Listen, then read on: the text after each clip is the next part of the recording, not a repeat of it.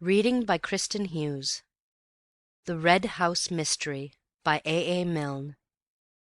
To John Vine Milne, my dear father, like all really nice people, you have a weakness for detective stories, and feel that there are not enough of them.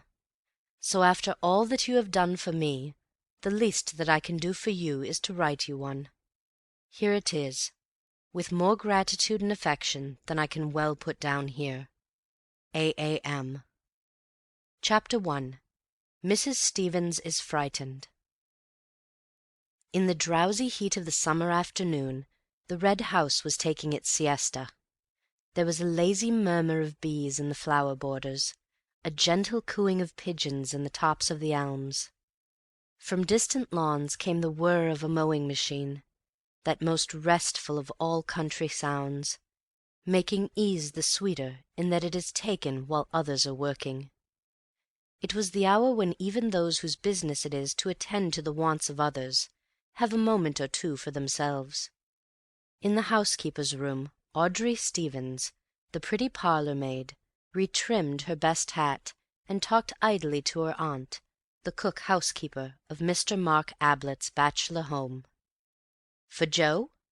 said Mrs. Stevens placidly, her eyes on the hat. Audrey nodded. She took a pin from her mouth, found a place in the hat for it, and said, "He likes a bit of pink." "I don't say I mind a bit of pink myself," said her aunt. "Joe Turner isn't the only one." "It isn't everybody's colour," said Audrey, holding the hat out at arm's length, and regarding it thoughtfully. "Stylish, isn't it?" "Oh, it'll suit you all right, and it would have suited me at your age. A bit too dressy for me now, though wearing better than some people, I dare say. I was never one to pretend to be what I wasn't. If I'm 55, I'm 55, that's what I say." 58, isn't it, Auntie?" "I was just given that as an example," said Mrs. Stevens with great dignity. Audrey threaded a needle, held her hand out, and looked at her nails critically for a moment, and then began to sew. "Funny thing that about Mr. Mark's brother. Fancy not seeing your brother for 15 years." She gave a self-conscious laugh and went on. "Wonder what I should do if I didn't see Joe for 15 years." "As I told you all this morning," said her aunt, "I've been here 5 years, and never heard of a brother. I could say that before everybody if I was going to die tomorrow. There's been no brother here while I've been here." "You could have knocked me down with a feather when he spoke about him at breakfast this morning. I didn't hear what went before, naturally, but they was all talking about the brother when I went in. Now what was it I went in for? Hot milk, was it, or toast?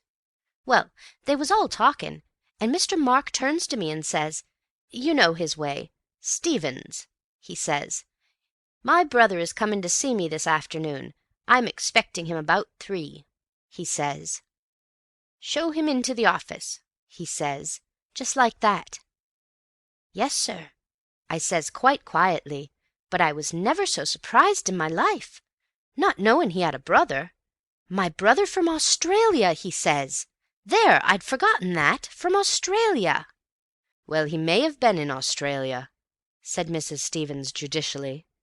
"I can't say that, not knowing the country. But what I do say is he's never been here, not while I've been here, and that's 5 years." "Well, but, Auntie, he hasn't been here for 15 years. I heard Mr. Mark telling Mr. Cayley. 15 years, he says. Mr. Cayley having arsed him when his brother was last in England. Mr. Cayley knew of him. I heard him telling Mr. Beverley, but didn't know when he was last in England, see? So that's why he arsed Mr. Mark." "I'm not saying anything about 15 years, Audrey. I can only speak for what I know, and that's 5 years Whitsuntide. I can take my oath he's not set foot in the house since 5 years Whitsuntide, and if he's been in Australia, as you say, well, I dare say he's had his reasons." "What reasons?" said Audrey lightly. "Never you mind what reasons. Being in the place of a mother to you since your poor mother died, I say this, Audrey, when a gentleman goes to Australia he has his reasons, and when he stays in Australia 15 years, as Mr. Mark says, and as I know for myself for 5 years, he has his reasons, and a respectably brought-up girl doesn't ask what reasons." "Got into trouble, I suppose," said Audrey carelessly. "They were saying at breakfast he'd been a wild one. Debts. I'm glad Joe isn't like that. He's got £15 in the Post Office Savings Bank. Did I tell you?" But there was not to be any more talk of Joe Turner that afternoon. The ringing of a bell brought Audrey to her feet. No longer Audrey, but now Stevens. She arranged her cap in front of the glass. "There, that's the front door," she said. "That's him. Show him into the office," said Mr. Mark. "I suppose he doesn't want the other ladies and gentlemen to see him. Well, they're all out at their golf, anyhow. I wonder if he's going to stay. Perhaps he's brought back a lot of gold from Australia. I might hear something about Australia, because if anybody can get gold there, then I don't say but what Joe and I—" Now, get on, Audrey." "Just going, darling." She went out. To anyone who had just walked down the drive in the August sun, the open door of the Red House revealed a delightfully inviting hall, of which even the mere sight was cooling. It was a big, low-roofed, oak-beamed place, with cream-washed walls and diamond-paned windows, blue-curtained. On the right and left were doors leading into other rooms, but on the side which faced you as you came in were windows again, looking on to a small grass court, and from open windows to open windows such air as there was played gently. The staircase went up in broad, low steps along the right-hand wall, and turning to the left led you along a gallery which ran across the width of the hall to your bedroom. That is, if you were going to stay the night. Mr. Robert Ablett's intentions in this matter were as yet unknown. As Audrey came across the hall, she gave a little start as she saw Mr. Cayley suddenly, sitting unobtrusively in his seat beneath one of the front windows, reading. No reason why he shouldn't be there. Certainly a much cooler place than the golf links on such a day, but somehow there was a deserted air about the house that afternoon, as if all the guests were outside, or perhaps, the wisest place of all, up in their bedrooms sleeping. Mr. Cayley, the master's cousin, was a surprise, and having given a little exclamation as she came suddenly upon him, she blushed and said, "Oh, I beg your pardon, sir. I didn't see you at first." And he looked up from his book and smiled at her. An attractive smile it was on that big, ugly face. "Such a gentleman, Mr. Cayley," she thought to herself as she went on, and wondered what the master would do without him. If this brother, for instance, had to be bundled back to Australia, it was Mr. Cayley who would do most of the bundling. "So this is Mr. Robert," said Audrey to herself as she came in sight of the visitor. She told her aunt afterwards that she would have known him anywhere for Mr. Mark's brother, but she would have said that in any event. Actually, she was surprised. Dapper little Mark, with his neat pointed beard and his carefully curled moustache, with his quick darting eyes, always moving from one to the other of any company he was in, to register one more smile to his credit when he had said a good thing, or one more expectant look when he was only waiting his turn to say it. He was a very different man from this rough-looking, ill-dressed colonial, staring at her so loweringly. "I want to see Mr. Mark Ablett," he growled. It sounded almost like a threat. Audrey recovered herself and smiled reassuringly at him. She had a smile for everybody. "Yes, sir. He is expecting you, if you will come this way." "Oh, so you know who I am, eh?" "Mr. Robert Ablett?" "Aye, that's right. So he's expecting me, eh? He'll be glad to see me, eh?" "If you will come this way, sir," said Audrey primly. She went to the second door on the left and opened it. "Mr. Robert she began, and then broke off. The room was empty. She turned to the man behind her. "If you will sit down, sir, I will find the master. I know he's in, because he told me that you were coming this afternoon." "Oh." He looked round the room. "What do you call this place, eh?" "The office, sir." "The office?" "The room where the master works, sir." Works, eh? That's new. Didn't know he'd ever done a stroke o' work in his life." "Where he writes, sir," said Audrey with dignity. The fact that Mr. Mark wrote, though nobody knew what, was a matter of pride in the housekeeper's room. "Not well dressed enough for the drawing-room, eh?" "I will tell the master you are here, sir," said Audrey decisively. She closed the door and left him there. Well, here was something to tell Auntie. Her mind was busy at once going over all the things which he had said to her, and she had said to him, quiet-like. "Directly I saw him, I said to myself—" Why, you could have knocked her over with a feather. Feathers, indeed, were a perpetual menace to Audrey. However, the immediate business was to find the master. She walked across the hall to the library, glanced in, came back a little uncertainly, and stood in front of Cayley. "If you please, sir," she said in a low, respectful voice, "can you tell me where the master is? It's Mr. Robert called." "What?" said Cayley, looking up from his book. "Who?" Audrey repeated her question. "I don't know. Isn't he in the office? He went up to the Temple after lunch. I don't think I've seen him since." "Thank you, sir. I will go up to the Temple." Cayley returned to his book. The Temple was a brick summer-house in the gardens at the back of the house, about 300 yards away. Here Mark meditated sometimes before retiring to the office to put his thoughts upon paper. The thoughts were not of any great value. Moreover, they were given off at the dinner-table more often than they got on to paper, and got on to paper more often than they got into print.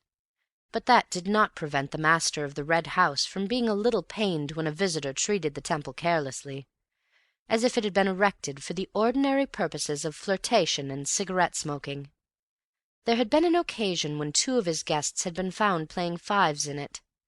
Mark had said nothing at the time, save to ask with a little less than his usual point, whether they couldn't find anywhere else for their game, but the offenders were never asked to the Red House again. Audrey walked slowly up to the Temple, looked in, and walked slowly back. All that walk for nothing. Perhaps the master was upstairs in his room. Not well dressed enough for the drawing-room. Well now, Auntie, would you like anyone in your drawing-room with a red handkerchief round his neck, and great big dusty boots, and— Listen! One of the men shooting rabbits. Auntie was partial to a nice rabbit and onion sauce. How hot it was! She wouldn't say no to a cup of tea.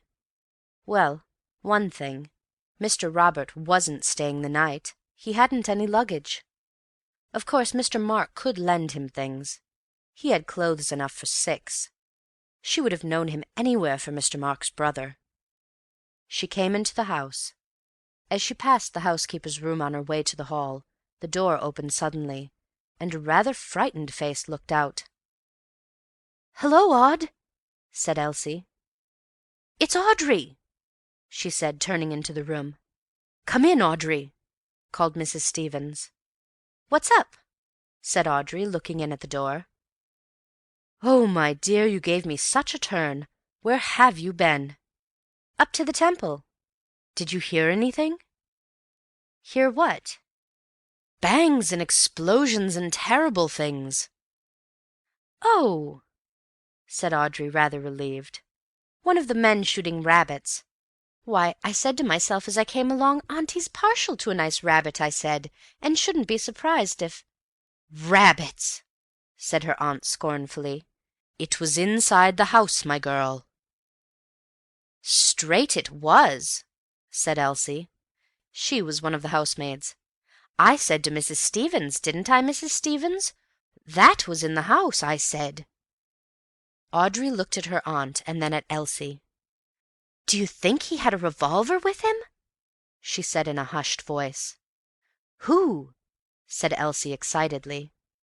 "That brother of his from Australia. I said as soon as I set eyes on him, 'You're a bad lot, my man.' That's what I said, Elsie. Even before he spoke to me. Rude." She turned to her aunt. Well, I give you my word. If you remember, Audrey, I always said there was no sayin' with anyone from Australia. Mrs. Stevens lay back in her chair, breathing rather rapidly. I wouldn't go out of this room now, not if you paid me £100,000. "Oh, Mrs. Stevens!" said Elsie, who badly wanted 5 shillings for a new pair of shoes.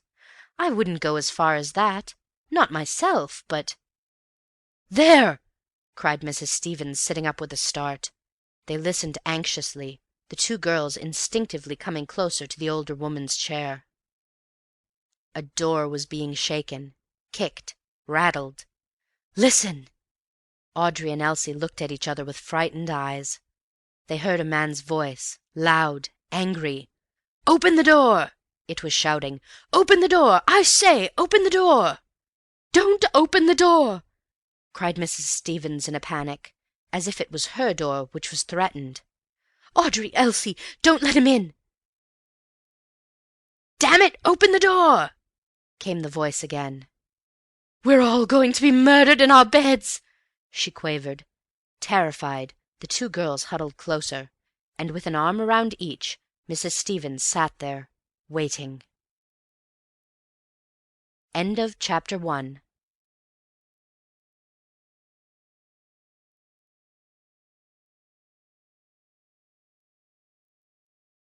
Chapter 2. Mr. Gillingham gets out at the wrong station. Whether Mark Ablett was a bore or not depended on the point of view, but it may be said at once that he never bored his company on the subject of his early life. However, stories get about. There is always somebody who knows. It was understood, and this anyhow on Mark's own authority, that his father had been a country clergyman. It was said that, as a boy, Mark had attracted the notice and patronage of some rich old spinster of the neighbourhood, who had paid for his education both at school and university.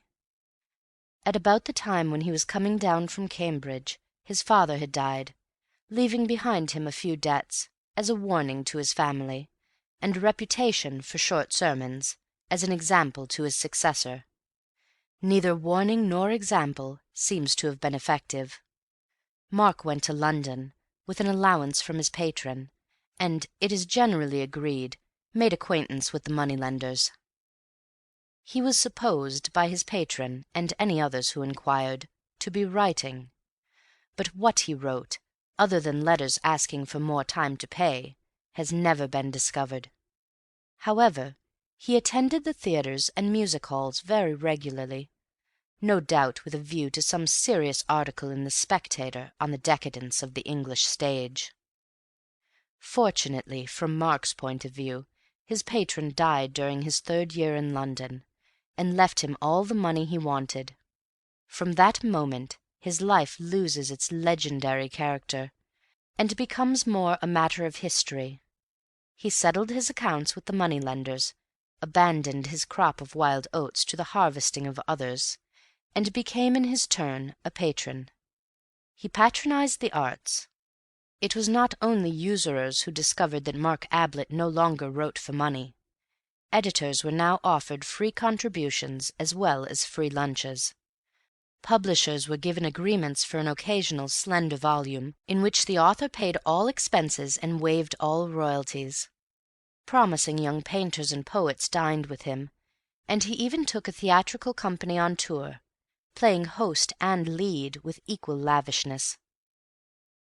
He was not what most people call a snob. A snob has been defined carelessly as a man who loves a lord, and more carefully as a mean lover of mean things, which would be a little unkind to the peerage if the first definition were true. Mark had his vanities undoubtedly, but he would sooner have met an actor-manager than an earl. He would have spoken of his friendship with Dante, had that been possible, more glibly than of his friendship with the Duke. Call him a snob if you like, but not the worst kind of snob. A hanger-on, but to the skirts of art, not society. A climber, but in the neighbourhood of Parnassus, not Hay Hill. His patronage did not stop at the arts. It also included Matthew Cayley, a small cousin of 13, whose circumstances were as limited as had been Mark's own before his patron had rescued him. He sent the Cayley cousin to school and Cambridge. His motives, no doubt, were unworldly enough at first, a mere repaying to his account in the recording angel's book of the generosity which had been lavished on himself, a laying up of treasure in heaven. But it is probable that, as the boy grew up, Mark's designs for his future were based on his own interests as much as those of his cousin, and that a suitably educated Matthew Cayley of 23 was felt by him to be a useful property for a man in his position, a man, that is to say, whose vanities left him so little time for his affairs. Cayley, then, at 23, looked after his cousin's affairs. By this time Mark had bought the Red House and the considerable amount of land which went with it. Cayley superintended the necessary staff. His duties indeed were many. He was not quite secretary, not quite land agent, not quite business adviser, not quite companion, but something of all four. Mark leant upon him and called him Kay, objecting quite rightly in the circumstances to the name of Matthew. Kay, he felt, was, above all, dependable, a big, heavy-jawed, solid fellow, who didn't bother you with unnecessary talk, a boon to a man who liked to do most of the talking himself. Cayley was now 28, but had all the appearance of 40, which was his patron's age.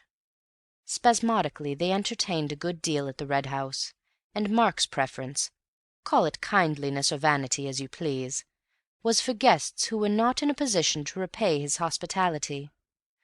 Let us have a look at them as they came down to that breakfast, of which Stevens, the parlour-maid, has already given us a glimpse.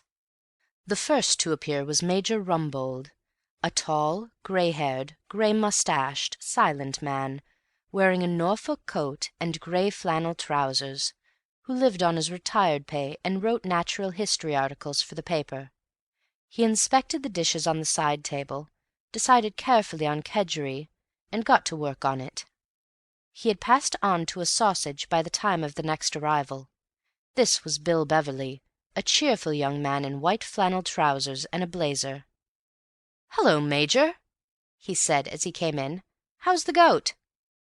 "It isn't gout," said the Major gruffly. "Well, whatever it is." The Major grunted. "I make a point of being polite at breakfast," said Bill, helping himself largely to porridge. "Most people are so rude. That's why I asked you. But don't tell me if it's a secret. Coffee?" he added as he poured himself out a cup. "No, thanks. I never drink till I've finished eating." "Quite right, Major. It's only manners." He sat down opposite to the other. "Well, we've got a good day for our game. It's going to be dashed hot, but that's where Betty and I score. On the 5th green, your old wound, the one you got in that frontier skirmish in '43, will begin to trouble you. On the 8th, your liver, undermined by years of curry, will drop to pieces. On the 12th—" "Oh, shut up, you ass!" "Well, I'm only warning you. Hullo, good morning, Miss Norris. I was just telling the Major what was going to happen to you and him this morning.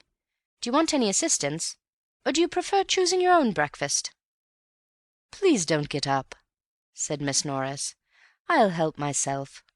Good morning, Major." She smiled pleasantly at him. The Major nodded. "Good morning. Going to be hot." "As I was telling him," began Bill. "That's where— Hello, here's Betty. Morning, Cayley." Betty Calladine and Cayley had come in together. Betty was the 18-year-old daughter of Mrs. John Calladine, widow of the painter, who was acting hostess on this occasion for Mark. Ruth Norris took herself seriously as an actress, and, on her holidays, seriously as a golfer. She was quite competent as either. Neither the stage society nor Sandwich had any terrors for her. "By the way, the car will be round at 10:30, said Cayley, looking up from his letters. "You're lunching there and driving back directly afterwards. Isn't that right?" "I don't see why we shouldn't have 2 rounds," said Bill hopefully. "Much too hot in the afternoon," said the Major. "Get back comfortably for tea." Mark came in. He was generally the last. He greeted them and sat down to toast and tea. Breakfast was not his meal. The others chattered gently while he read his letters. "Good God!" said Mark suddenly. There was an instinctive turning of heads toward him. "I beg your pardon, Miss Norris. Sorry, Betty." Miss Norris smiled her forgiveness. She often wanted to say it herself, particularly at rehearsals. "I say, Kay." He was frowning to himself, annoyed, puzzled. He held up a letter and shook it. "Who do you think this is from?" Cayley, at the other end of the table, shrugged his shoulders. How could he possibly guess? "Robert," said Mark. "Robert?" It was difficult to surprise Cayley. "Well?" "It's all very well to say well like that," said Mark peevishly. "He's coming here this afternoon." "I thought he was in Australia or somewhere." "Of course, so did I." He looked across at Rumbold. "Got any brothers, Major?" "No." "Well, take my advice and don't have any." "Not likely to now," said the Major. Bill laughed. Miss Norris said politely, "But you haven't any brothers, Mr. Ablett." "One," said Mark grimly. "If you're back in time, you'll see him this afternoon. He'll probably ask you to lend him £5. Don't." Everybody felt a little uncomfortable. "I've got a brother," said Bill helpfully, "but I always borrow from him." "Like Robert," said Mark. "When was he last in England?" asked Cayley. "About 15 years ago, wasn't it? You'd have been a boy, of course." "Yes, I remember seeing him once about then, but I didn't know if he'd been back since." "No, not to my knowledge." Mark, still obviously upset, returned to his letter. "Personally," said Bill, "I think relations are a great mistake." "All the same," said Betty a little daringly, "it must be rather fun having a skeleton in the cupboard." Mark looked up frowning. "If you think it's fun, I'll hand him over to you, Betty. If he's anything like he used to be, and like his few letters have been, well, Kay knows." Cayley grunted. "All I knew was that one didn't ask questions about him." It may have been meant as a hint to any too curious guest not to ask more questions, or a reminder to his host not to talk too freely in front of strangers, although he gave it the sound of a mere statement of fact. But the subject dropped, to be succeeded by the more fascinating one of the coming foursome. Mrs. Calladine was driving over with the players in order to lunch with an old friend who lived near the links, and Mark and Cayley were remaining at home on affairs.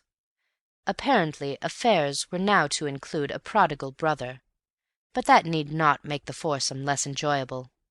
At about the time when the Major, for whatever reasons, was fluffing his tea-shot at the 16th, and Mark and his cousin were at their business at the Red House, an attractive gentleman of the name of Antony Gillingham was handing up his ticket at Woodham Station and asking his way to the village. Having received directions, he left his bag with the station-master and walked off leisurely. He is an important person to this story, so that it is well we should know something about him before letting him loose in it. Let us stop him at the top of the hill on some excuse, and have a good look at him. The first thing we realize is that he is doing more of the looking than we are. Above a clean-cut, clean-shaven face, of the type usually associated with the Navy, he carries a pair of grey eyes which seem to be absorbing every detail of our person. To strangers, this look is almost alarming at first, until they discover that his mind is very often elsewhere, that he has, so to speak, left his eyes on guard, while he himself follows a train of thought in another direction. Many people do this, of course, when, for instance, they are talking to one person and trying to listen to another. but their eyes betray them. Antony's never did. He had seen a good deal of the world with those eyes, though never as a sailor. When at the age of 21 he came into his mother's money, £400 a year, old Gillingham looked up from the Stock Breeders' Gazette to ask what he was going to do. "See the world," said Antony. "Well, send me a line from America, or wherever you get to." "Right," said Antony. Old Gillingham returned to his paper. Antony was a younger son, and, on the whole, not so interesting to his father as the cadets of certain other families. Champion Burkitt's, for instance. But then, Champion Burkitt was the best Hereford bull he had ever bred. Antony, however, had no intention of going further away than London. His idea of seeing the world was to see, not countries, but people, and to see them from as many angles as possible. There are all sorts in London if you know how to look at them, so Antony looked at them from various strange corners, from the viewpoint of the valet, the newspaper reporter, the waiter, the shop assistant. With the independence of £400 a year behind him, he enjoyed it immensely. He never stayed long in one job, and generally closed his connection with it by telling his employer, contrary to all etiquette as understood between master and servant, exactly what he thought of him. He had no difficulty in finding a new profession. Instead of experience and testimonials, he offered his personality and a sporting bet. He would take no wages the first month, and if he satisfied his employer, double wages the second. He always got his double wages. He was now 30. He had come to Woldheim for a holiday because he liked the look of the station. His ticket entitled him to travel further, but he had always intended to please himself in the matter. Woldheim attracted him, and he had a suit-case in the carriage with him and money in his pocket. Why not get out? The landlady of the George was only too glad to put him up, and promised that her husband would drive over that afternoon for his luggage. "And you would like some lunch, I expect, sir?" "Yes, but don't give yourself any trouble about it. Cold anything you've got." "What about beef, sir?" she asked, as if she had 100 varieties of meat to select from, and was offering him her best. "That will do splendidly. And a pint of beer." While he was finishing his lunch, the landlord came in to ask about the luggage. Antony ordered another pint, and soon had him talking. "It must be rather fun to keep a country inn," he said, thinking that it was about time he started another profession. "I don't know about fun, sir. It gives us a living and a bit over." "You ought to take a holiday," said Antony, looking at him thoughtfully. "Funny thing you're saying that," said the landlord with a smile. "Another gentleman over from the Red House was saying that only yesterday. He offered to take my place and all." He laughed rumblingly. "The Red House? Not the Red House, Stanton?" "That's right, sir. Stanton's the next station to Woldheim. The Red House is about a mile from here, Mr. Ablett's." Antony took a letter from his pocket. It was addressed from the Red House, Stanton, and signed Bill. "Good old Bill," he murmured to himself. "He's getting on." Antony had met Bill Beverley 2 years before in a tobacconist's shop. Gillingham was on one side of the counter, and Mr. Beverley on the other. Something about Bill, his youth and freshness perhaps, attracted Antony, and when cigarettes had been ordered and an address given to which they were to be sent, he remembered that he had come across an aunt of Beverley's once at a country house. Beverley and he met again a little later at a restaurant. Both of them were in evening dress, but they did different things with their napkins, and Antony was the more polite of the two.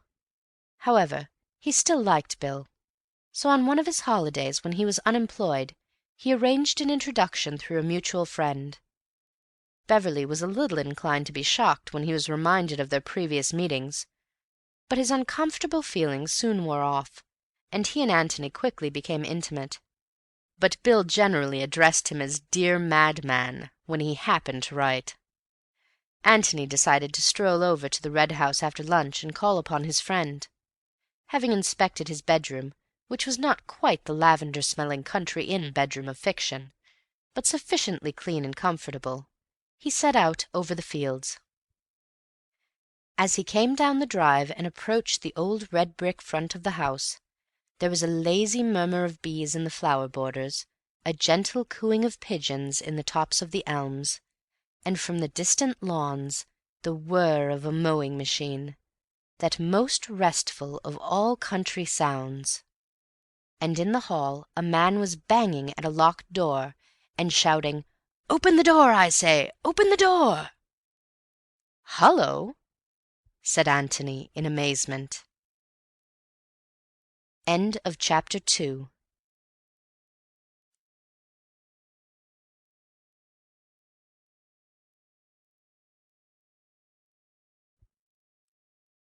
Chapter 3.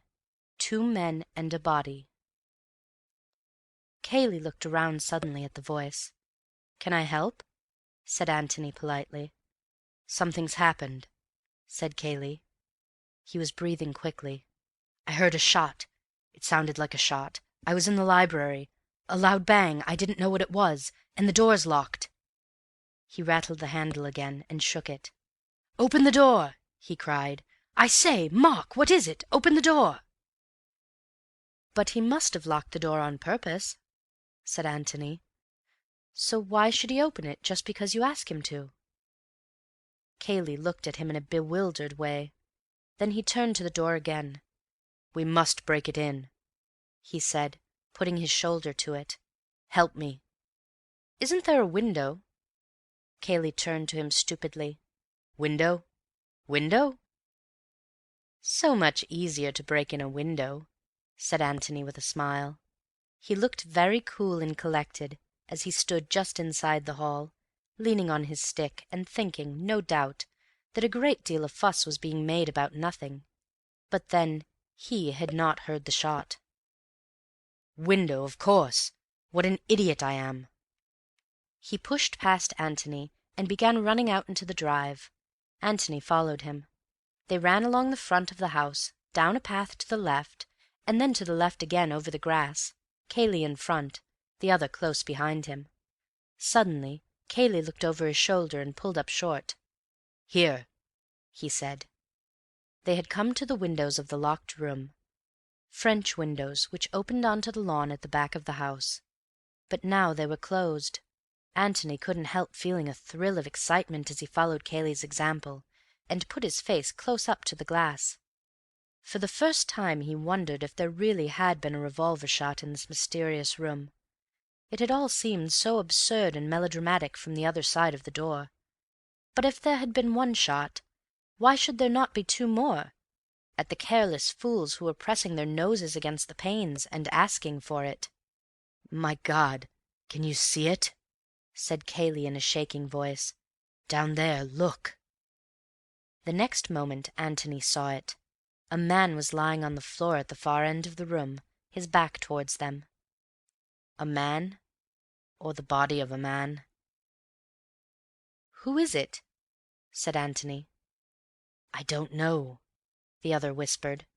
"Well, we'd better go and see." He considered the windows for a moment.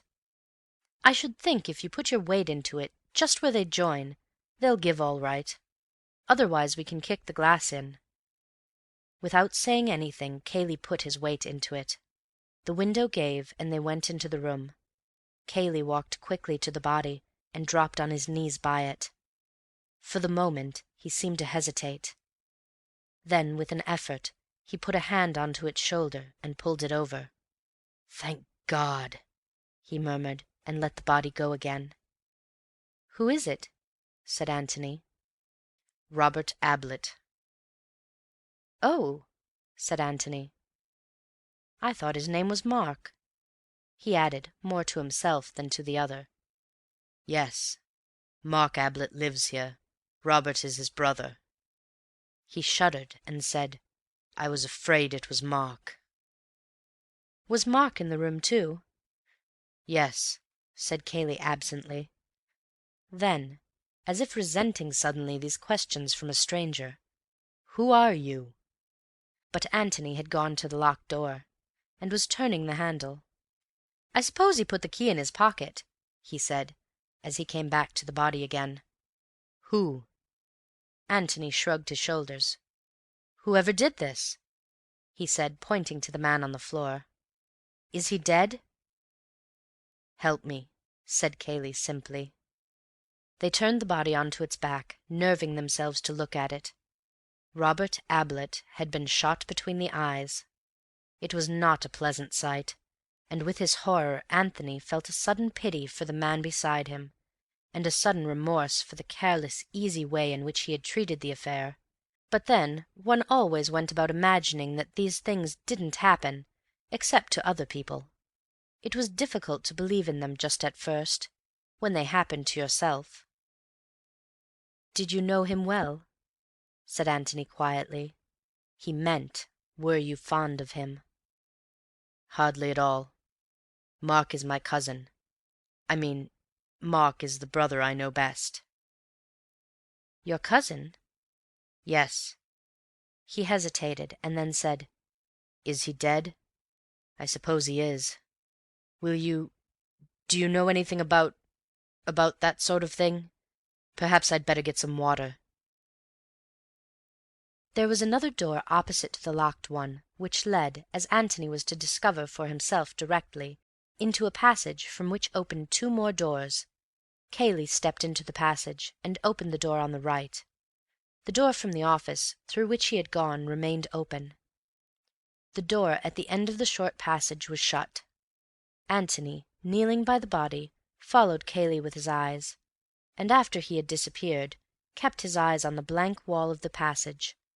But he was not conscious of that at which he was looking, for his mind was with the other man, sympathizing with him. "Not that water is any use to a dead body," he said to himself, "but the feeling that you're doing something, when there's obviously nothing to be done, is a great comfort." Cayley came into the room again. He had a sponge in one hand, a handkerchief in the other. He looked at Antony. Antony nodded. Cayley murmured something, and knelt down to bathe the dead man's face. Then he placed the handkerchief over it. A little sigh escaped Antony, a sigh of relief. They stood up and looked at each other. "If I can be of any help to you," said Antony, "please let me." "That's very kind of you. There will be things to do. Police, doctors, I don't know. But you mustn't let me trespass on your kindness. Indeed, I should apologize for having trespassed so much already." "I came to see Beverley. He is an old friend of mine." "He's out playing golf. He will be back directly." Then, as if he had only just realized it, "They will all be back directly." "I will stay if I can be of help." "Please do. You see, there are women. It will be rather painful. If you would—" He hesitated and gave Antony a timid little smile, pathetic in so big and self-reliant a man. "Just your moral support, you know. It would be something." "Of course." Antony smiled back at him, and said cheerfully, "Well then, I'll begin by suggesting that you should ring up the police." "The police?" Yes." He looked doubtfully at the other. "I suppose." Antony spoke frankly. "Now look here, Mr.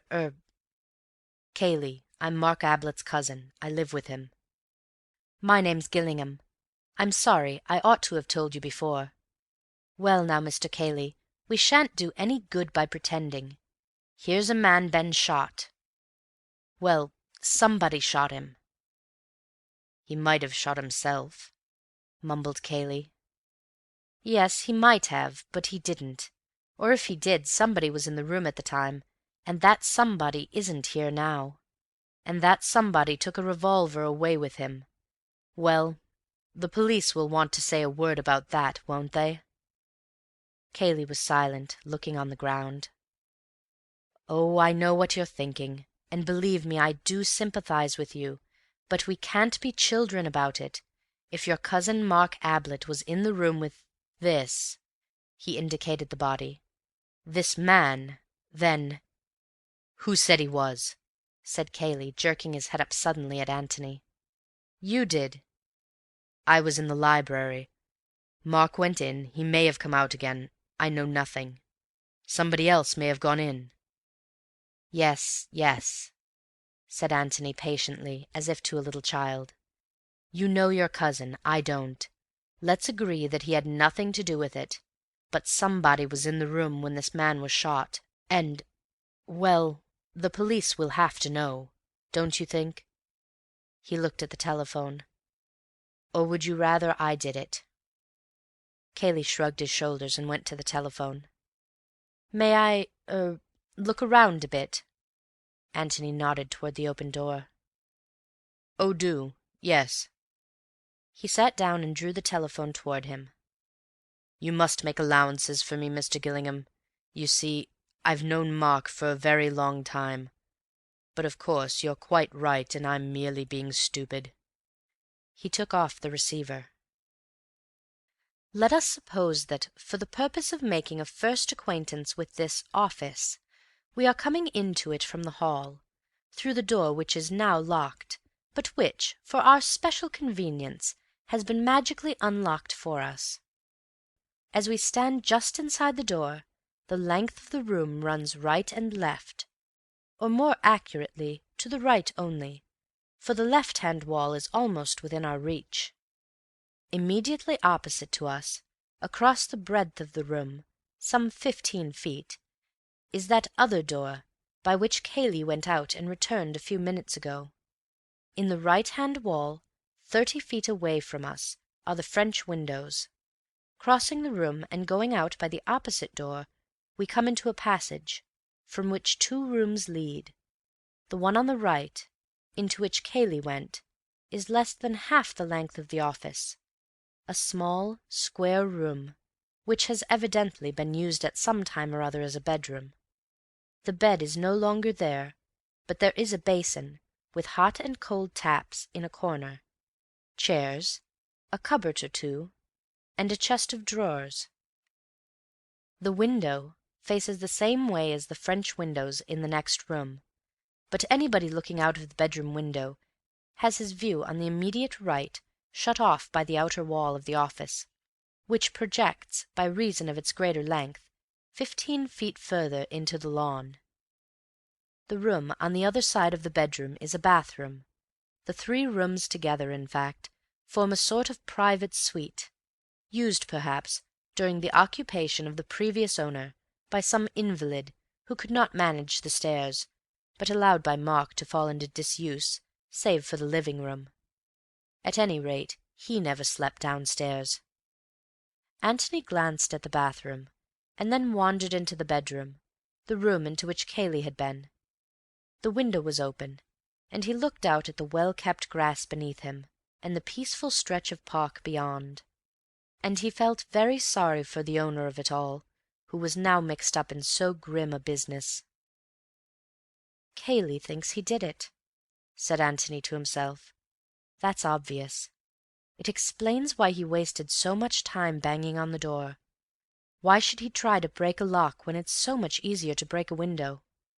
Of course, he might just have lost his head. On the other hand, he might have wanted to give his cousin a chance of getting away. The same about the police, and lots of things. Why, for instance, did we run all the way round the house in order to get to the windows? Surely there's a back way out through the hall. I must have a look later on." Antony, it will be observed, had by no means lost his head. There was a step in the passage outside, and he turned round, to see Cayley in the doorway. He remained looking at him for a moment, asking himself a question. It was rather a curious question. He was asking himself why the door was open. Well, not exactly why the door was open. That could be explained easily enough. But why had he expected the door to be shut? He did not remember shutting it, but somehow he was surprised to see it open now, and to see Cayley through the doorway, just coming into the room. Something, working subconsciously in his brain, had told him that it was surprising. Why? He tucked the matter away in a corner of his mind for the moment. The answer would come to him later on. He had a wonderfully retentive mind. Everything which he saw or heard seemed to make its corresponding impression somewhere in his brain, often without his being conscious of it. And these photographic impressions were always there, ready for him when he wished to develop them. Cayley joined him at the window. "I've telephoned," he said. "They're sending an inspector or someone from Middleston, and the local police and doctor from Stanton." He shrugged his shoulders. "We're in for it now." "How far away is Middleston?" It was the town for which Antony had taken a ticket that morning, only 6 hours ago. How absurd it seemed. "About 20 miles. These people will be coming back soon." "Beverley and the others?" "Yes, I expect they'll want to go away at once." "Much better that they should." "Yes." Cayley was silent for a little. Then he said, "You're staying near here?" "I'm at the George, at Waldheim." "If you're by yourself, I wish you'd put up here. You see," he went on awkwardly, "you'll have to be here for the inquest and so on. If I may offer you my cousin's hospitality and I mean, if he really has—" Antony broke in hastily with his thanks and acceptance. "That's good. Perhaps Beverley will stay on, if he's a friend of yours. He's a good fellow." Antony felt quite sure, from what Cayley had said and had hesitated to say, that Mark had been the last to see his brother alive. It didn't follow that Mark Ablett was a murderer. Revolvers go off accidentally, and when they have gone off, people lose their heads and run away, fearing that their story will not be believed. Nevertheless, when people run away, whether innocent or guilty, one can't help wondering which way they went. "I suppose this way," said Antony aloud, looking out of the window. "Who?" said Cayley stubbornly. "Well, whoever it was," said Antony, smiling to himself. "The murderer, or let us say, the man who locked the door after Robert Ablett was killed." "I wonder." "Well, how else could he have got away? He didn't go by the windows in the next room, because they were shut." "Isn't that rather odd?" "Well, I thought so at first, but—" He pointed to the wall jutting out on the right. "You see, you're protected from the rest of the house if you get out here, and you're quite close to the shrubbery. If you go out at the French windows, I imagine you're much more visible. All that part of the house," he waved his right hand, "the west, well, northwest almost, where the kitchen parts are, you see, you're hidden from them here. Oh, yes. He knew the house, whoever it was, and he was quite right to come out of this window. He'd be into the shrubbery at once." Cayley looked at him thoughtfully. "It seems to me, Mr. Gillingham, that you know the house pretty well, considering that this is the first time you've been to it." Antony laughed. "Oh, well, I notice things, you know. I was born noticing. But I'm right, aren't I, about why he went out this way?" "Yes, I think you are." Cayley looked away towards the shrubbery. "Do you want to go noticing in there now?" He nodded at it. "I think we might leave that to the police," said Antony gently. Well, there's no hurry." Cayley gave a little sigh, as if he had been holding his breath for the answer, and could now breathe again. "Thank you, Mr. Gillingham," he said. End of Chapter 3.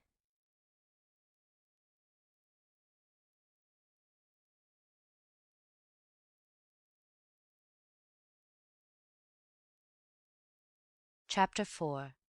The Brother from Australia. Guests at the Red House were allowed to do what they liked within reason, the reasonableness or otherwise of it being decided by Mark. But when once they or Mark had made up their minds as to what they wanted to do, the plan had to be kept. Mrs. Calladine, who knew this little weakness of their host's, resisted, therefore, the suggestion of Bill that they should have a second round in the afternoon and drive home comfortably after tea. The other golfers were willing enough, but Mrs. Calladine, without actually saying that Mr. Ablett wouldn't like it, was firm on the point that, having arranged to be back by 4, they should be back by 4. "I really don't think Mark wants us, you know," said the Major. Having played badly in the morning, he wanted to prove to himself in the afternoon that he was really better than that. "With this brother of his coming, he'll be only too glad to have us out of the way." "Of course he will, Major." This from Bill. "You'd like to play, wouldn't you, Miss Norris?" Miss Norris looked doubtfully at the hostess. "Of course, if you want to get back, dear, we mustn't keep you here. Besides, it's so dull for you not playing." "Just 9 holes, Mother," pleaded Betty. "The car could take you back, and you could tell them that we were having another round, and then it could come back for us," said Bill brilliantly. "It's certainly much cooler here than I expected," put in the Major. Mrs. Calladine fell. It was very pleasantly cool outside the golf-house, and of course Mark would be rather glad to have them out of the way. So she consented to 9 holes, and the match having ended all square, and everybody having played much better than in the morning, they drove back to the Red House, very well pleased with themselves. "Hullo!" said Bill to himself as they approached the house. "Isn't that old Tony?" Antony was standing in front of the house, waiting for them. Bill waved, and he waved back. Then, as the car drew up, Bill, who was in front with the chauffeur, jumped down and greeted him eagerly. "Hullo, you madman! Have you come to stay, or what?" He had a sudden idea.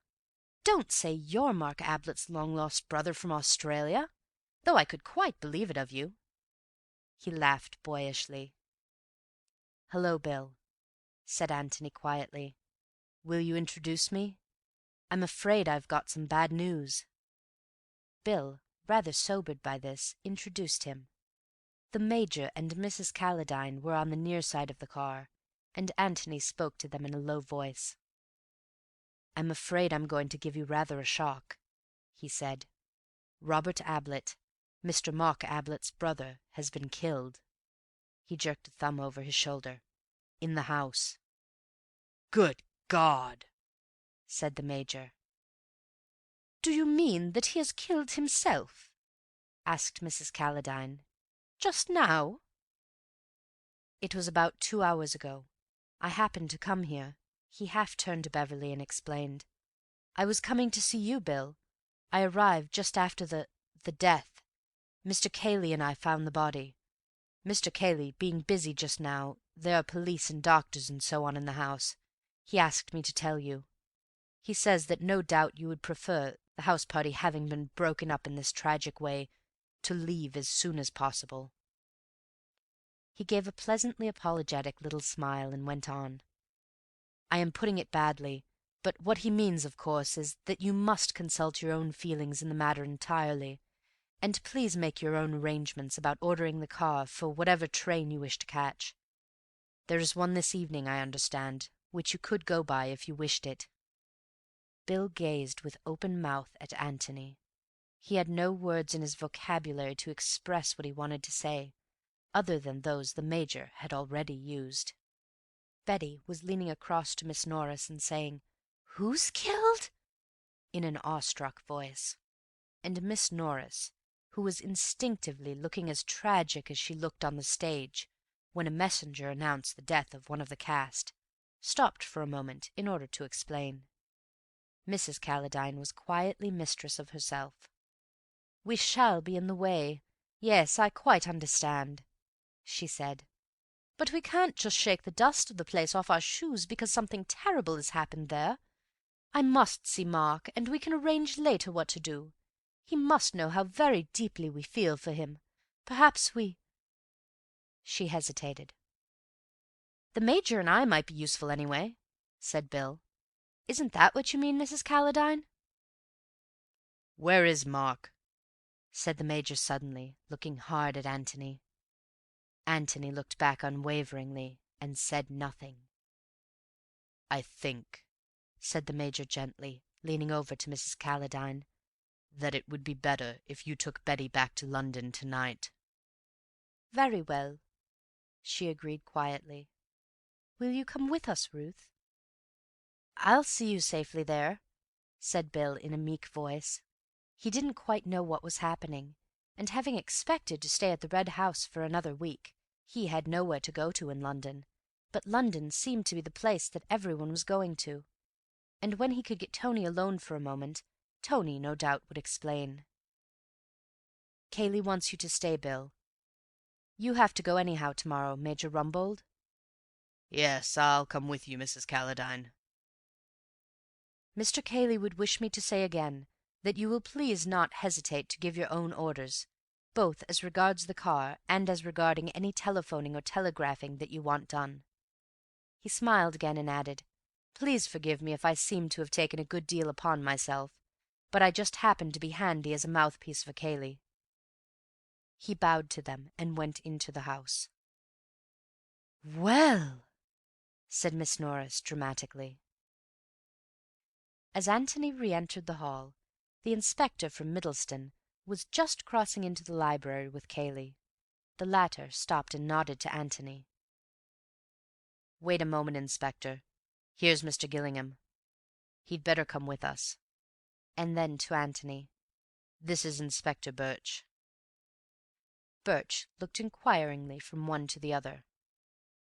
"Mr. Gillingham and I found the body together," explained Cayley. "Oh, well, come along, and let's get the facts sorted out a bit. I like to know where I am, Mr. Gillingham." "We all do." "Oh?" He looked at Antony with interest. "Do you know where you are in this case?" "I know where I'm going to be." "Where's that?" "Put through it by Inspector Birch," said Antony with a smile. The inspector laughed genially. "Well, I'll spare you as much as I can. Come along." They went into the library. The inspector seated himself at a writing table, and Cayley sat in a chair by the side of it. Antony made himself comfortable in an armchair and prepared to be interested. "We'll start with the dead man," said the inspector. "Robert Ablett, didn't you say?" He took out his notebook. "Yes, brother of Mark Ablett, who lives here." "Ah." He began to sharpen a pencil. "Staying in the house?" "Oh, no." Antony listened attentively while Cayley explained all that he knew about Robert. This was news to him. "I see. Sent out of the country in disgrace. What had he done?" "I hardly know. I was only about 12 at the time. The sort of age when you're told not to ask questions." "Inconvenient questions?" "Exactly. So you don't really know whether he had been merely wild or wicked?" "No. Old Mr. Ablett was a clergyman," added Cayley. "Perhaps what might seem wicked to a clergyman might seem only wild to a man of the world." "I dare say, Mr. Cayley," smiled the inspector. "Anyhow, it was more convenient to have him in Australia?" "Yes." "Mark Ablett never talked about him?" "Hardly ever. He was very much ashamed of him, and, well, very glad he was in Australia." "Did he write Mark sometimes?" "Occasionally. Perhaps 3 or 4 times in the last 5 years." "Asking for money?" "Something of the sort. I don't think Mark always answered them. As far as I know, he never sent any money." "Now, your own private opinion, Mr. Cayley. Do you think that Mark was unfair to his brother, unduly hard on him?" "They never liked each other as boys. There was never any affection between them. I don't know whose fault it was in the first place, if anybody's." "Still, Mark might have given him a hand." "I understand," said Cayley. that Robert spent his whole life asking for hands." The inspector nodded. "I know that sort. Well, now, we'll go on to this morning. This letter that Mark got, did you see it?" "Not at the time. He showed it to me afterwards." Any address? "No. A half sheet of rather dirty paper." Where is it now? "I don't know. In Mark's pocket, I expect." Ah."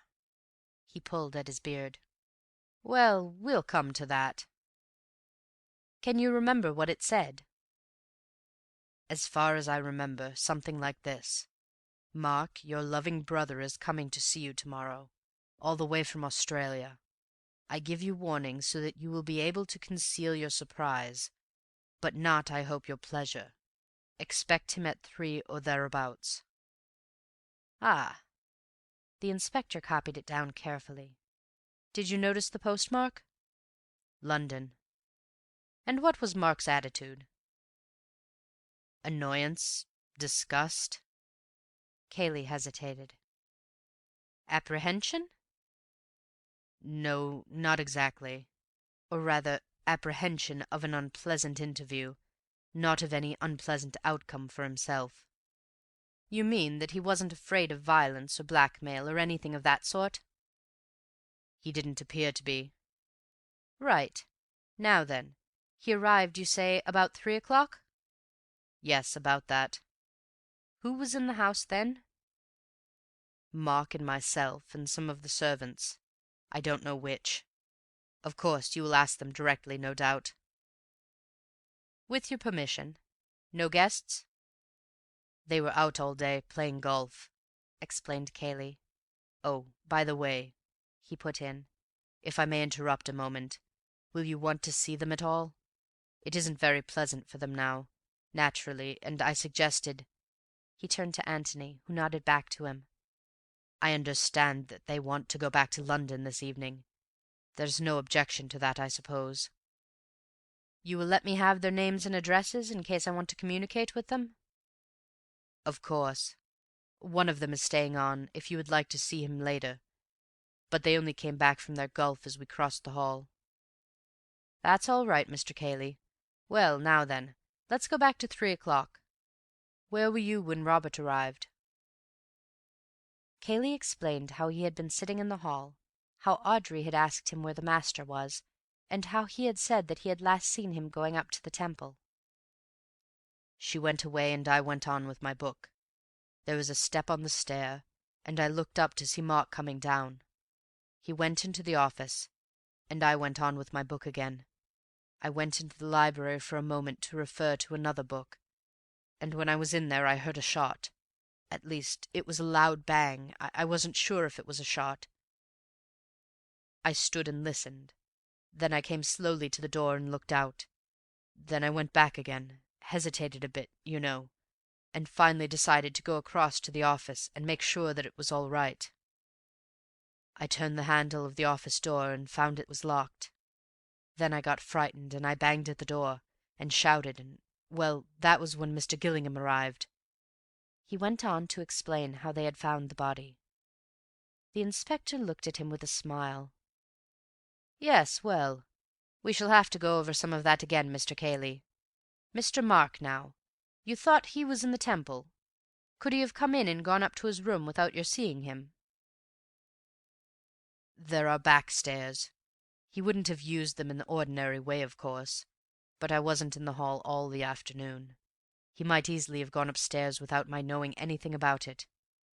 "So that you weren't surprised when you saw him coming down?" "Oh, not a bit." "Well, did he say anything?" "He said, 'Robert's here,' or something of the sort. I suppose he'd heard the bell, or the voices in the hall."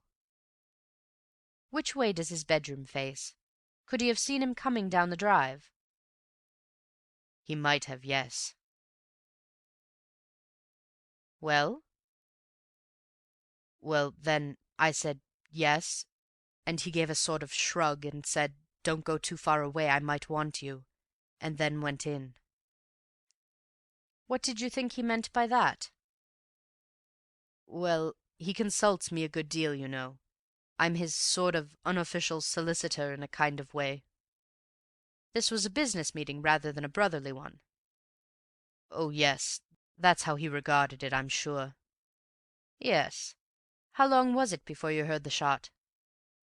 Very soon. 2 minutes, perhaps. The inspector finished his writing, and then regarded Cayley thoughtfully. Suddenly he said, "What is your theory of Robert's death?" Cayley shrugged his shoulders. "You've probably seen more than I've seen," he answered. "It's your job. I can only speak as a layman, and Mark's friend." "Well?" "Then I should say that Robert came here meaning trouble, and bringing a revolver with him. He produced it almost at once. Mark tried to get it from him. There was a little struggle, perhaps, and it went off. Mark lost his head finding himself there with a revolver in his hand and a dead man at his feet. His one idea was to escape. He locked the door almost instinctively, and then, when he heard me hammering at it, went out of the window." "Yes. Well, that sounds reasonable enough. What do you say, Mr. Gillingham?" "I should hardly call it reasonable to lose your head," said Antony, getting up from his chair and coming towards them. "Well, you know what I mean. It explains things." "Oh, yes. Any other explanation would make them much more complicated." "Have you any other explanation?" "Not I." "Are there any points on which you would like to correct Mr. Cayley? Anything that he left out after you arrived here?" "No, thanks. He described it all very accurately." "Ah. Well, now, about yourself. You're not staying in the house, I gather?" Antony explained his previous movements. "Yes. Did you hear the shot?" Antony put his head on one side, as if listening. "Yes. Just as I came in sight of the house. It didn't make any impression at the time, but I remember it now." "Where were you then?" "Coming up the drive. I was just inside of the house." "Nobody left the house by the front door after the shot?" Antony closed his eyes and considered. "Nobody," he said. "No." "You're certain of that?" "Absolutely," said Antony, as though rather surprised that he could be suspected of a mistake. "Thank you. You're at the George if I want you?" "Mr. Gillingham is staying here until after the inquest," explained Cayley. "Good. Well, now, about these servants." End of chapter 4.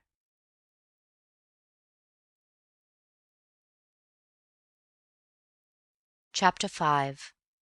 Mr. Gillingham chooses a new profession. As Cayley went over to the bell, Antony got up and moved to the door. "Well, you won't want me, I suppose, Inspector," he said. "No, thank you, Mr. Gillingham. You'll be about, of course." "Oh, yes." The inspector hesitated. "I think, Mr. Cayley, it would be better if I saw the servants alone. You know what they are. The more people about, the more they get alarmed. I expect I can get at the truth better by myself." "Oh, quite so. In fact, I was going to ask you to excuse me.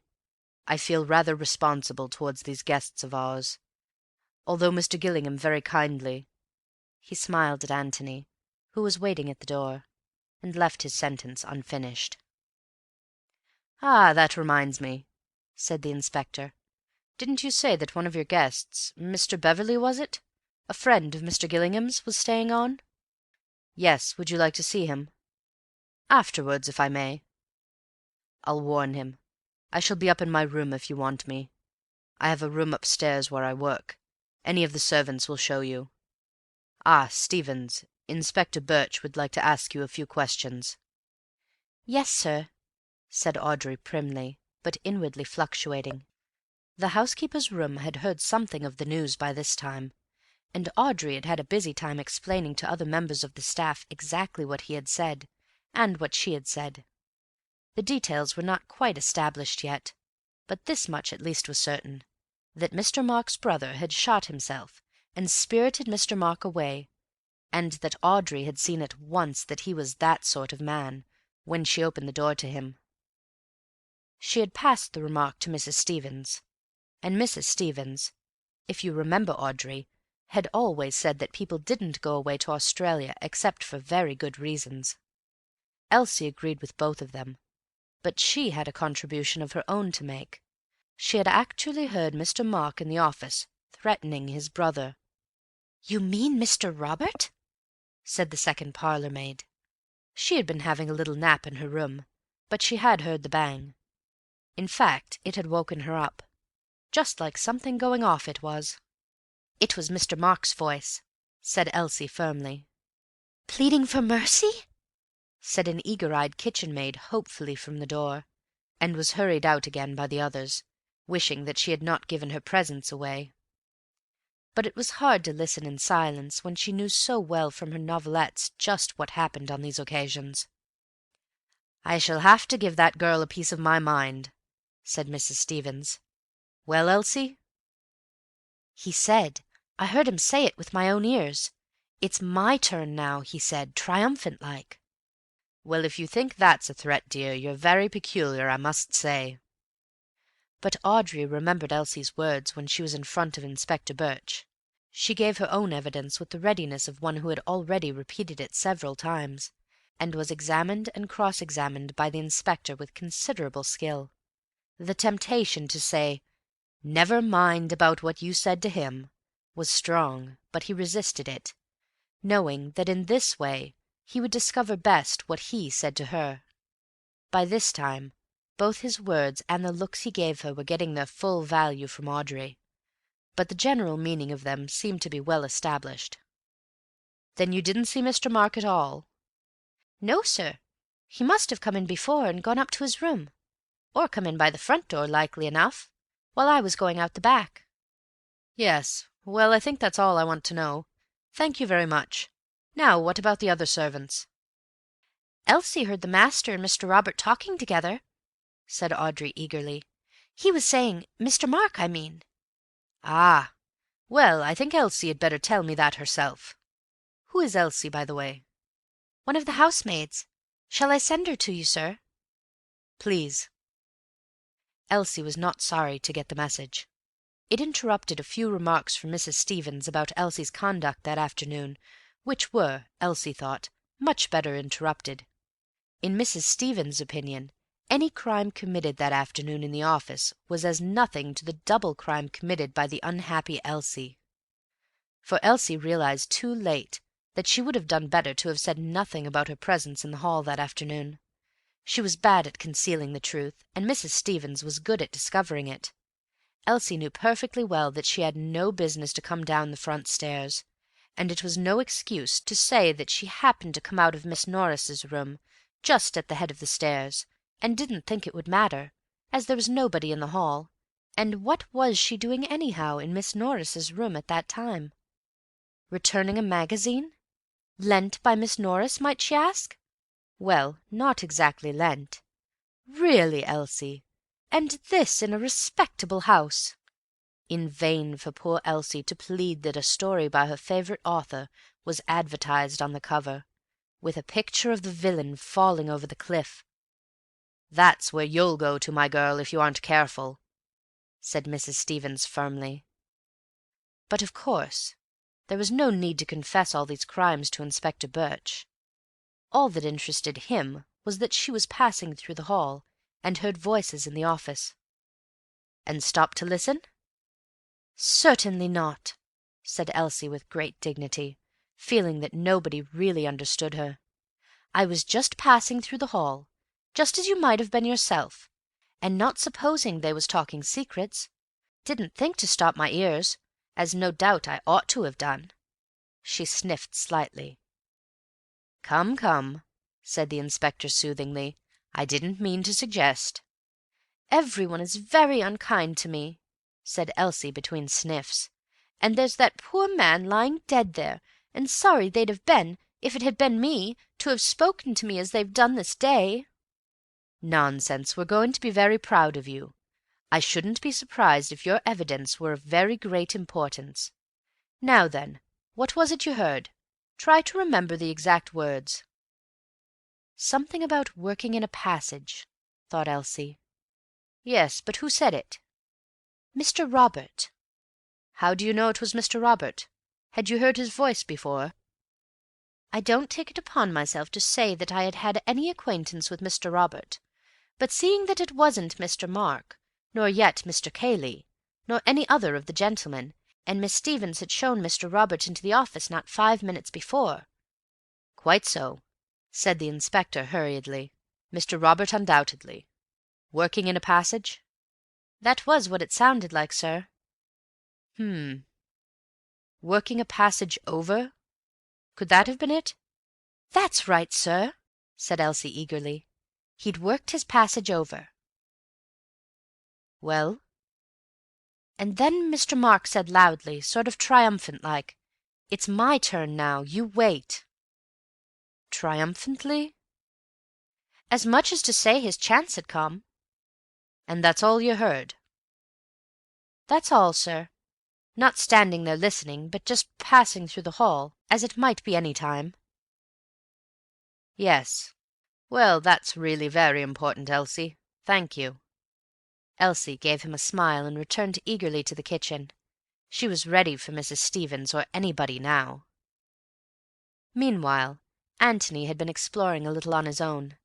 There was a point which was puzzling him. He went through the hall to the front of the house and stood at the open door, looking out onto the drive. He and Cayley had run round the house to the left. Surely it would have been quicker to have run round to the right. The front door was not in the middle of the house.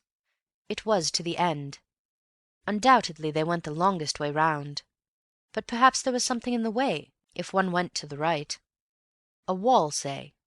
He strolled off in that direction, followed a path round the house, and came in sight of the office windows. Quite simple, and about half the distance of the other way. He went on a little farther and came to a door, just beyond the broken-in windows. It opened easily, and he found himself in a passage. At the end of the passage was another door. He opened it, and found himself in the hall again. "And of course, that's the quickest way of the three," he said to himself. "Through the hall and out at the back. Turn to the left, and there you are. Instead of which, we ran the longest way round the house. Why? Was it to give Mark more time in which to escape? Only, in that case, why run? Also, how did Cayley know then that it was Mark who was trying to escape? If he had guessed, well, not guessed, but been afraid that one had shot the other, it was much more likely that Robert had shot Mark. Indeed, he had admitted that this was what he thought. The first thing he had said when he turned the body over was, "Thank God, I was afraid it was Mark." But why should he want to give Robert time in which to get away? And again, why run, if he did want to give him time?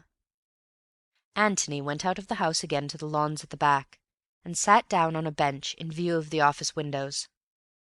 "Now then," he said, "let's go through Cayley's mind carefully and see what we get." Cayley had been in the hall when Robert was shown into the office. The servant goes off to look for Mark, and Cayley goes on with his book.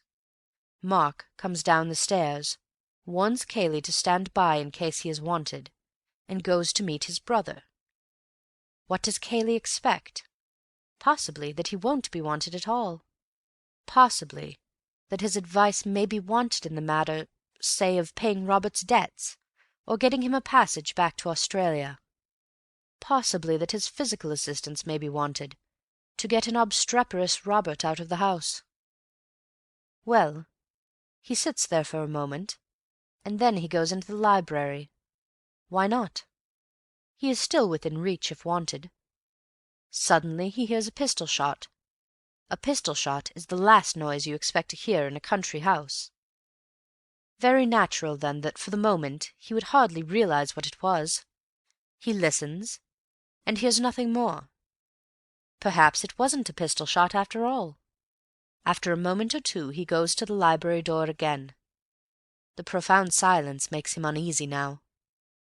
Was it a pistol shot? Absurd. Still, no harm in going into the office on some excuse, just to reassure himself. So he tries the door and finds it locked. What are his emotions now? Alarm? Uncertainty? Something is happening. Incredible though it seems, it must have been a pistol shot. He is banging at the door and calling out to Mark, and there is no answer. Alarm, yes. But alarm for whose safety? Mark's, obviously. Robert is a stranger. Mark is an intimate friend. Robert has written a letter that morning, the letter of a man in a dangerous temper. Robert is the tough customer, Mark the highly civilized gentleman. If there has been a quarrel, it is Robert who has shot Mark. He bangs at the door again. Of course, to Antony, coming suddenly upon this scene, Cayley's conduct had seemed rather absurd. But then, just for the moment, Cayley had lost his head. Anybody else might have done the same. But as soon as Antony suggested trying the windows, Cayley saw that that was the obvious thing to do. So he leads the way to the windows, the longest way. Why? To give the murderer time to escape? If he had thought then that Mark was the murderer, perhaps yes. But he thinks that Robert is the murderer. If he is not hiding anything, he must think so. Indeed, he says so, when he sees the body. "I was afraid it was Mark," he says, when he finds that it is Robert who was killed. No reason then for wishing to gain time. On the contrary, every instinct would urge him to get into the room as quickly as possible and seize the wicked Robert. Yet he goes the longest way round. Why? And then, why run? "That's the question," said Antony to himself, as he filled his pipe. "And bless me if I know the answer. It may be, of course, that Cayley is just a coward. He was in no hurry to get close to Robert's revolver, and yet wanted me to think that he was bursting with eagerness. That would explain it. But then, that makes Cayley out a coward. Is he? At any rate, he pushed his face up against the window bravely enough. No, I want a better answer than that." He sat there, with his unlit pipe in his hand, thinking.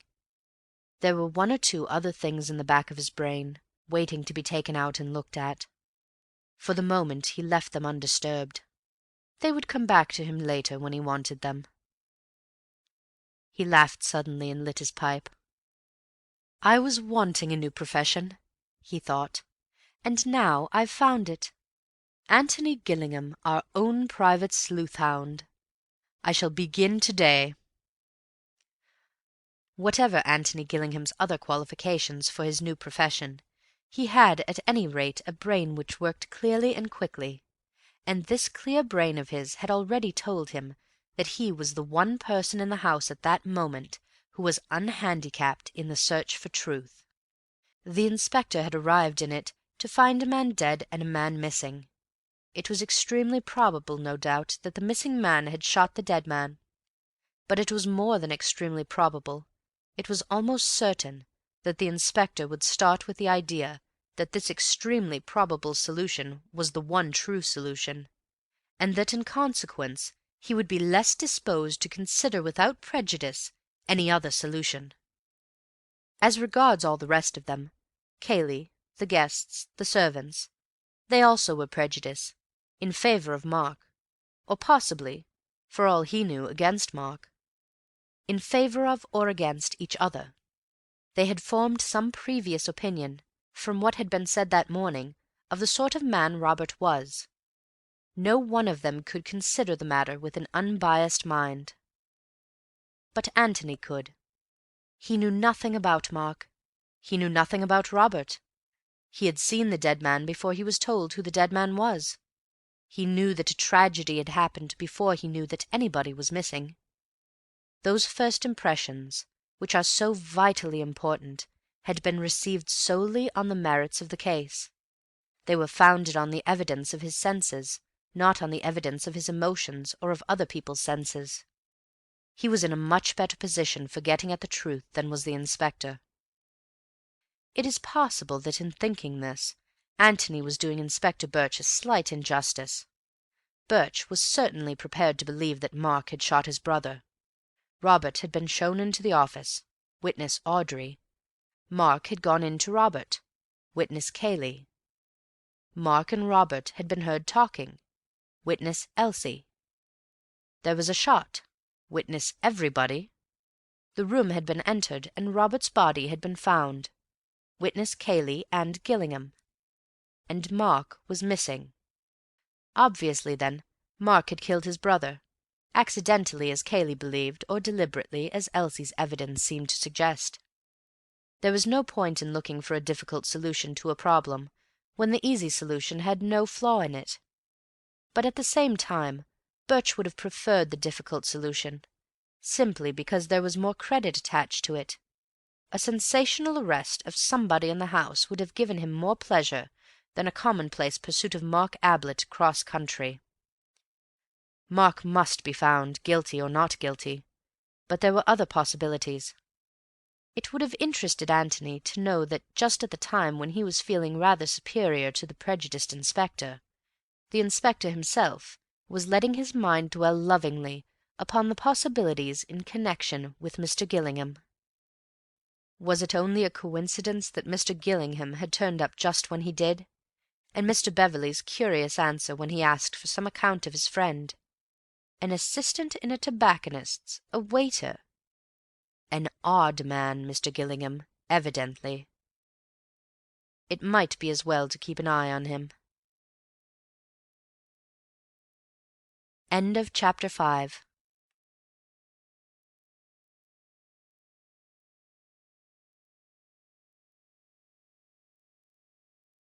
Chapter 6. Outside or Inside? The guests had said good-bye to Cayley according to their different manner. The Major, gruff and simple. "If you want me, command me. Anything I can do. Good-bye." Betty, silently, sympathetically, with everything in her large eyes which she was too much overawed to tell. Mrs. Calladine, protesting that she did not know what to say, but apparently finding plenty. And Miss Norris, crowding so much into one despairing gesture that Cayley's unvarying "Thank you very much" might have been taken this time as gratitude for an artistic entertainment. Bill had seen them into the car, and taken his own farewells, with a special squeeze of the hand for Betty, and had wandered out to join Antony on his garden seat. "Well, this is a rum show," said Bill as he sat down. "Very rum, William." "And you actually walked right into it?" "Right into it," said Antony. "Then you're the man I want. There are all sorts of rumours and mysteries about, and that inspector fellow simply wouldn't keep to the point when I wanted to ask him about the murder, or whatever it is, but kept asking me questions about where I'd met you first, and all sorts of dull things like that. Now what really happened?" Antony told him as concisely as he could all that he had already told the inspector, Bill interrupting him here and there with appropriate good lords and whistles. "I say, it's a bit of a business, isn't it? Where do I come in exactly?" "How do you mean?" "Well, everybody else is bundled off except me, and I get put through it by that inspector as if I knew all about it. What's the idea?" Antony smiled at him. "Well, there's nothing to worry about, you know. Naturally, Birch wanted to see one of you so as to know what you'd all been doing all day.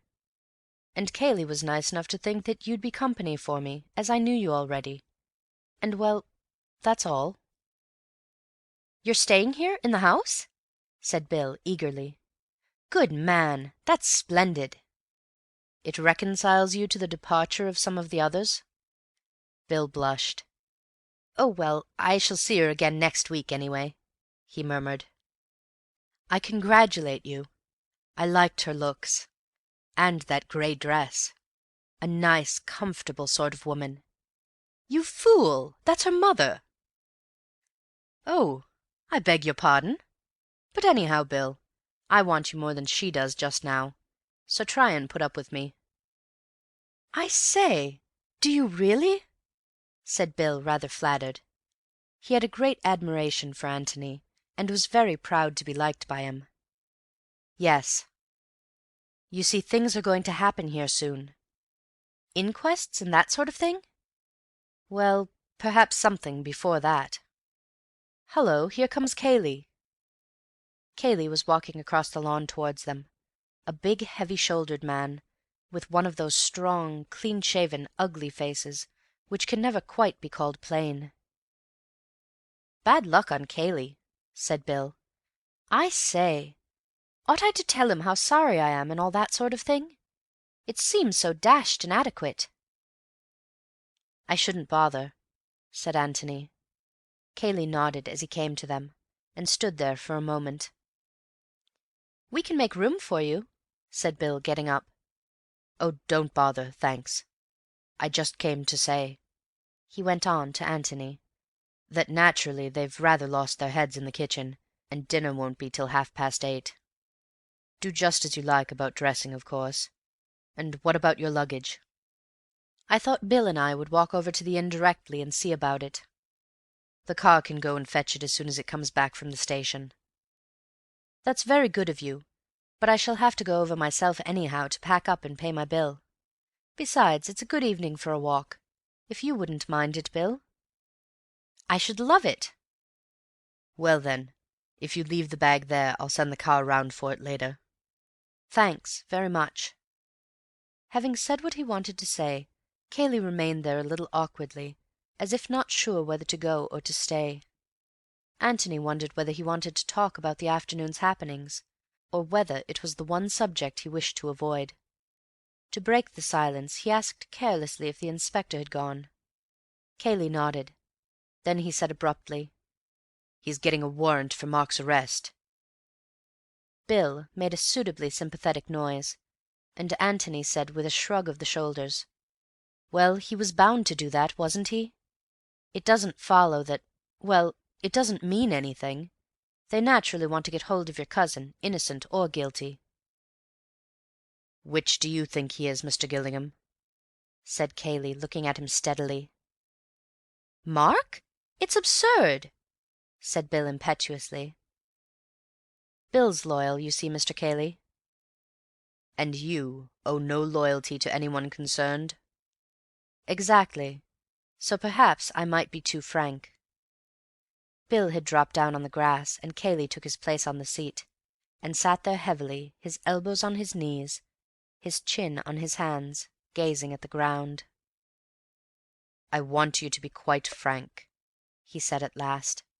"Naturally, I am prejudiced where Mark is concerned, so I want to know how my suggestion strikes you who have no prejudice either way." "Your suggestion?" "My theory that if Mark killed his brother it was purely accidental, as I told the inspector." Bill looked up with interest. "You mean that Robert did the hold-up business," he said, "and there was a bit of a struggle, and the revolver went off, and then Mark lost his head and bolted. That sort of idea?" "Exactly." "Well, that seems all right." He turned to Antony. "There's nothing wrong with that, is there? It's the most natural explanation to anyone who knows Mark." Antony pulled at his pipe. "I suppose it is," he said slowly. "But there's one thing that worries me rather." "What's that?" "What's that?" Bill and Cayley asked the question simultaneously. "The key." "The key?" said Bill. Cayley lifted his head and looked at Antony. "What about the key?" he asked. "Well, there may be nothing in it. I just wondered.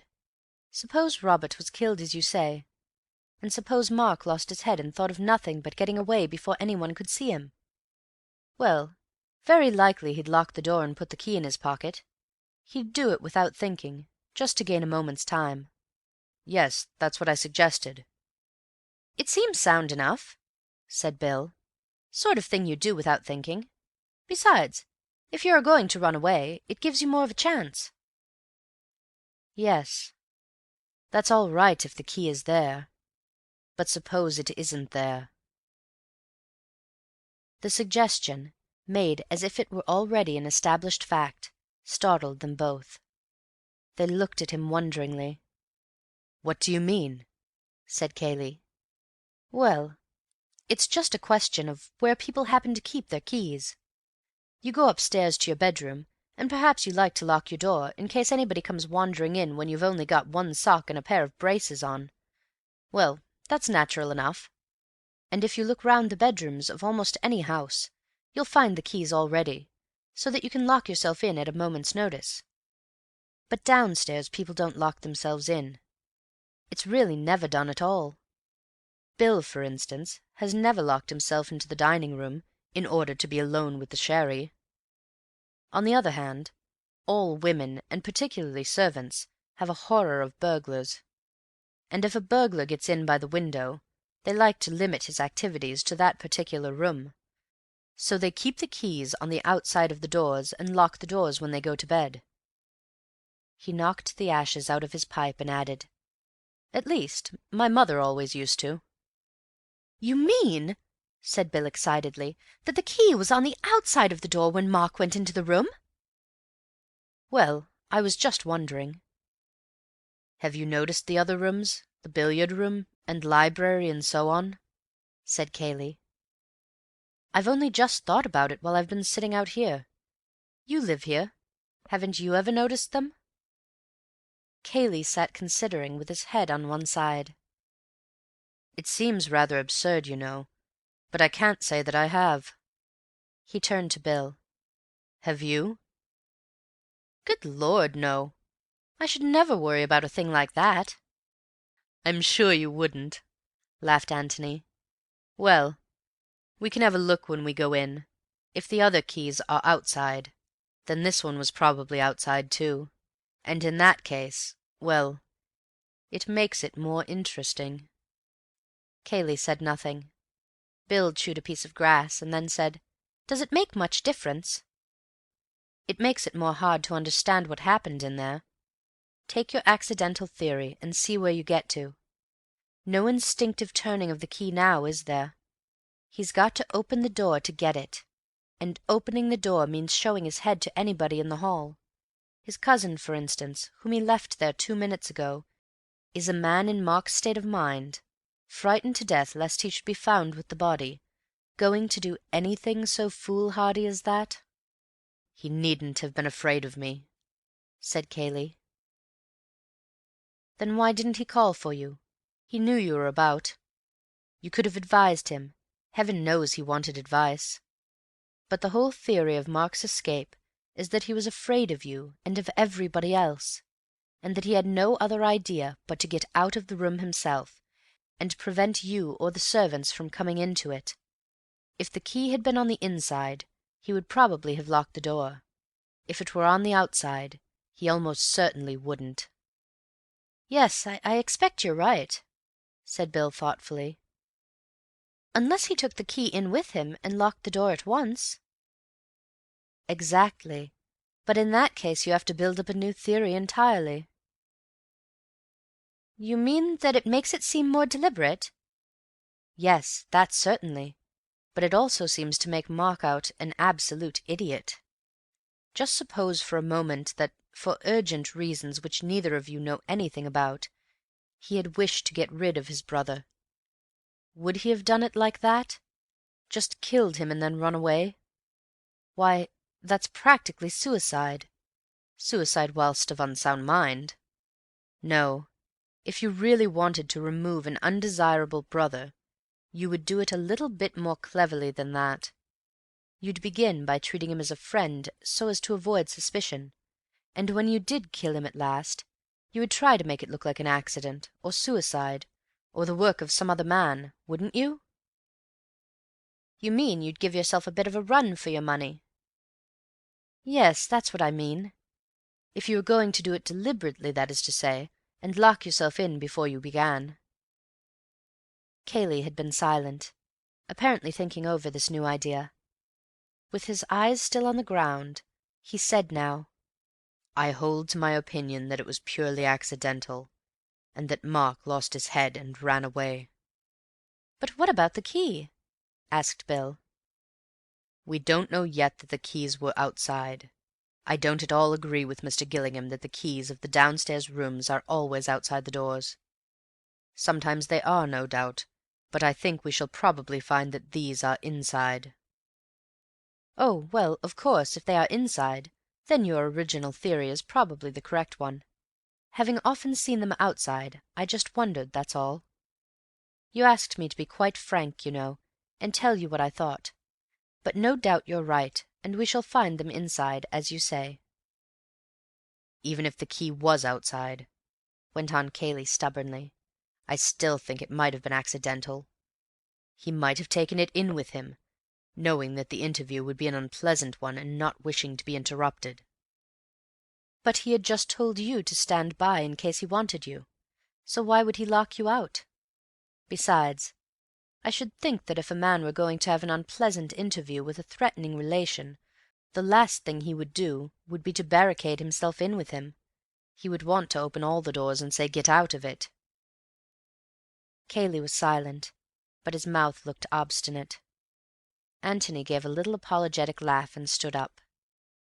"Well, come on, Bill," he said. "We ought to be stepping." He held out a hand and pulled his friend up. Then turning to Cayley, he went on, "You must forgive me if I have let my thoughts run on rather. Of course, I was considering the matter purely as an outsider, just as a problem, I mean, which didn't concern the happiness of any of my friends."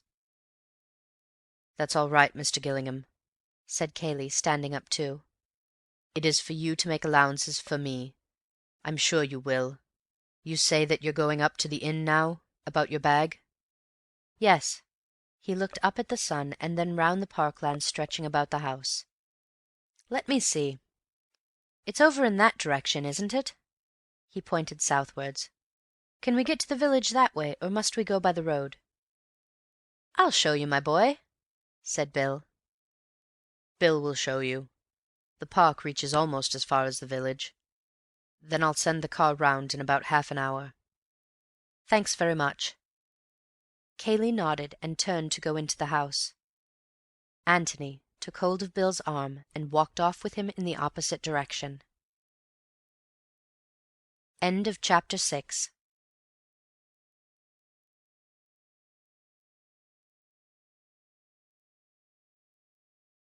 Chapter 7. Portrait of a Gentleman.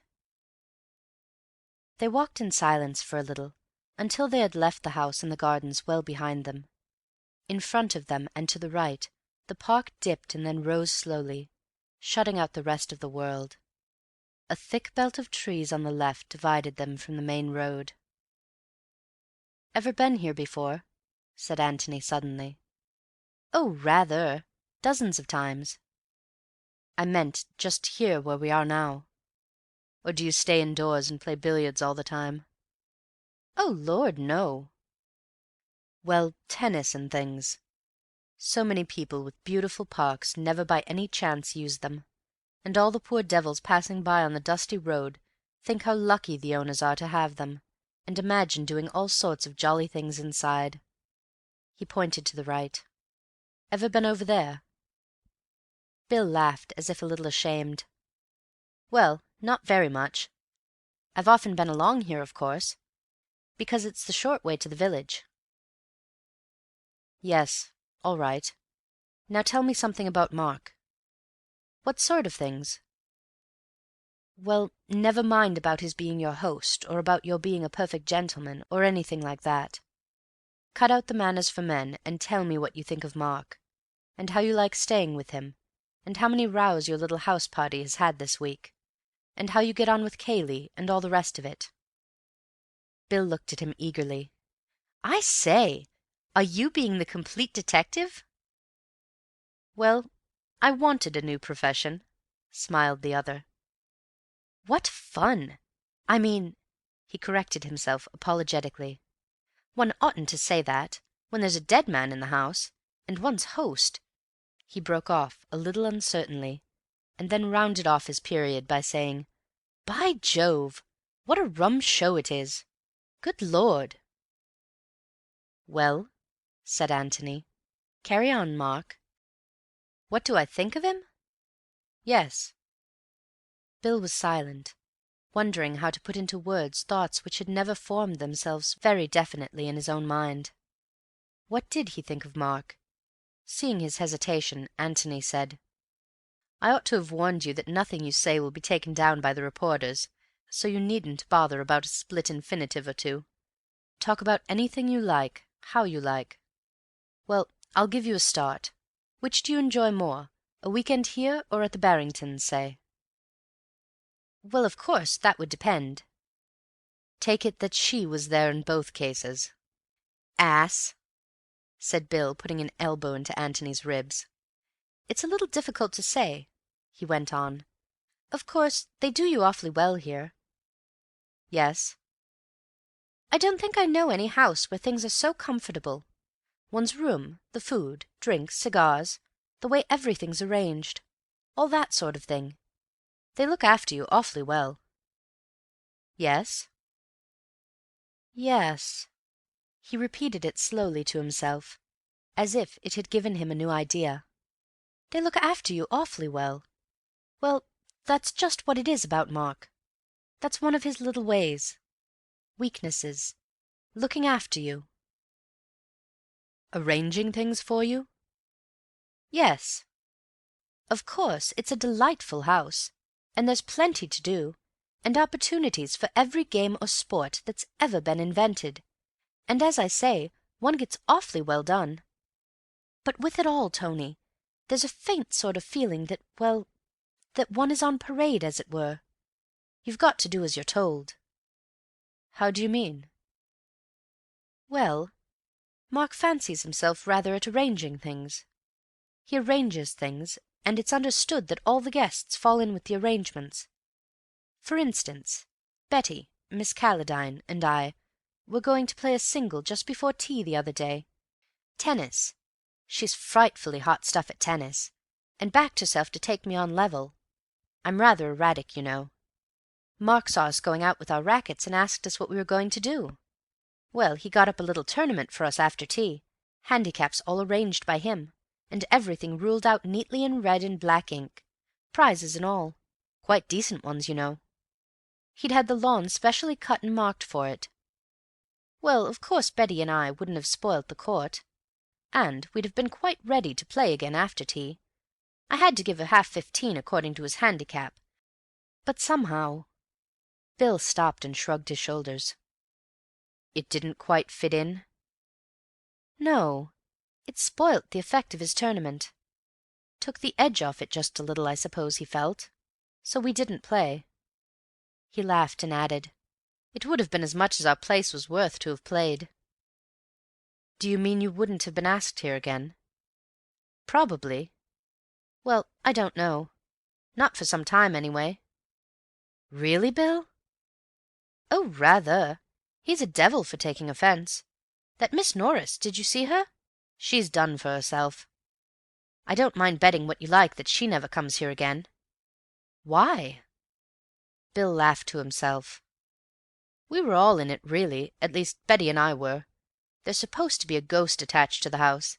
Lady Anne Patten. Ever hear of her?" "Never."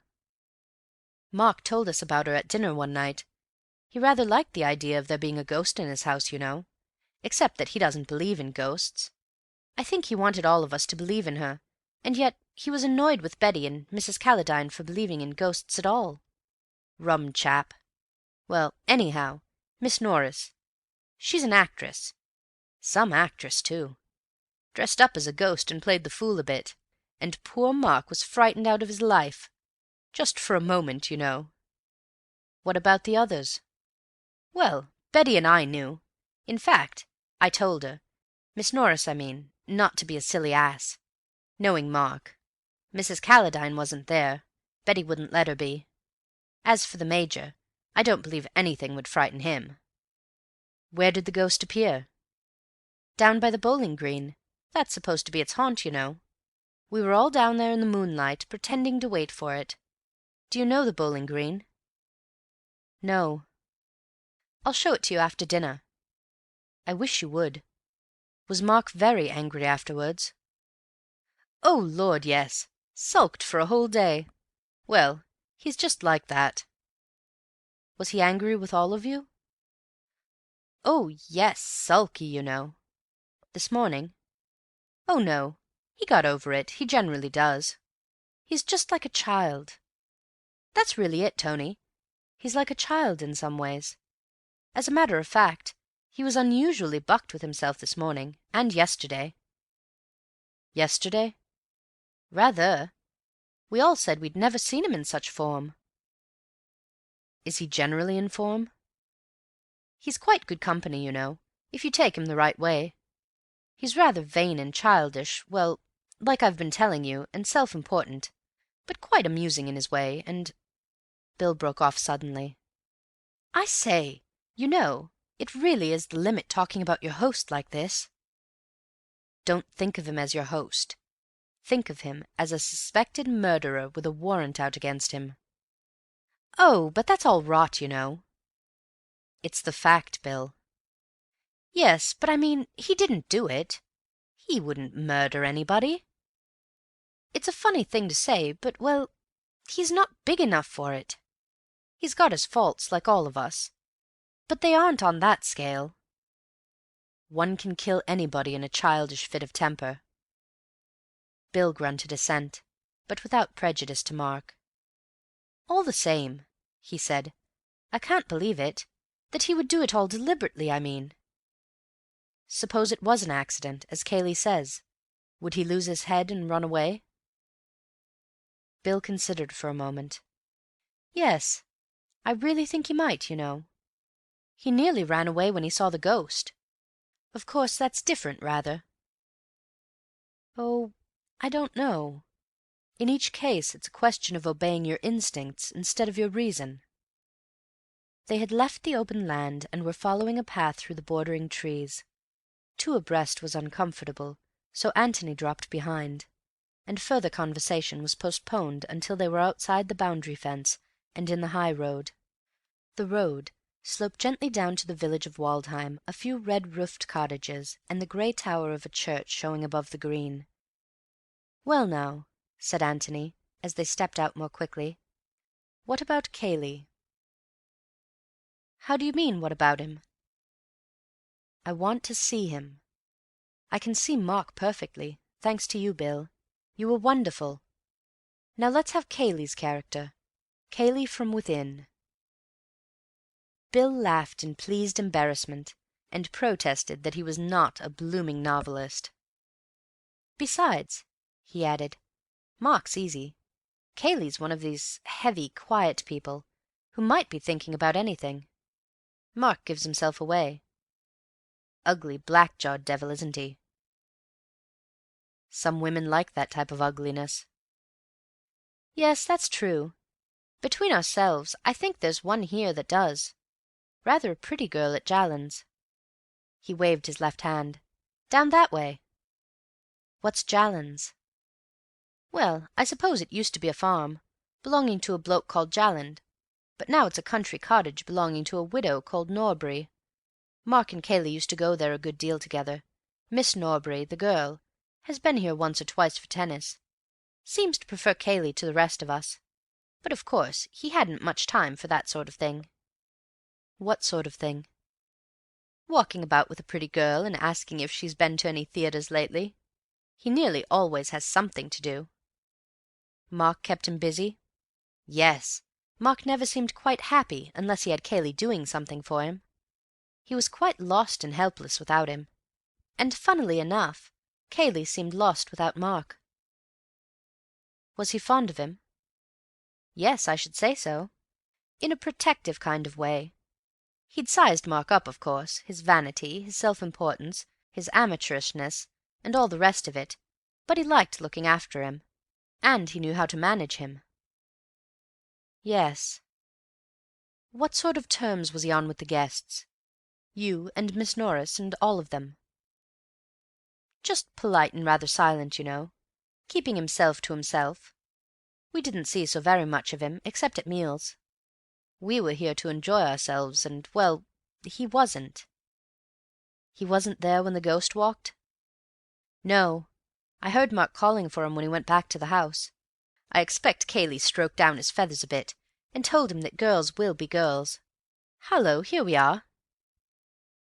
They went into the inn, and while Bill made himself pleasant to the landlady, Antony went upstairs to his room. It appeared that he had not very much packing to do after all. He returned his brushes to his bag, glanced round to see that nothing else had been taken out, and went down again to settle his bill. He had decided to keep on his room for a few days, partly to save the landlord and his wife the disappointment of losing a guest so suddenly, partly in case he found it undesirable later on to remain at the Red House. For he was taking himself seriously as a detective. Indeed, he took himself seriously, while getting all the fun out of it which was possible, at every new profession he adopted. And he felt that there might come a time after the inquest, say, when he could not decently remain at the Red House as a guest. A friend of Bill's, enjoying the hospitality of Mark or Cayley, whichever was to be regarded as his host, without forfeiting his independent attitude towards the events of that afternoon. At present he was staying in the house merely as a necessary witness, and since he was there, Cayley could not object to him using his eyes. But if, after the inquest, it appeared that there was still work for a pair of independent and very keen eyes to do, then he must investigate, either with his host's approval, or from beneath the roof of some other host, the landlord of the George, for instance, who had no feelings in the matter. For of one thing Antony was certain: Cayley knew more than he professed to know. That is to say, he knew more than he wanted other people to know he knew. Antony was one of the other people. If, therefore, he was for trying to find out what it was that Cayley knew, he could hardly expect Cayley's approval of his labours. It would be the George, then, for Antony, after the inquest. What was the truth? Not necessarily discreditable to Cayley, even though he were hiding something. All that could be said against him at the moment was that he had gone the longest way round to get into the locked office, and that this did not fit in with what he had told the inspector. But it did fit in with the theory that he had been an accessory after the event, and that he wanted, while appearing to be in a hurry, to give his cousin as much time as possible in which to escape. That might not be the true solution, but it was at least a workable one. The theory which he had suggested to the inspector was not. However, there would be a day or two before the inquest, in which Antony could consider all these matters from within the Red House. The car was at the door. He got in with Bill. The landlord put his bag on the front seat next to the chauffeur, and they drove back. End of chapter 7.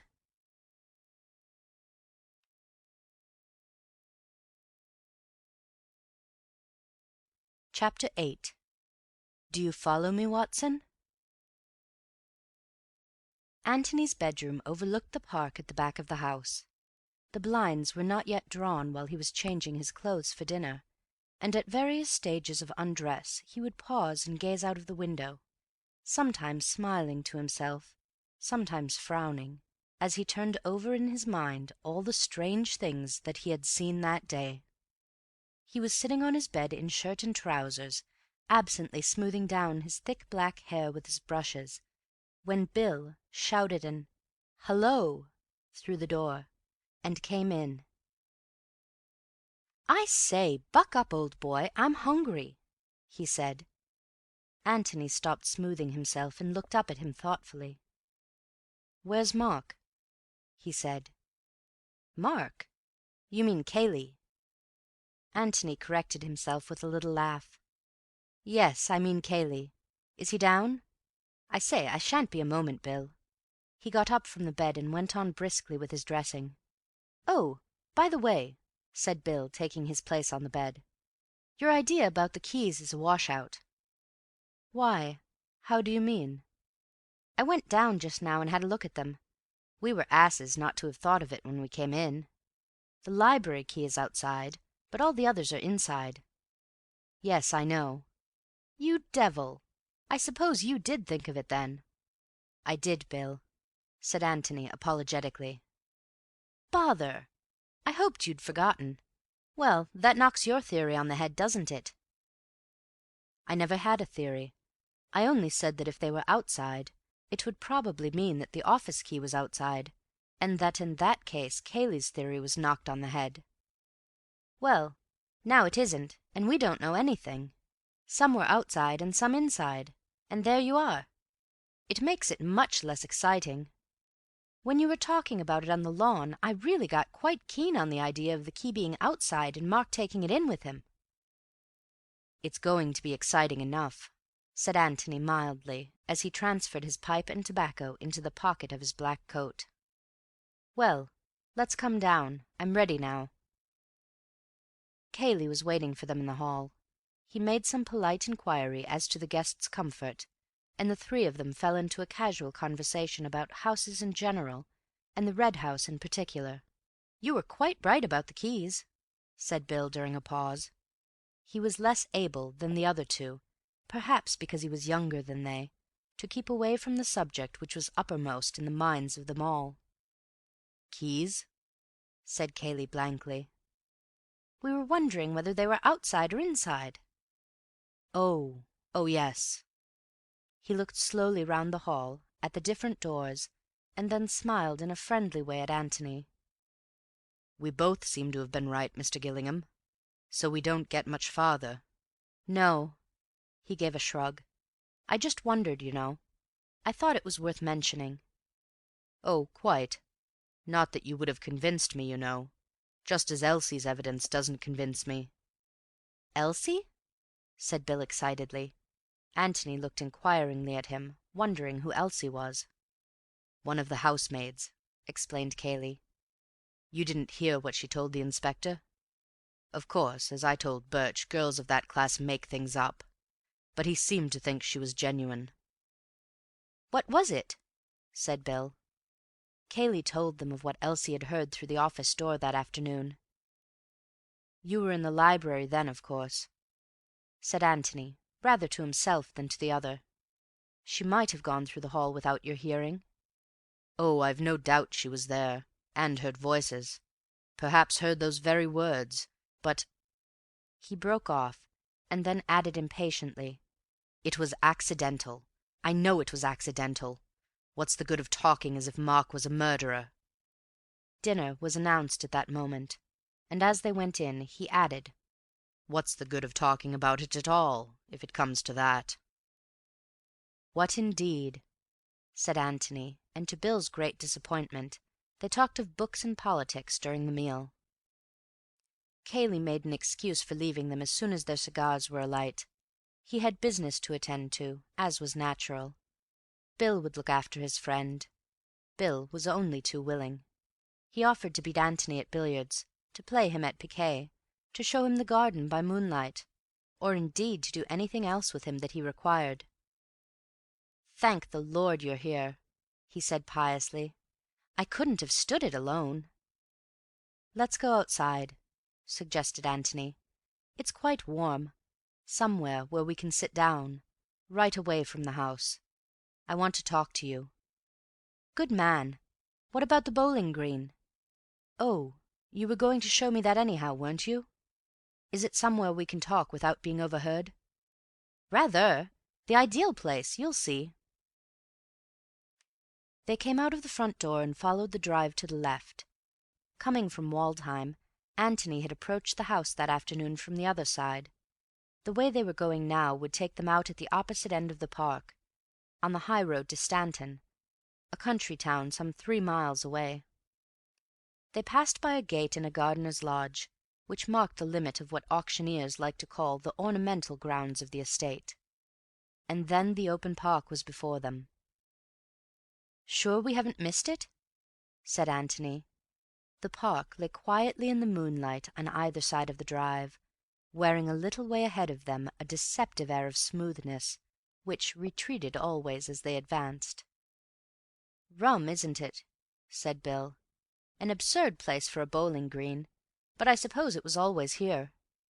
"Yes, but always where?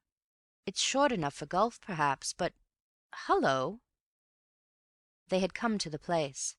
The road bent round to the right, but they kept straight on, over a broad grass path for nearly 20 yards, and there in front of them was the green. A dry ditch, 10 feet wide and 6 feet deep, surrounded it, except in the one place where the path went forward. 2 or 3 grass steps led down to the green, on which there was a long wooden bench for the benefit of spectators. "Yes, it hides itself very nicely," said Antony. "Where do you keep the bowls?" "In a sort of summer-house place, round here." They walked along the edge of the green until they came to it, a low wooden bunk which had been built into one wall of the ditch. Jolly view." Bill laughed. "Nobody sits there. It's just for keeping things out of the rain." They finished their circuit of the green. "Just in case anybody's in the ditch," said Antony, and then sat down on the bench. "Now then," said Bill, "we are alone. Fire ahead." Antony smoked thoughtfully for a little. Then he took his pipe out of his mouth and turned to his friend. "Are you prepared to be the complete Watson?" he asked. "Watson?" "Do you follow me, Watson? That one. Are you prepared to have quite obvious things explained to you, to ask futile questions, to give me chances of scoring off you, to make brilliant discoveries of your own 2 or 3 days after I have made them myself, all that kind of thing? Because it all helps." "My dear Tony," said Bill delightedly, "need you ask?" Antony said nothing, and Bill went on happily to himself. "I perceive from the strawberry mark on your shirt front that you had strawberries for dessert. Holmes, you astonish me. Tut, tut, you know my methods. Where is the tobacco? The tobacco is in the Persian slipper. Can I leave my practice for a week? I can."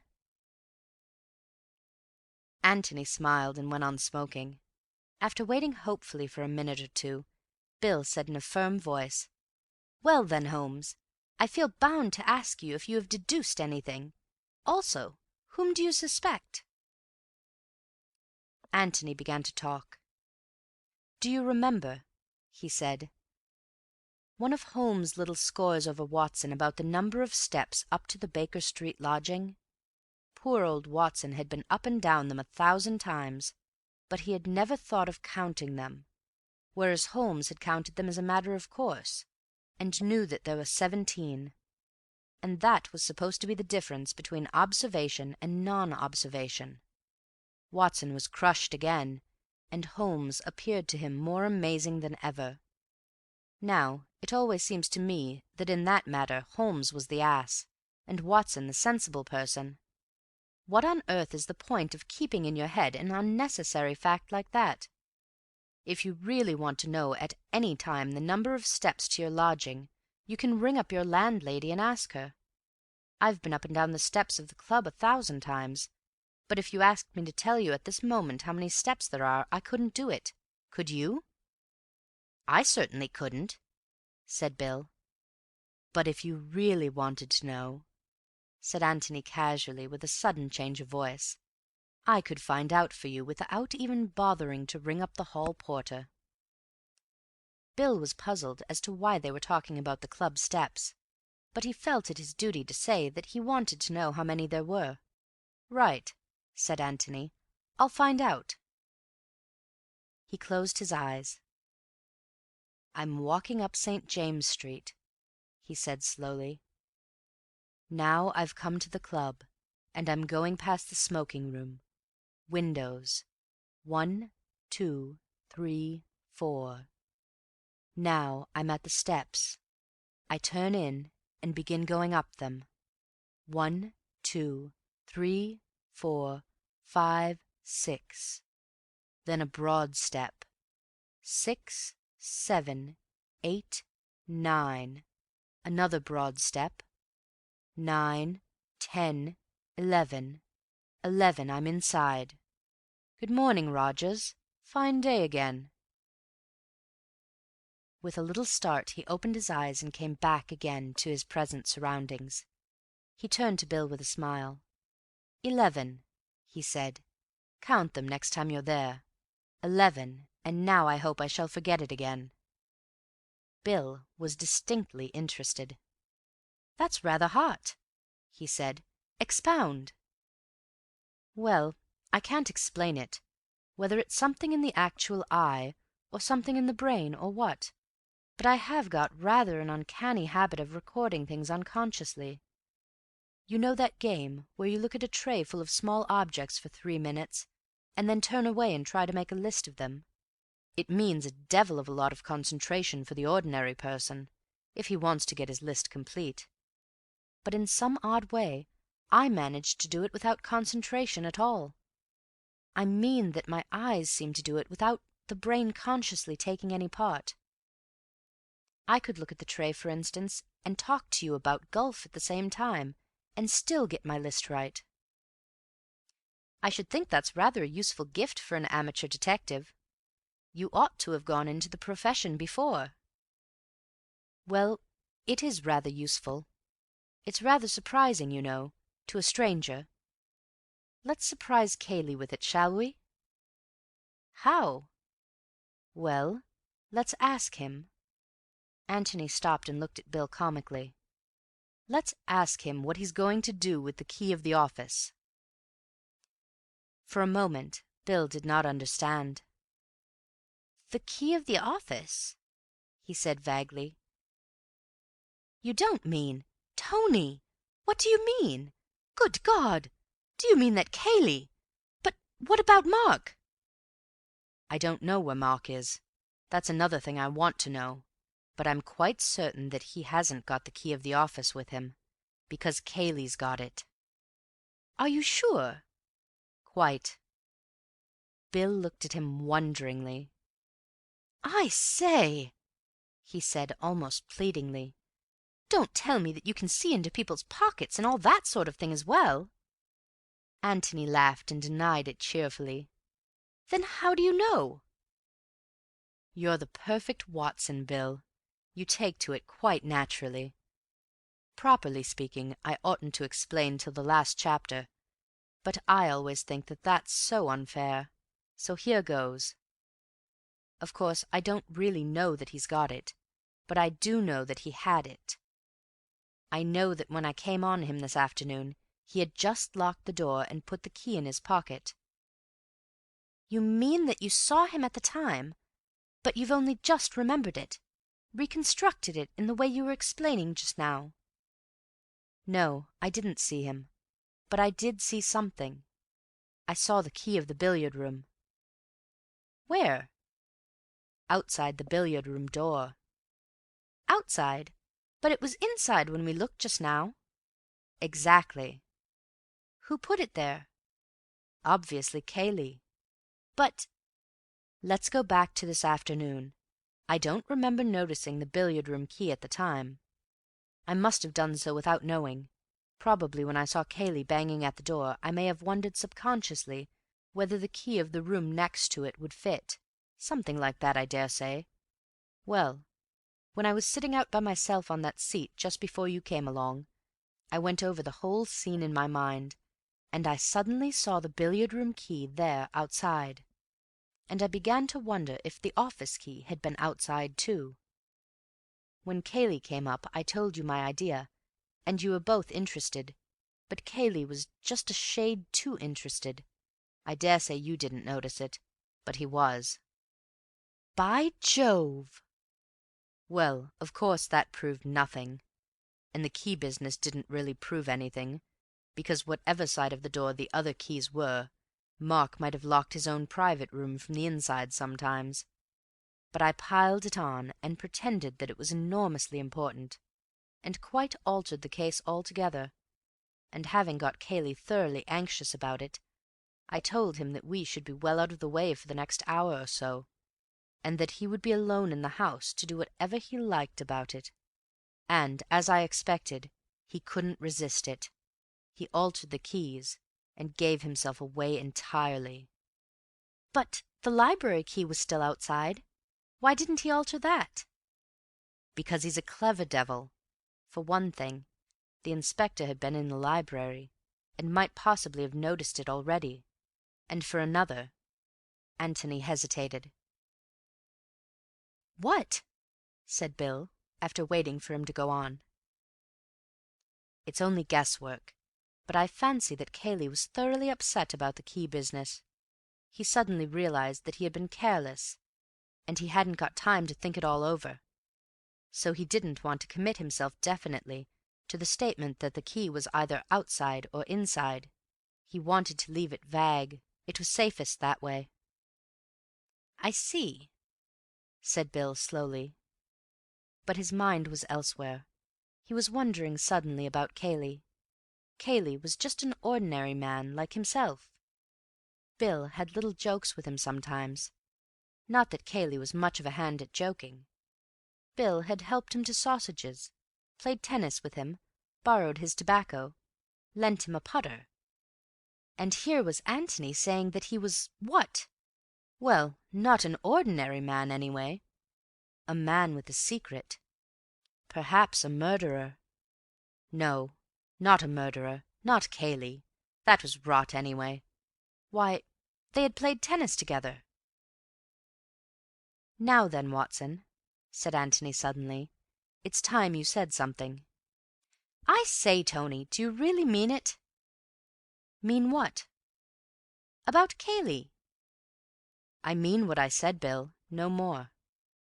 "Well, what does it amount to?" "Simply that Robert Ablett died in the office this afternoon, and that Cayley knows exactly how he died. That's all. It doesn't follow that Cayley killed him." "No, no, of course it doesn't." Bill gave a sigh of relief. "He's just shielding Mark, what?" "I wonder." "Well, isn't that the simplest explanation?"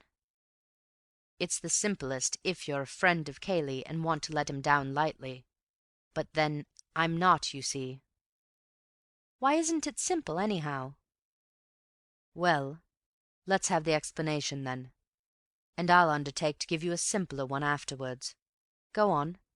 Only remember the key is on the outside of the door to start with." "Yes, well, I don't mind that. Mark goes in to see his brother, and they quarrel and all the rest of it, just as Cayley was saying. Cayley hears the shot, and in order to give Mark time to get away, locks the door, puts the key in his pocket, and pretends that Mark has locked the door and that he can't get in. How's that?" "Hopeless, Watson, hopeless." "Why?" "How does Cayley know that it is Mark who has shot Robert, and not the other way round?" "Oh," said Bill, rather upset. "Yes." He thought for a moment. "All right. Say that Cayley has gone into the room first, and seen Robert on the ground." "Well?" "Well, there you are." "And what does he say to Mark? That it's a fine afternoon, and could he lend him a pocket-handkerchief? Or does he ask him what's happened?" "Well, of course, I suppose he asks what happened," said Bill reluctantly. "And what does Mark say?" "Explains that the revolver went off accidentally during a struggle." Whereupon Cayley shields him by doing what, Bill? Encouraging him to do the damn silliest thing that any man could possibly do, confess his guilt by running away. "No, that's rather hopeless, isn't it?" Bill thought again. "Well," he said reluctantly, "suppose Mark confessed that he'd murdered his brother." "That's better, Bill. Don't be afraid of getting away from the accident idea. Well, then, your new theory is this. Mark confesses to Cayley that he shot Robert on purpose, and Cayley decides, even at the risk of committing perjury and getting into trouble himself, to help Mark escape. Is that right?" Bill nodded. "Well, then, I want to ask you two questions. First, is it possible, as I said before dinner, that any man would commit such an idiotic murder, a murder that puts the rope so very tightly round his neck? Secondly, if Cayley is prepared to perjure himself for Mark, as he has to anyway now, wouldn't it be simpler for him to say that he was in the office all the time, and that Robert's death was accidental?" Bill considered this carefully, and then nodded slowly again. "Yes, my simple explanation is a washout," he said. "Now, let's have yours." Antony did not answer him. He had begun to think about something quite different. End of chapter 8.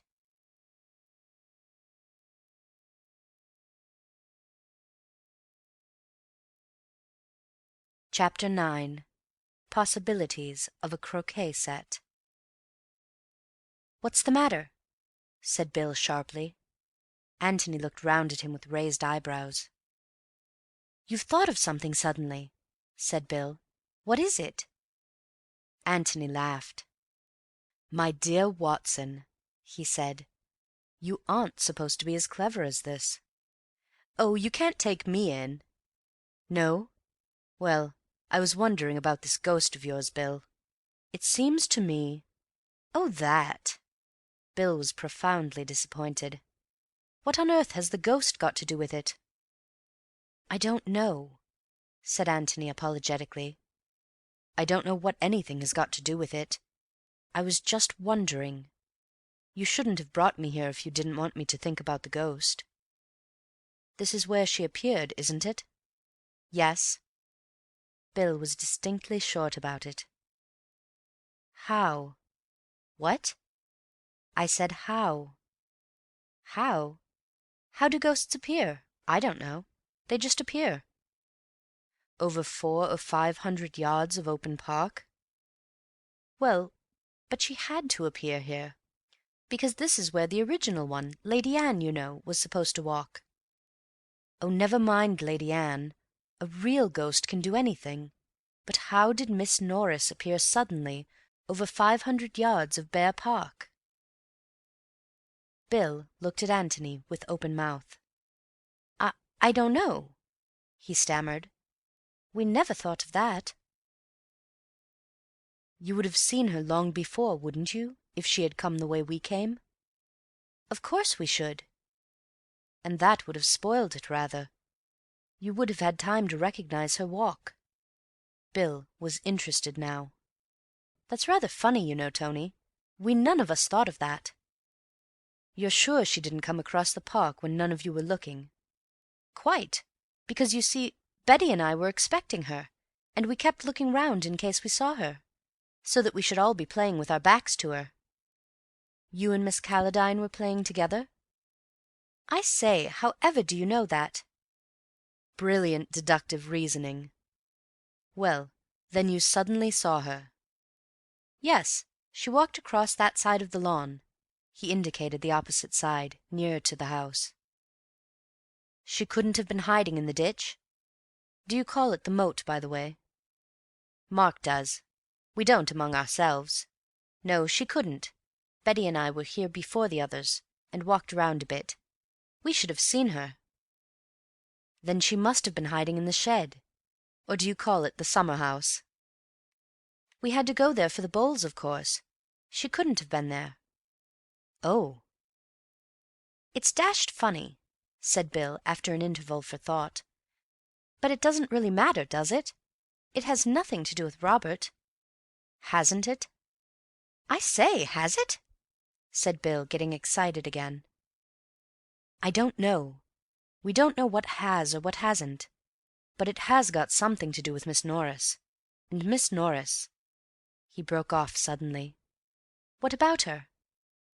"Well, you're all in it in a kind of way. And if something unaccountable happens to one of you a day or two before something unaccountable happens to the whole house, well, one is, well, interested." It was a good enough reason, but it wasn't the reason he had been on the point of giving.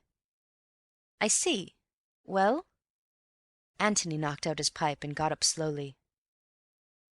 "Well, then, let's find the way from the house by which Miss Norris came." Bill jumped up eagerly. "By Jove! Do you mean there's a secret passage?" "A secluded passage, anyway. There must be." "I say, what fun! I love secret passages. Good Lord! And this afternoon I was playing golf just like an ordinary merchant. What a life! Secret passages!" They made their way down into the ditch. If an opening was to be found which led to the house, it would probably be on the house side of the green, and on the outside of the ditch. The most obvious place at which to begin the search was the shed where the bulls were kept. It was a tidy place, as anything in Mark's establishment would be. There were 2 boxes of croquet things, one of them with the lid open, as if the balls and mallets and hoops, neatly enough put away though, had been recently used. A box of bowls, a small lawn-mower, a roller, and so forth. A seat ran along the back of it, whereon the bowls players could sit when it rained. Antony tapped the wall at the back. "This is where the passage ought to begin. It doesn't sound very hollow, does it?" "It needn't begin here at all, need it?" said Bill, walking round with bent head and tapping the other walls. He was just too tall to stand upright in the shed. "There's only one reason why it should, and that is that it would save us the trouble of looking anywhere else for it. Surely Mark didn't let you play croquet on his bowling green?" He pointed to the croquet things. "He didn't encourage it at one time, but this year he got rather keen about it. There's really nowhere else to play. Personally, I hate the game. He wasn't very keen on bowls, you know, but he liked calling it the bowling green, and surprising his visitors with it." Antony laughed. "I love you on Mark," he said. "You're priceless." He began to feel in his pockets for his pipe and tobacco, and then suddenly stopped and stiffened to attention. For a moment he stood listening, with his head on one side, holding up a finger to bid Bill listen too. "What is it?" whispered Bill. Antony waved him to silence and remained listening. Very quietly he went down on his knees and listened again. Then he put his ear to the floor. He got up and dusted himself quickly, walked across to Bill and whispered in his ear, "Footsteps. Somebody's coming. When I begin to talk, back me up." Bill nodded.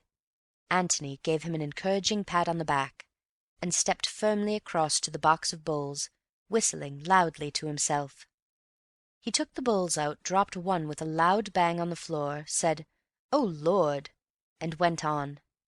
"I say, Bill, I don't think I want to play bowls after all." "Well, why did you say you did?" grumbled Bill. Antony flashed a smile of appreciation at him. "Well, I wanted to when I said I did, and now I don't want to." "Then what do you want to do?" "Talk." "Oh, right-o," said Bill eagerly. "There's a seat on the lawn. I saw it. Let's bring these things along, in case we want to play after all." "Right-o," said Bill again. He felt safe with that, not wishing to commit himself until he knew what he was wanted to say. As they went across the lawn, Antony dropped the bowls and took out his pipe. "Got a match?" he said loudly. As he bent his head over the match, he whispered, "There'll be somebody listening to us. You take the Cayley view," and then went on in his ordinary voice, "I don't think much of your matches, Bill," and struck another. They walked over to the seat and sat down. "What a heavenly night," said Antony. "Ripping. I wonder where that poor devil Mark is now. It's a rum business. You agree with Cayley that it was an accident?" "Yes. You see, I know Mark." Antony produced a pencil and a piece of paper and began to write on his knee, but while he wrote he talked. He said that he thought Mark had shot his brother in a fit of anger, and that Cayley knew, or anyhow guessed this, and had tried to give his cousin a chance of getting away. Mind you, I think he's right. I think it's what any of us would do. I shan't give it away, of course, but somehow there are 1 or 2 little things which make me think that Mark really did shoot his brother. I mean, other than accidentally." "Murdered him?" "Well, manslaughtered him, anyway. I may be wrong. Anyway, it's not my business." "But why do you think so? Because of the keys?" "Oh, the keys are a washout. Still, it was a brilliant idea of mine, wasn't it? and it would have been rather a score for me if they had all been outside." He had finished his writing, and now passed the paper over to Bill. In the clear moonlight the carefully printed letters could easily be read. "Go on talking as if I were here. After a minute or two, turn round as if I were sitting on the grass behind you, but go on talking. I know you don't agree with me," Antony went on as Bill read, "but you'll see that I'm right." Bill looked up and nodded eagerly. He had forgotten golf, and Betty, and all the other things which had made up his world lately. This was the real thing. This was life. "Well," he began deliberately, "the whole point is that I know Mark. Now, Mark—" But Antony was off the seat and letting himself gently down into the ditch. His intention was to crawl round it until the shed came into sight. The footsteps which he had heard seemed to be underneath the shed. Probably there was a trap-door of some kind in the floor. Whoever it was would have heard their voices, and would probably think it worth while to listen to what they were saying. He might do this merely by opening the door a little, without showing himself, in which case Antony would have found the entrance to the passage, without any trouble to himself. But it was probable that the listener would find it necessary to put his head outside in order to hear. And then Antony would be able to discover who it was. Moreover, if he should venture out of his hiding-place altogether and peep at them over the top of the bank, the fact that Bill was talking over the back of the seat would mislead the watcher into thinking that Antony was still there, sitting on the grass, no doubt, behind the seat, swinging his legs over the side of the ditch. He walked quickly but very silently along the half-length of the bowling-green to the first corner, passed cautiously round, and then went even more carefully along the width of it to the second corner. He could hear Bill hard at it, arguing from his knowledge of Mark's character that this, that, and the other must have happened, and he smiled appreciatively to himself.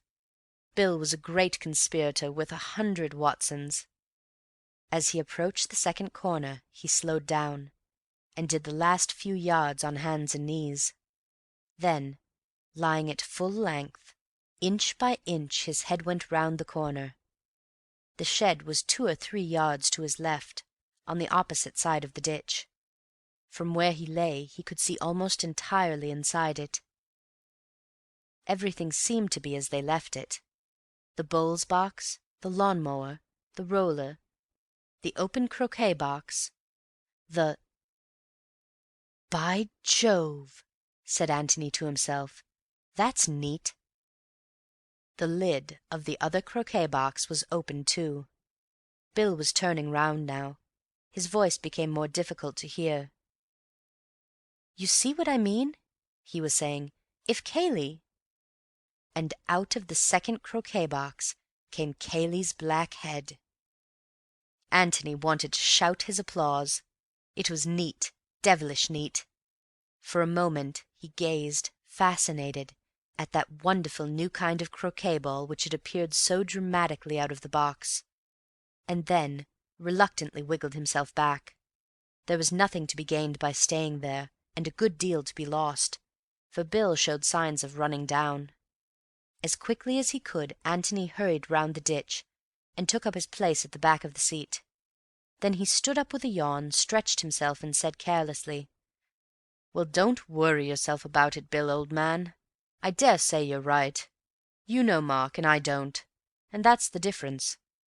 Shall we have a game, or shall we go to bed?" Bill looked at him for inspiration, and receiving it, said, "Oh, just let's have one game, shall we?" "Right you are," said Antony. But Bill was much too excited to take the game which followed very seriously. Antony, on the other hand, seemed to be thinking of nothing but bowls. He played with great deliberation for 10 minutes, and then announced that he was going to bed. Bill looked at him anxiously. "It's all right," laughed Antony. "You can talk if you want to. Just let's put 'em away first, though." They made their way down to the shed, and while Bill was putting the bowls away, Antony tried the lid of the closed croquet box. As he expected, it was locked. "Now then," said Bill, as they were walking back to the house again, I'm simply bursting to know. Who was it?" "Cayley. "Good Lord, where?" Inside one of the croquet boxes." "Don't be an ass." "It's quite true, Bill." He told the other what he had seen. "But aren't we going to have a look at it?" asked Bill in great disappointment. "I'm longing to explore, aren't you?" "Tomorrow and tomorrow and tomorrow. We shall see Cayley coming along this way directly. Besides, I want to get in from the other end if I can. I doubt very much if we can do it this end without giving ourselves away. Look, there's Cayley." They could see him coming along the drive towards them. When they were a little closer, they waved to him, and he waved back. "I wondered where you were," he said as he got up to them. "I rather thought you might be along this way. What about bed?" "Bed it is," said Antony. "We've been playing bowls," added Bill, "and talking, and playing bowls. Ripping night, isn't it?" But he left the rest of the conversation, as they wandered back to the house, to Antony. He wanted to think. There seemed to be no doubt now that Cayley was a villain. Bill had never been familiar with a villain before. It didn't seem quite fair of Cayley, somehow. He was taking rather a mean advantage of his friends. A lot of funny people there were in the world, funny people with secrets. Look at Tony, that first time he had met him in a tobacconist's shop. Anybody would have thought he was a tobacconist's assistant. And Cayley.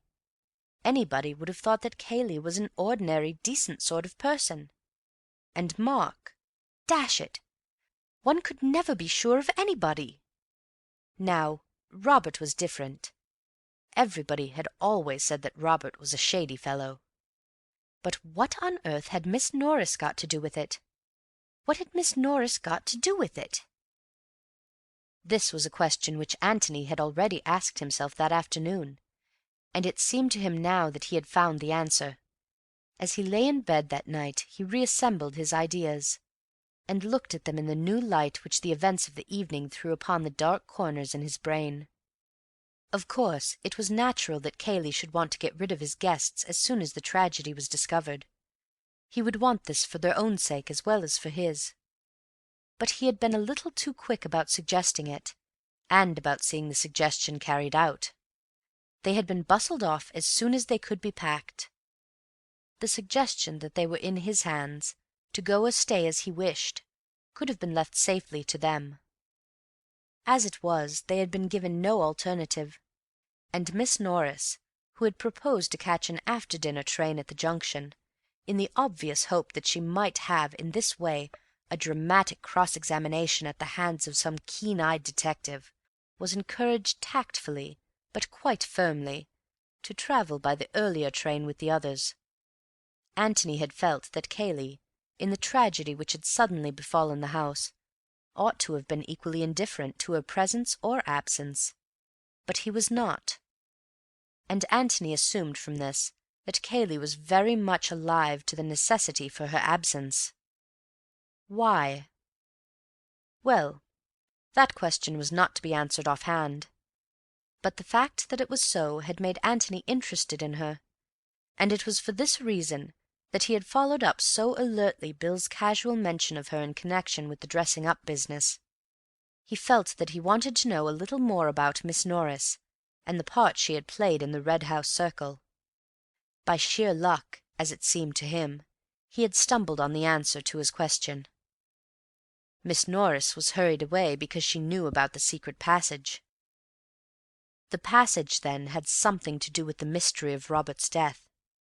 Miss Norris had used it in order to bring off her dramatic appearance as the ghost. Possibly she had discovered it for herself. Possibly Mark had revealed it to her secretly one day, never guessing that she would make so unkind a use of it later on. Possibly Cayley, having been let into the joke of the dressing up, had shown her how she could make her appearance on the bowling green even more mysterious and supernatural. One way or another, she knew about the secret passage, so she must be hurried away. Why? Because if she stayed and talked, she might make some innocent mention of it. and Cayley did not want any mention of it. Why again? Obviously, because the passage, or even the mere knowledge of its existence, might provide a clue. "I wonder if Mark's hiding there," thought Antony, and he went to sleep. End of chapter 9.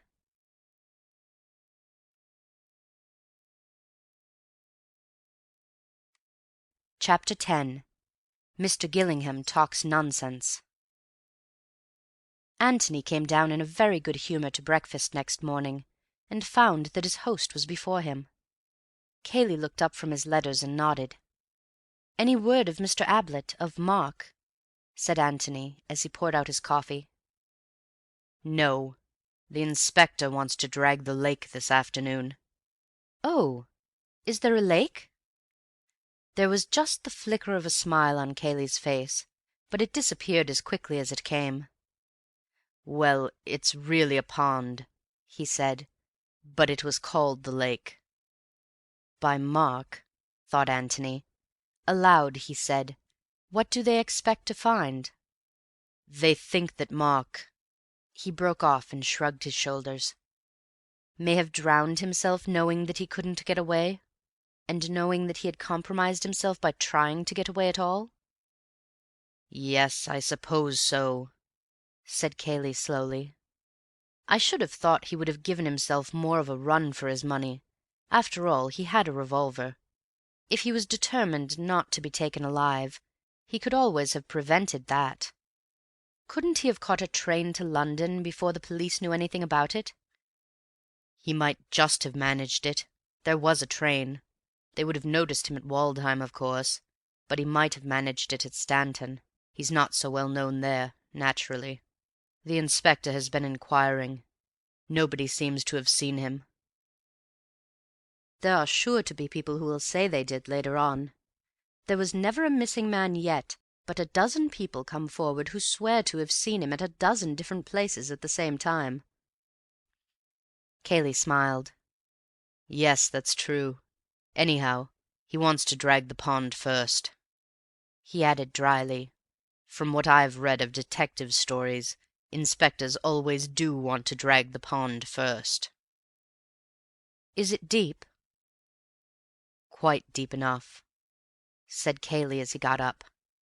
On his way to the door he stopped and looked at Antony. "I'm so sorry that we're keeping you here like this, but it will only be until tomorrow. The inquest is tomorrow afternoon. Do amuse yourself how you like till then. Beverley will look after you." "Thanks very much. I shall really be quite all right." Antony went on with his breakfast. Perhaps it was true that inspectors liked dragging ponds, but the question was, did Cayleys like having them dragged? Was Cayley anxious about it, or quite indifferent? He certainly did not seem to be anxious, but he could hide his feelings very easily beneath that heavy, solid face, and it was not often that the real Cayley peeped out. Just a little too eager once or twice, perhaps, but there was nothing to be learnt from it this morning. Perhaps he knew that the pond had no secrets to give up. After all, inspectors were always dragging ponds. Bill came in noisily. Bill's face was an open book. Excitement was written all over it. "Well?" he said eagerly, as he sat down to the business of the meal. "What are we going to do this morning?" "Not talk so loudly, for one thing," said Antony. Bill looked about him apprehensively. Was Cayley under the table, for example? After last night one never knew. He raised his eyebrows. "No, but one doesn't want to shout. One should modulate the voice, my dear William, while breathing gently from the hips. Thus one avoids those chest notes which have betrayed many a secret. In other words, pass the toast." "You seem bright this morning." "I am, very bright. Cayley noticed it. Cayley said, 'Were it not that I have other business, I would come gathering nuts and may with thee. Fain would I gyrate round the mulberry bush and hop upon the little hills. but the waters of Jordan encompass me, and Inspector Birch tarries outside with his shrimping net. My friend William Beverley will attend thee anon. Farewell, a long farewell to all thy grape nuts." He then left up centre. Enter W. Beverley, R. "Are you often like this at breakfast?" "Almost invariably," said he, with his mouth full. "Exit W. Beverley, L." "It's a touch of the sun, I suppose," said Bill, shaking his head sadly. "It's the sun and the moon and the stars all acting together on an empty stomach. Do you know anything about the stars, Mr. Beverley? Do you know anything about Orion's belt, for instance? And why isn't there a star called Beverley's Belt, or a novel?" he said, masticating. "Re-enter W. Beverley through trapdoor." "Talking about trapdoors—" "Don't," said Antony, getting up. "Some talk of Alexander and some of Hercules, but nobody talks about— What's the Latin for trapdoor? Mensa, a table? You might get it from that. Well, Mr. Beverley," and he slapped him heartily on the back as he went past him, "I shall see you later. Cayley says that you will amuse me, but so far you have not made me laugh once.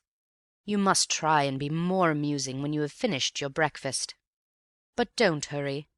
Let the upper mandibles have time to do the work." With those words, Mr. Gillingham then left the spacious apartment. Bill continued his breakfast with a slightly bewildered air. He did not know that Cayley was smoking a cigarette outside the window behind him. Not listening, perhaps, possibly not even overhearing, but within sight of Antony, who was not going to take any risks. So he went on with his breakfast, reflecting that Antony was a rum fellow, and wondering if he had dreamed only of the amazing things which had happened the day before. Antony went up to his bedroom to fetch his pipe. It was occupied by a housemaid, and he made a polite apology for disturbing her. Then he remembered. "Is it Elsie?" he asked, giving her a friendly smile. "Yes, sir," she said, shy but proud. She had no doubts as to why it was that she had achieved such notoriety. "It was you who heard Mr. Mark yesterday, wasn't it? I hope the inspector was nice to you." "Yes, thank you, sir." "It's my turn now. You wait," murmured Antony to himself. "Yes, sir, nasty like, meaning to say his chance had come." "I wonder—" "Well, that's what I heard, sir, truly." Antony looked at her thoughtfully and nodded. "Yes, I wonder why." "Why what, sir?" "Oh, lots of things, Elsie. It was quite an accident your being outside just then." Elsie blushed. She had not forgotten what Mrs. Stevens had said about it. "Quite, sir. In the general way I use the other stairs." "Of course." He had found his pipe and was about to go downstairs again, when she stopped him. "I beg your pardon, sir, but will there be an inquest?" "Oh, yes. Tomorrow, I think." "Shall I have to give my evidence, sir?" "Of course. There's nothing to be frightened of." "I did hear it, sir, truly." "Why, of course you did. Who says you didn't?" "Some of the others, sir, Mrs. Stevens and all." "Oh, that's just because they're jealous," said Antony with a smile. He was glad to have spoken to her, because he had recognized at once the immense importance of her evidence. To the inspector, no doubt, it had seemed only of importance in that it had shown Mark to have adopted something of a threatening attitude towards his brother.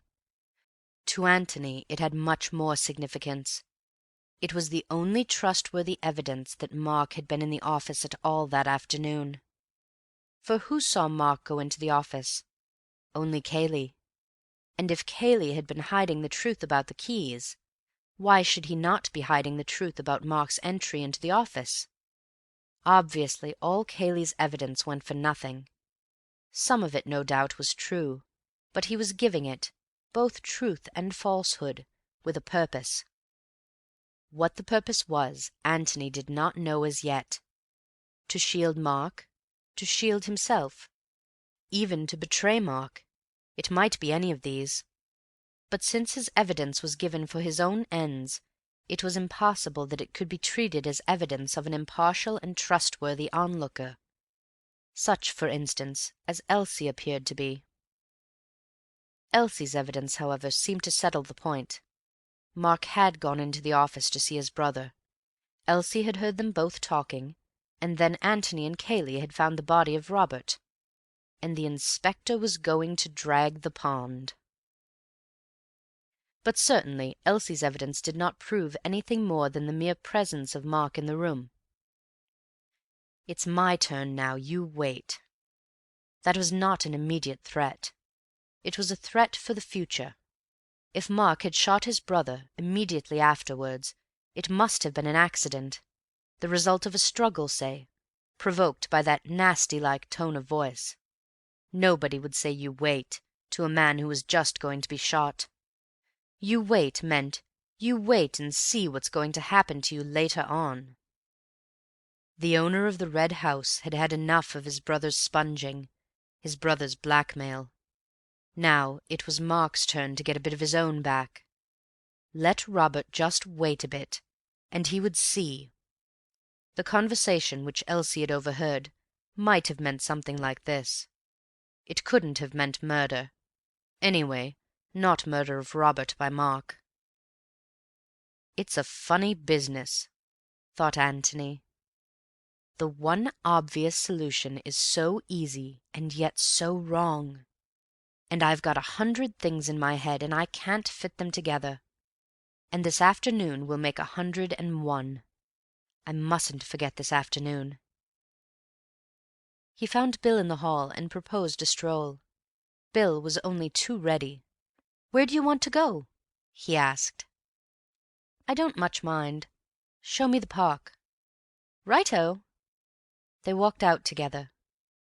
"Watson, old man," said Antony as soon as they were away from the house, "you really mustn't talk so loudly indoors. There was a gentleman outside just behind you all the time." "Oh, I say," said Bill, going pink. "I'm awfully sorry. So that's why you were talking such rot."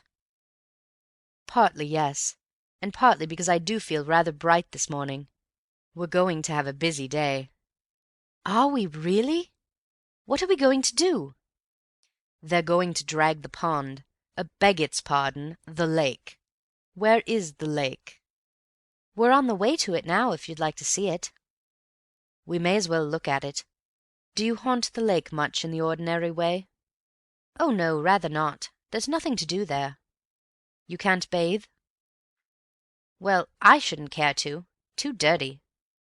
"I see. This is the way we came yesterday, isn't it? The way to the village?" "Yes. We go off a bit to the right directly." "What are they dragging it for?" "Mark." "Oh, rot," said Bill uneasily. He was silent for a little, and then, forgetting his uncomfortable thoughts in his sudden remembrance of the exciting times they were having, said eagerly, "I say, when are we going to look for that passage?" "We can't do very much while Cayley's in the house." "What about this afternoon when they're dragging the pond? He's sure to be there." Antony shook his head. "There's something I must do this afternoon," he said. "Of course, we might have time for both." "Has Cayley got to be out of the house for the other thing, too?" "Well, I think he ought to be." "I say, is it anything rather exciting?" "I don't know. It might be rather exciting. I daresay I could do it at some other time, but I rather fancy it at 3 o'clock somehow. I've been specially keeping it back for then." "I say, what fun! You do want me, don't you?" "Of course I do. Only, Bill, don't talk about things inside the house unless I begin. There's a good Watson." "I won't. I swear I won't." They had come to the pond, Mark's lake, and they walked silently round it. When they had made the circle, Antony sat down on the grass and relit his pipe. Bill followed his example. "Well, Mark isn't there," said Antony. "No," said Bill. At least, I don't quite see why you know he isn't." "It isn't knowing, it's guessing," said Antony rapidly. "It's much easier to shoot yourself than to drown yourself, and if Mark had wanted to shoot himself in the water, with some idea of not letting the body be found, he'd have put big stones in his pockets, and the only big stones are near the water's edge, and they would have left marks, and they haven't, and therefore he didn't, and oh, bother the pond! That can wait till this afternoon. Bill, where does the secret passage begin?" "Well, that's what we've got to find out, isn't it?" "Yes. You see, my idea is this." He explained his reasons for thinking that the secret of the passage was concerned in some way with the secret of Robert's death, and went on. "My theory is that Mark discovered the passage about a year ago, the time when he began to get keen on croquet. The passage came out into the floor of the shed, and probably it was Cayley's idea to put a croquet box over the trapdoor, so as to hide it more completely. You know, when once you've discovered a secret yourself, it always seems as if it must be so obvious to everybody else. I can imagine that Mark loved having his little secret all to himself, and to Cayley, of course, but Cayley wouldn't count, and they must have had great fun fixing it up, and making it more difficult for other people to find out. Well then, when Miss Norris was going to dress up, Cayley gave it away. Probably he told her that she could never get down to the bowling green without being discovered, and then perhaps showed that he knew there was one way in which she could do it, and she wormed the secret out of him somehow." "But this was 2 or 3 days before Robert turned up." "Exactly. I am not suggesting that there was anything sinister about the passage in the first place. It was just a little private bit of romance and adventure for Mark, 3 days ago. He didn't even know that Robert was coming. But somehow the passage has been used since, in connection with Robert. Perhaps Mark escaped that way. Perhaps he's hiding there now. And if so, then the only person who could give him away was Miss Norris. And she, of course, would only do it innocently, not knowing that the passage had anything to do with it." "So it was safer to have her out of the way." "Yes." "But look here, Tony. Why do you want to bother about this end of it? We can always get in at the bowling green end." "I know, but if we do that we shall have to do it openly. It will mean breaking open the box and letting Cayley know that we've done it. You see, Bill, if we don't find anything out for ourselves in the next day or two, we've got to tell the police what we have found out, and then they can explore the passage for themselves. But I don't want to do that yet." "Rather not." "So we've got to carry on secretly for a bit. It's the only way." He smiled and added, "And it's much more fun." "Rather," Bill chuckled to himself. "Very well. Where does the secret passage begin?" End of chapter 10.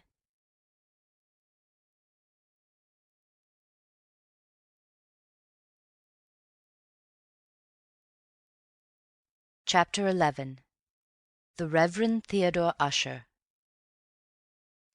"There's one thing which we have got to realize at once," said Antony, "and that is that if we don't find it easily, we shan't find it at all." "You mean that we shan't have time?" "Neither time nor opportunity, which is rather a consoling thought to a lazy person like me." "But it makes it much harder if we can't really look properly." "Harder to find, yes, but so much easier to look. For instance, the passage might begin in Cayley's bedroom. Well, now we know that it doesn't." "We don't know anything of the sort," protested Bill. "We know for the purposes of our search. Obviously we can't go trailing into Cayley's bedroom and tapping his wardrobes, and obviously, therefore, if we are going to look for it at all, we must assume that it doesn't begin there." "Oh, I see." Bill chewed a piece of grass thoughtfully. "Anyhow, it wouldn't begin on an upstairs floor, would it?" "Probably not.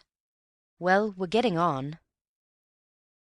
"You can wash out the kitchen, and all that part of the house," said Bill after more thought. "We can't go there." "Right. And the cellars, if there are any." "Well, that doesn't leave us much." "No. Of course, it's only 100 to 1 chance that we find it, but what we want to consider is which is the most likely place of the few places in which we can look safely." "All it amounts to," said Bill, "is the living rooms downstairs, dining room, library, hall, billiard room, and the office rooms." "Yes, that's all." "Well, the office is the most likely, isn't it?" "Yes, except for one thing." "What's that?" "Well, it's on the wrong side of the house. One would expect the passage to start from the nearest place to which it is going.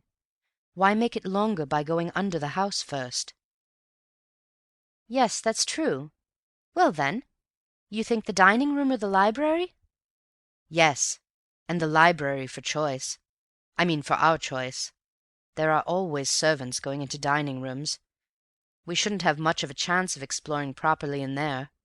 Besides, there's another thing to remember. Mark has kept this a secret for a year. Could he have kept it a secret in the dining room? Could Miss Norris have gotten into the dining room and used the secret door just after dinner without being seen? It would have been much too risky." Bill got up eagerly. "Come along," he said. "Let's try the library. If Cayley comes in, we can always pretend we're choosing a book." Antony got up slowly, took his arm, and walked back to the house with him. The library was worth going into, passages or no passages. Antony could never resist another person's bookshelves. As soon as he went into the room, he found himself wandering round it to see what books the author read, or, more likely, did not read, but kept for the air which they lent to the house. Mark had prided himself on his library. It was a mixed collection of books, books which he had inherited both from his father and from his patron, books which he had bought because he was interested in them, or, if not in them, in the authors to whom he wished to lend his patronage, books which he had ordered in beautifully bound editions, partly because they looked well on his shelves, lending a noble colour to his rooms, partly because no man of culture should ever be without them. Old editions, new editions, expensive books, cheap books. A library in which everybody, whatever his taste, could be sure of finding something to suit him. "And which is your particular fancy, Bill?" said Antony, looking from one shelf to another. "Or are you always playing billiards?" "I have a look at badminton sometimes," said Bill. "It's over in that corner there." He waved a hand. "Over here?" said Antony, going to it.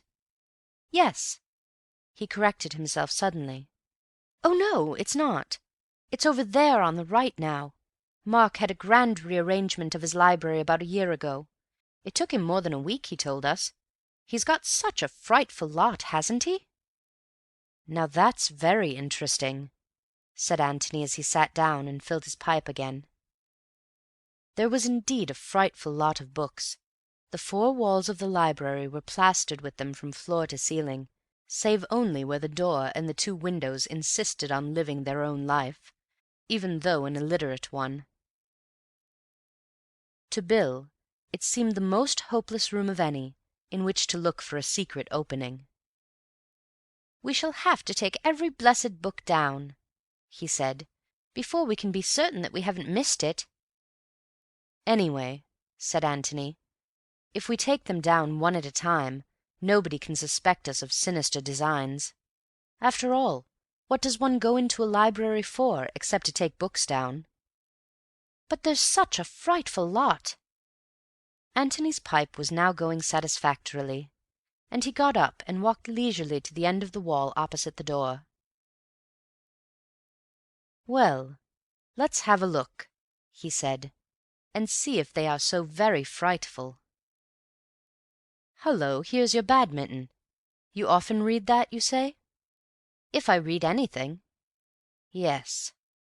He looked down and up the shelf. "Sport and travel, chiefly. I like books of travel, don't you?" "They're pretty dull as a rule." "Well, anyhow, some people like them very much," said Antony reproachfully. He moved on to the next row of shelves. The drama, the Restoration dramatists. You can have most of them. Still, as you well remark, many people seem to love them. Shaw, Wilde, Robertson. I like reading plays, Bill. There are not many people who do, but those who do are usually very keen. Let us pass on. "I say, we haven't too much time," said Bill restlessly. "We haven't. That's why we aren't wasting any. Poetry. Who reads poetry nowadays? Bill, when did you last read Paradise Lost?" "Never." "I thought not. And when did Miss Calladine last read The Excursion aloud to you?" "As a matter of fact, Betty, Miss Calladine, happens to be jolly keen on what's the beggar's name?" "Never mind his name. You have said quite enough. We pass on." He moved on to the next shelf. Biography. Oh, lots of it. I love biographies. Are you a member of the Johnson Club? I bet Mark is. Memories of Many Courts. I'm sure Mrs. Calladine reads that. Anyway, biographies are just as interesting as most novels, so why linger? We pass on. He went to the next shelf, and then gave a sudden whistle. "Hullo, hullo!" "What's the matter?" said Bill rather peevishly. "Stand back there. Keep the crowd back, Bill. We are getting amongst it. Sermons, as I live! Sermons! Was Mark's father a clergyman, or does Mark take to them naturally?" "His father was a parson, I believe." "Oh, yes, I know he was." "Ah, then these are father's books. Half Hours with the Infinite. I must order that from the library when I get back. The Lost Sheep. Jones on the Trinity. The Epistles of St. Paul Explained. Oh, Bill, we're amongst it. The Narrow Way, being sermons by the Reverend Theodore Ussher. Hullo!" "What is the matter?" "William, I am inspired. Stand by." He took down the Reverend Theodore Ussher's classic work, looked at it with a happy smile for a moment, and then gave it to Bill. "Here, hold Ussher for a bit." Bill took the book obediently. "No, give it me back. Just go out into the hall and see if you can hear Cayley anywhere. Say hello loudly if you do." Bill went out quickly, listened, and came back. "It's all right." "Good." He took the book out of its shelf again. "Now then, you can hold Ussher. Hold him in the left hand so. With the right or dexter hand, grasp this shelf firmly so, and when I say pull, pull gradually. Got that?" Bill nodded, his face alight with excitement. "Good." Antony put his hand into the space left by the stout Ussher, and fingered the hack of the shelf. "Pull," he said. Bill pulled. "Now just go on pulling like that. I shan't get it directly. Not hard, you know, but just keep up the strain." His fingers went at it again busily, and then, suddenly, the whole row of shelves from top to bottom swung gently open towards them. "Good Lord!" said Bill, letting go of the shelf in his amazement. Antony pushed the shelves back, extracted Ussher from Bill's fingers, replaced him, and then, taking Bill by the arm, led him to the sofa and deposited him in it. Standing in front of him, he bowed gravely. "Child's play, Watson," he said. "Child's play." "How on earth—" Antony laughed happily and sat down on the sofa beside him. "You don't really want it explained," he said, smacking him on the knee. "You're just being Watsonish. It's very nice of you, of course, and I appreciate it." "No, but really, Tony—" "Oh, my dear Bill." He smoked silently for a little, and then went on. "It's what I was saying just now. A secret is a secret until you have discovered it, and as soon as you have discovered it, you wonder why everybody else isn't discovering it, and how it could ever have been a secret at all. This passage has been here for years, with an opening at one end into the library, and at the other end into the shed. Then Mark discovered it, and immediately he felt that everybody else must discover it, so he made the shed end more difficult by putting the croquet box there, and this end more difficult by—" He stopped and looked at the other. "By what, Bill?" But Bill was being Watsonish. "What?" "Obviously by rearranging his books. He happened to take out the Life of Nelson or Three Men in a Boat, or whatever it was, and by the merest chance discovered the secret. Naturally, he felt that everybody else would be taking down the Life of Nelson or Three Men in a Boat.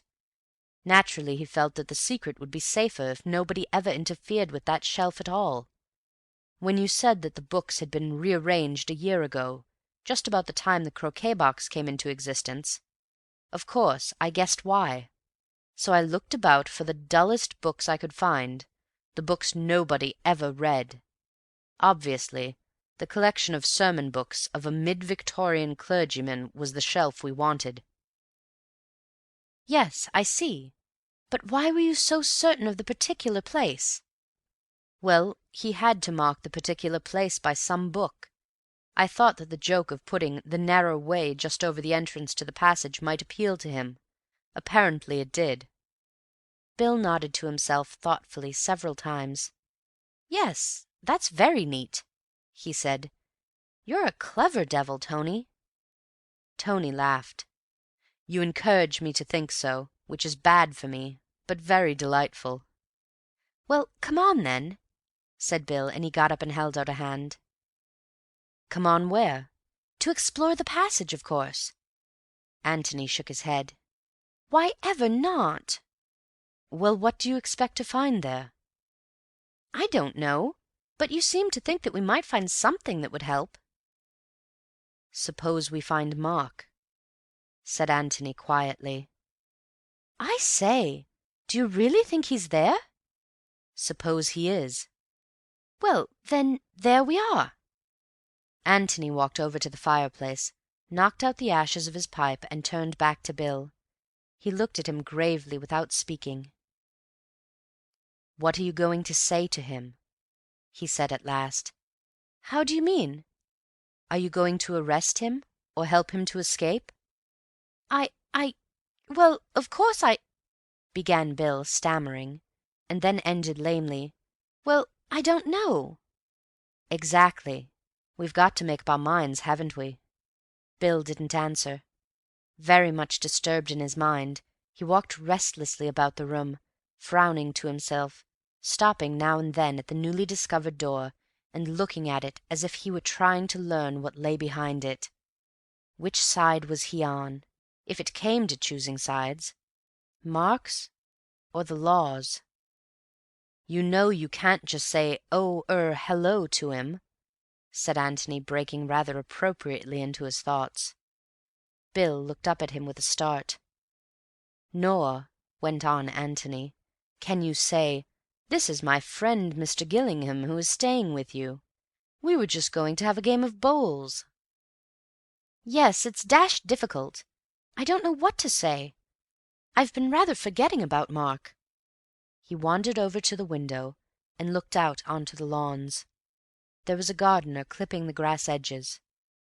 No reason why the lawn should be untidy just because the master of the house had disappeared.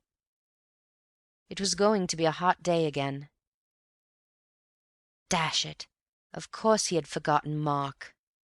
How could he think of him as an escaped murderer, a fugitive from justice, when everything was going on just as it did yesterday, and the sun was shining just as it did when they all drove off to their golf, only 24 hours ago? How could he help feeling that this was not real tragedy, but merely a jolly kind of detective game that he and Antony were playing? He turned back to his friend. "All the same," he said, "you wanted to find the passage, and now you've found it. Aren't you going into it at all?" Antony took his arm. "Let's go outside again," he said. "We can't go into it now anyhow. It's too risky with Cayley about. Bill, I feel like you, just a little bit frightened." But what I'm frightened of I don't quite know. Anyway, you want to go on with it, don't you?" "Yes," said Bill firmly. "We must." "Then we'll explore the passage this afternoon, if we get the chance. And if we don't get the chance, then we'll try it tonight." They walked across the hall and out into the sunlight again. "Do you really think we might find Mark hiding there?" asked Bill. "It's possible," said Antony. "Either Mark or—" He pulled himself up quickly. "No," he murmured to himself. "I won't let myself think that. Not yet, anyway. It's too horrible." End of chapter 11.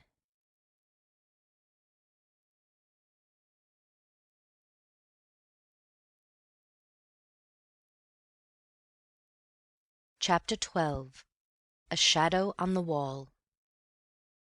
In the 20 or so hours at his disposal, Inspector Birch had been busy. He had telegraphed to London a complete description of Mark in the brown flannel suit which he had last been seen wearing. He had made inquiries at Stanton as to whether anybody answering to this description had been seen leaving by the 4:20, and though the evidence which had been volunteered to him had been inconclusive, it made it possible that Mark had indeed caught that train, and had arrived in London before the police at the other end had been ready to receive him. But the fact that it was market day at Stanton, and that the little town would be more full than usual of visitors, made it less likely that either the departure of Mark by the 4:20 or the arrival of Robert by the 2:10 earlier in the afternoon would have been particularly noticed.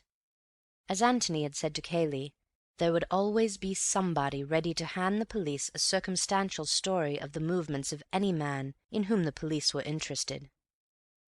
That Robert had come by the 2:10 seemed fairly certain.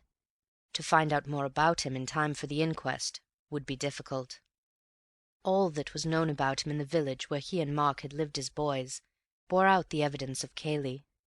He was an unsatisfactory son, and he had been hurried off to Australia, nor had he been seen since in the village.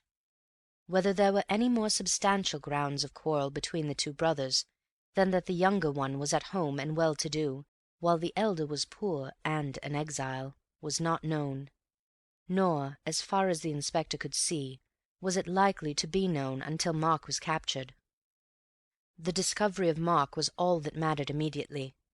Dragging the pond might not help towards this, but it would certainly give the impression in court tomorrow that Inspector Birch was handling the case with zeal. And if only the revolver with which the deed was done was brought to the surface, his trouble would be well repaid.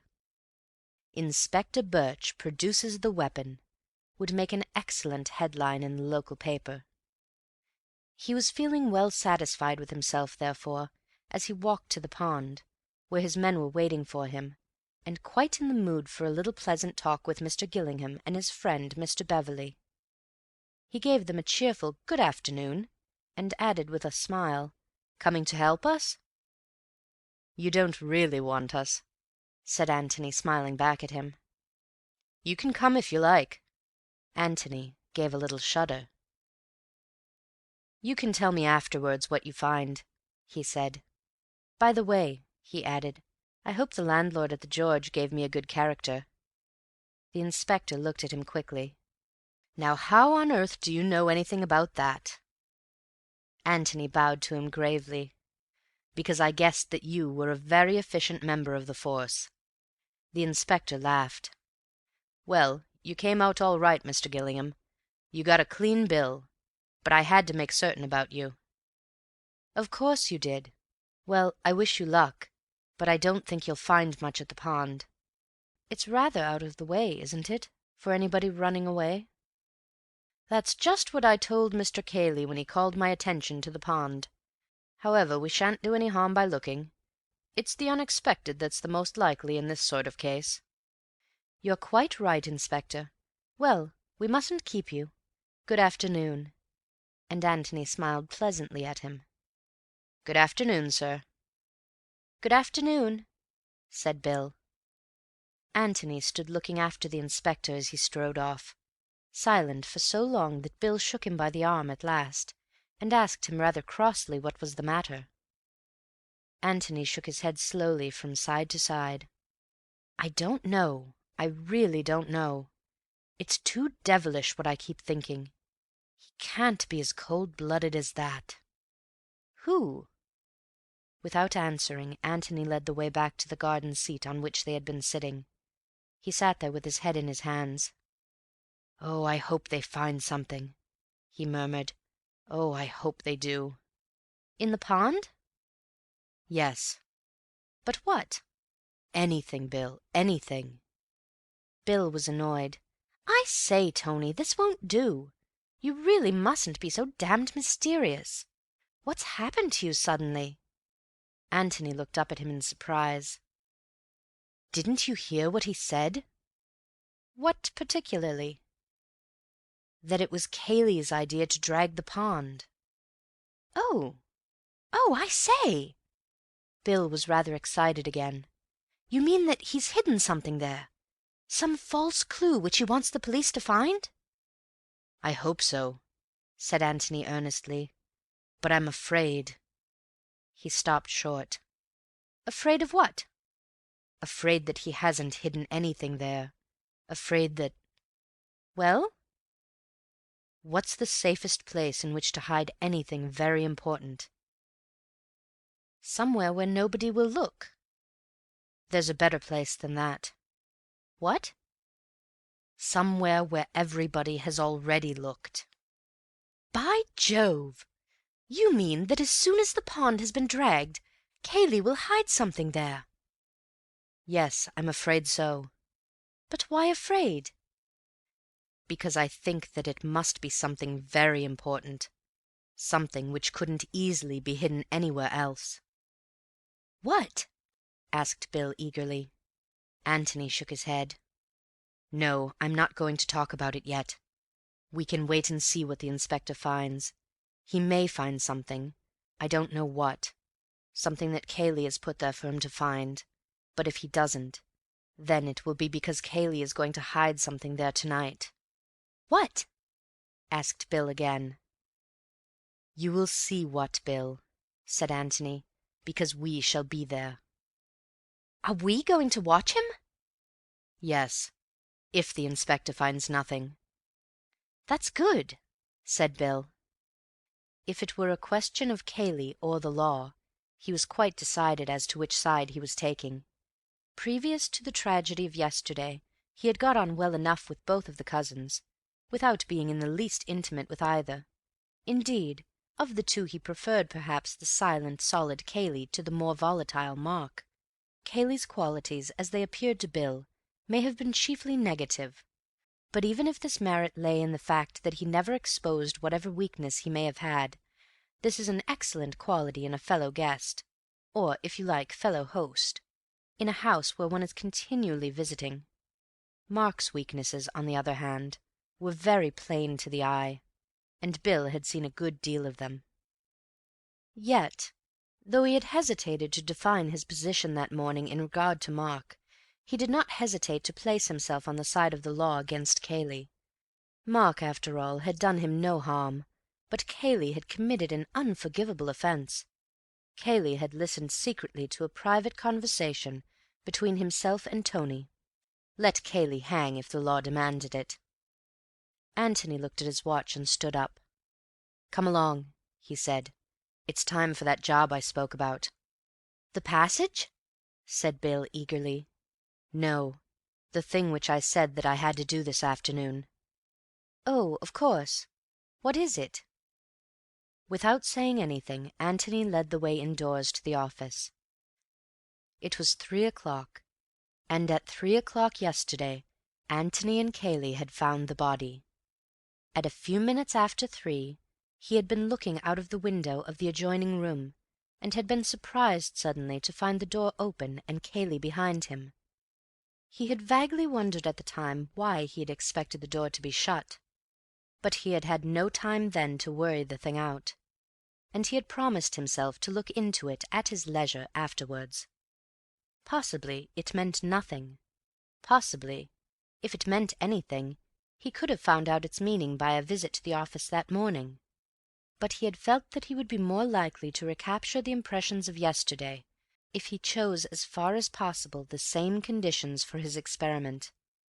So he had decided that 3 o'clock that afternoon should find him once more in the office. As he went into the room, followed by Bill, he felt it almost as a shock that there was now no body of Robert lying there between the two doors. But there was a dark stain which showed where the dead man's head had been, and Antony knelt down over it, as he had knelt 24 hours before. "I want to go through it again," he said. "You must be Cayley. Cayley said he would get some water. I remember thinking that water wasn't much good to a dead man, and that probably he was only too glad to do anything rather than nothing. He came back with a wet sponge and a handkerchief. I suppose he got the handkerchief from the chest of drawers. Wait a bit." He got up and went into the adjoining room, looked round it, pulled open a drawer or two, and after shutting all the doors, came back to the office. "The sponge is there, and there are handkerchiefs in the top right-hand drawer. Now then, Bill, just pretend you're Cayley. You've just said something about water, and you get up." Feeling that it was all a little uncanny, Bill, who had been kneeling beside his friend, got up and walked out. Antony, as he had done on the previous day, looked up after him as he went. Bill turned into the room on the right, opened the drawer and got the handkerchiefs, damped the sponge, and came back. "Well?" he said wonderingly. Antony shook his head. "It's all different," he said. "For one thing, you made a devil of a noise, and Cayley didn't." "Perhaps you weren't listening when Cayley went in." "I wasn't, but I should have heard him if I could have heard him, and I should have remembered afterwards." "Perhaps Cayley shut the door after him." "Wait!" He pressed his hand over his eyes and thought. It wasn't anything which he had heard, but something which he had seen. He tried desperately hard to see it again. He saw Cayley getting up, opening the door from the office, leaving it open and walking into the passage, turning to the door on the right, opening it, going in, and then... What did his eyes see after that? If they could only tell him again. Suddenly he jumped up, his face alight. "Bill, I've got it!" he cried. "What?" "The shadow on the wall. I was looking at the shadow on the wall. Oh, ass! 10 times ass!" Bill looked uncomprehendingly at him. Antony took his arm and pointed to the wall of the passage. "Look at the sunlight on it," he said. "That's because you've left the door of that room open. The sun comes straight in through the windows. Now I'm going to shut the door. Look. Do you see how the shadow moves across? That's what I saw. The shadow moving across as the door shut behind him. Bill, go in and shut the door behind you quite naturally. Quick." Bill went out, and Antony knelt, watching eagerly. "I thought so!" he cried. "I knew it couldn't have been that." "What happened?" said Bill, coming back. "Just what you would expect. The sunlight came, and the shadow moved back again all in one movement." "And what happened yesterday?" "The sunlight stayed there, and then the shadow came very slowly back, and there was no noise of the door being shut." Bill looked at him with startled eyes. "By Jove! You mean that Cayley closed the door afterwards as an afterthought and very quietly so that you couldn't hear?" Antony nodded. "Yes.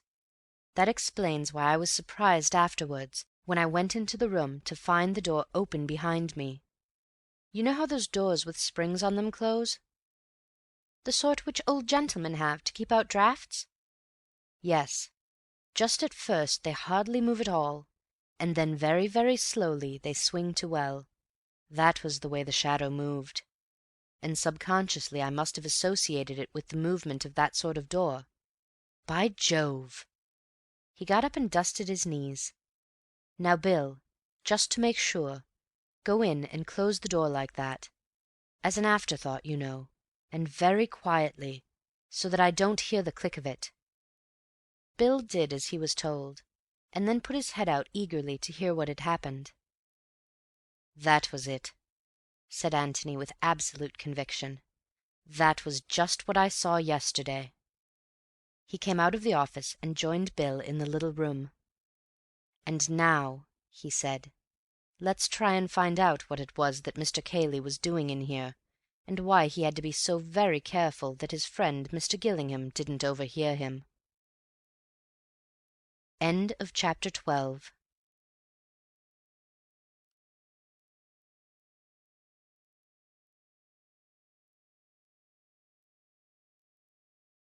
Chapter 13.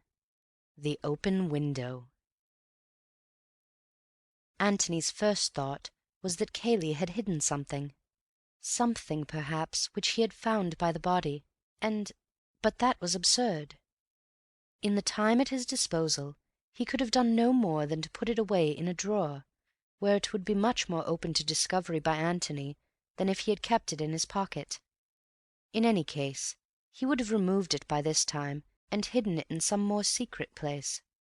Besides, why in this case bother about shutting the door? Bill pulled open a drawer in the chest and looked inside. "Is it any good going through these, do you think?" he asked. Antony looked over his shoulder. "Why did he keep clothes here at all?" he asked. "Did he ever change down here?" "My dear Tony, he had more clothes than anybody in the world. He just kept them here in case they might be useful, I expect. When you and I go from London to the country we carry our clothes about with us. Mark never did. In his flat in London he had everything all over again which he has here. It was a hobby with him, collecting clothes. If he'd had half a dozen houses, they would all have been full of a complete gentleman's town and country outfit." "I see." "Of course, it might be useful sometimes, when he was busy in the next room, not to have to go upstairs for a handkerchief or a more comfortable coat." "I see, yes." He was walking round the room as he answered, and he was lifting the top of the linen basket which stood near the wash-basin, and glanced in. "He seems to have come in here for a collar lately." Bill peered in. There was one collar at the bottom of the basket. "Yes, I dare say he would," he agreed. "If he suddenly found that the one he was wearing was uncomfortable, or a little bit dirty or something. He was very finicking." Antony leant over and picked it out. "It must have been uncomfortable this time," he said, after examining it carefully. "It couldn't very well be cleaner." He dropped it back again. "Anyway, he did come in here sometimes?" "Oh, yes, rather." "Yes, but what did Cayley come in for so secretly?" "What did he want to shut the door for?" said Bill. "That's what I don't understand. You couldn't have seen him anyhow." "No, so it follows that I might have heard him. He was going to do something which he didn't want me to hear." "By Jove, that's it!" said Bill eagerly. "Yes, but what?" Bill frowned hopefully to himself, but no inspiration came. "Well, let's have some air anyway," he said at last, exhausted by the effort, and he went to the window, opened it, and looked out. Then, struck by an idea, he turned back to Antony and said, "Do you think I had better go up to the pond and make sure that they're still at it? Because—" He broke off suddenly at the sight of Antony's face. "Oh, idiot, idiot!" Antony cried. "Oh, most super-excellent of Watsons! Oh, you lamb, you blessing! Oh, Gillingham, you incomparable ass!" "What on earth—" "The window! The window!" cried Antony, pointing to it. Bill turned back to the window, expecting it to say something. As it said nothing, he looked at Antony again. "He was opening the window!" cried Antony. "Who?" "Cayley, of course." Very gravely and slowly he expounded. "He came in here in order to open the window. He shut the door so that I shouldn't hear him open the window. He opened the window. I came in here and found the window open. I said, This window is open. My amazing powers of analysis tell me that the murderer must have escaped by this window." "Oh," said Cayley, raising his eyebrows. "Well," said he, "I suppose you must be right." Said I proudly, "I am, for the window is open." I said, "Oh, you incomparable ass!" He understood now. It explained so much that had been puzzling him. He tried to put himself in Cayley's place. Cayley, when Antony had first discovered him, hammering at the door and crying, "Let me in." Whatever had happened inside the office, whoever had killed Robert, Cayley knew all about it, and knew that Mark was not inside, and had not escaped by the window. But it was necessary to Cayley's plans, to Mark's plans if they were acting in concert, that he should be thought to have escaped. At some time, then, while he was hammering, the key in his pocket, at the locked door, he must suddenly have remembered, with what a shock, that a mistake had been made. A window had not been left open. Probably it would just have been a horrible doubt at first. Was the office window open? Surely it was open. Was it? Would he have time now to unlock the door, slip in, open the French windows, and slip out again? No. At any moment the servants might come. It was too risky, fatal if he were discovered. But servants were stupid. He could get the window safely open while they were crowding round the body. They wouldn't notice. He could do it somehow. And then Antony's sudden appearance. Here was a complication. And Antony suggesting that they should try the window. Why, the window was just what he wanted to avoid. No wonder he had seemed dazed at first. Ah, and here at last was the explanation why they had gone the longest way round and yet run. It was Cayley's only chance of getting a start on Antony, of getting to the windows first, of working them open somehow before Antony caught him up. Even if that were impossible, he must get there first, just to make sure. Perhaps they were open. He must get away from Antony and see.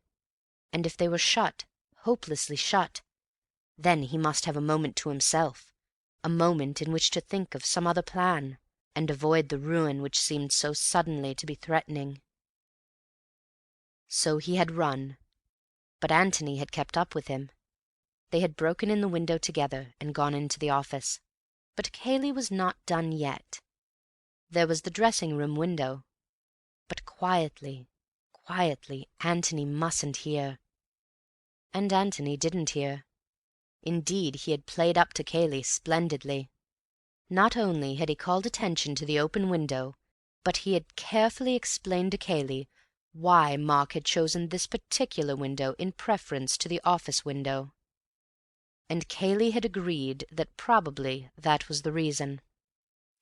How he must have chuckled to himself! But he was still a little afraid. Afraid that Antony would examine the shrubbery. Why? Obviously because there was no trace of anyone having broken through the shrubbery. No doubt Cayley had provided the necessary traces since, and had helped the inspector to find them. Had he even gone as far as footmarks in Mark's shoes? But the ground was very hard. Perhaps footmarks were not necessary.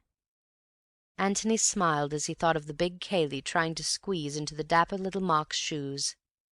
Cayley must have been glad that footmarks were not necessary. No, the open window was enough. The open window and a broken twig or two. But quietly, Antony mustn't hear. And Antony had not heard. But he had seen a shadow on the wall. They were outside on the lawn again now, Bill and Antony, and Bill was listening open-mouthed to his friend's theory of yesterday's happenings. It fitted in, it explained things, but it did not get them any further. It only gave them another mystery to solve. "What's that?" said Antony. "Mark? Where's Mark? If he never went into the office at all, then where is he now?" "I don't say that he never went into the office. In fact, he must have gone. Elsie heard him." He stopped and repeated slowly, "She heard him. At least, she says she did." But if he was there, he came out again by the door. But where does that lead you? Where it led Mark. The passage. Do you mean that he's been hiding there all the time? Antony was silent until Bill had repeated this question, and then, with an effort, he came out of his thoughts and answered him. I don't know. But look here. Here's a possible explanation. I don't know if it is the right one. I don't know, Bill. I'm rather frightened. Frightened of what may have happened, or of what may be going to happen. However, here is an explanation. See if you can find any fault with it. With his legs stretched out and his hands deep in his pockets, he lay back on the garden seat, looking up to the blue summer sky above him, and just as if he saw up there the events of yesterday being enacted over again, he described them slowly to Bill as they happened. We'll begin at the moment when Mark shoots Robert. Call it an accident. Probably it was. Mark would say it was, anyhow. He is in a panic, naturally, but he doesn't lock the door and run away. For one thing, the key is on the outside of the door. For another, he is not quite such a fool as that. But he is in a horrible position. He is known to be on bad terms with his brother. He has just uttered some foolish threat to him, which may possibly have been overheard. What is he to do?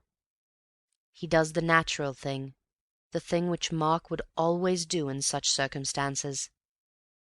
He consults Cayley, the invaluable, inevitable Cayley. Cayley is just outside. Cayley must have heard the shot. Cayley will tell him what to do. He opens the door just as Cayley is coming to see what is the matter. He explains rapidly. What's to be done, Kay? What's to be done? It was an accident. I swear it was an accident. He threatened me. He would have shot me if I hadn't. Think of something, quick. Cayley has thought of something. Leave it to me, he says. You clear out altogether. I shot him, if you like. I'll do all the explaining.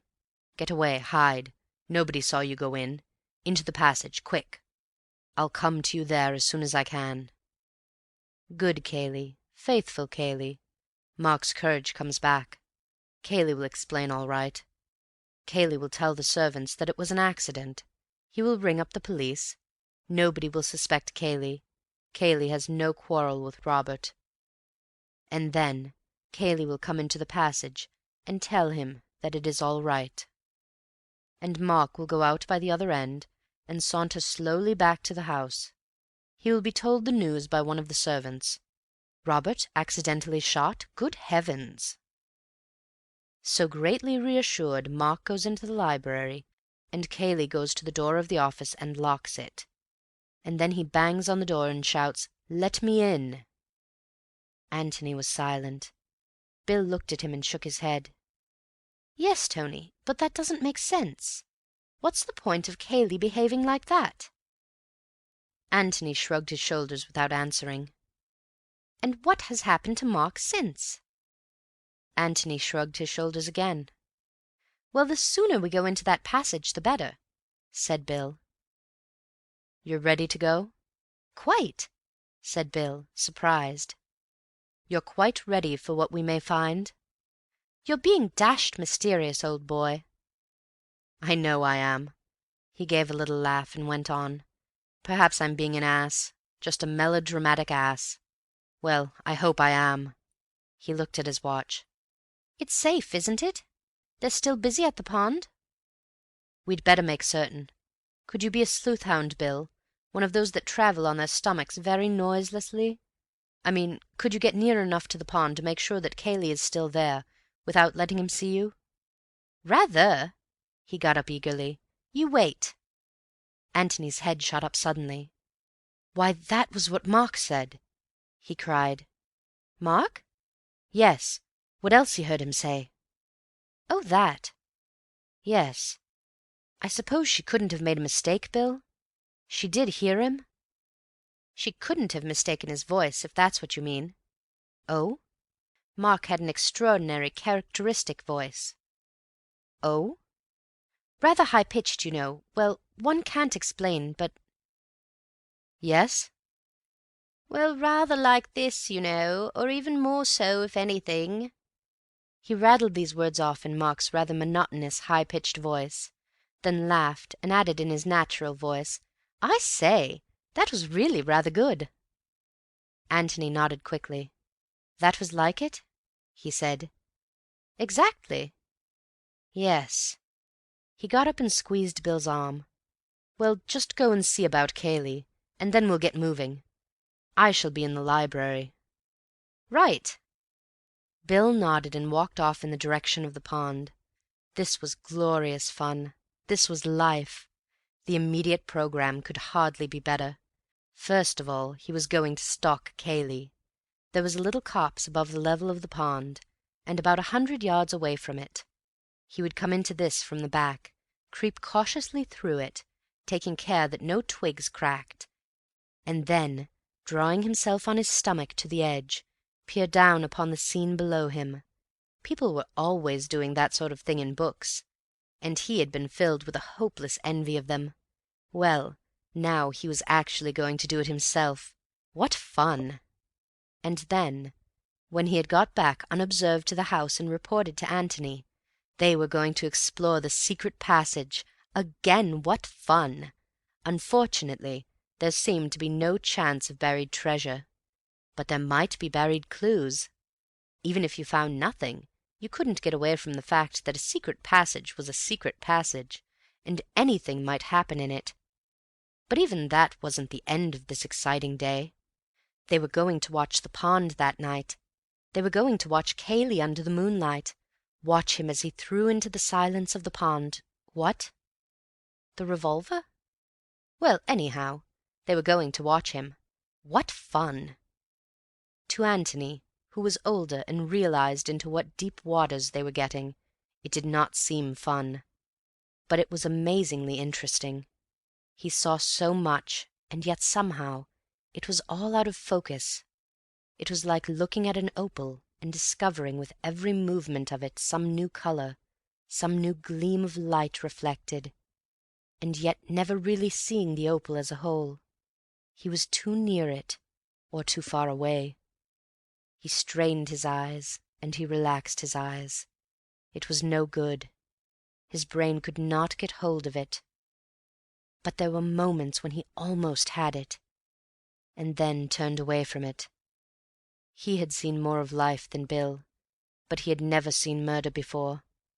And this which was in his mind now, and to which he was afraid to listen, was not just the hot-blooded killing which any man may come to if he lose control. It was something much more horrible, too horrible to be true. Then let him look again for the truth. He looked again, but it was all out of focus. "I will not look again," he said aloud, as he began to walk towards the house. "Not yet, anyway." He would go on collecting facts and impressions. Perhaps the one fact would come along by itself, which would make everything clear. End of chapter 13.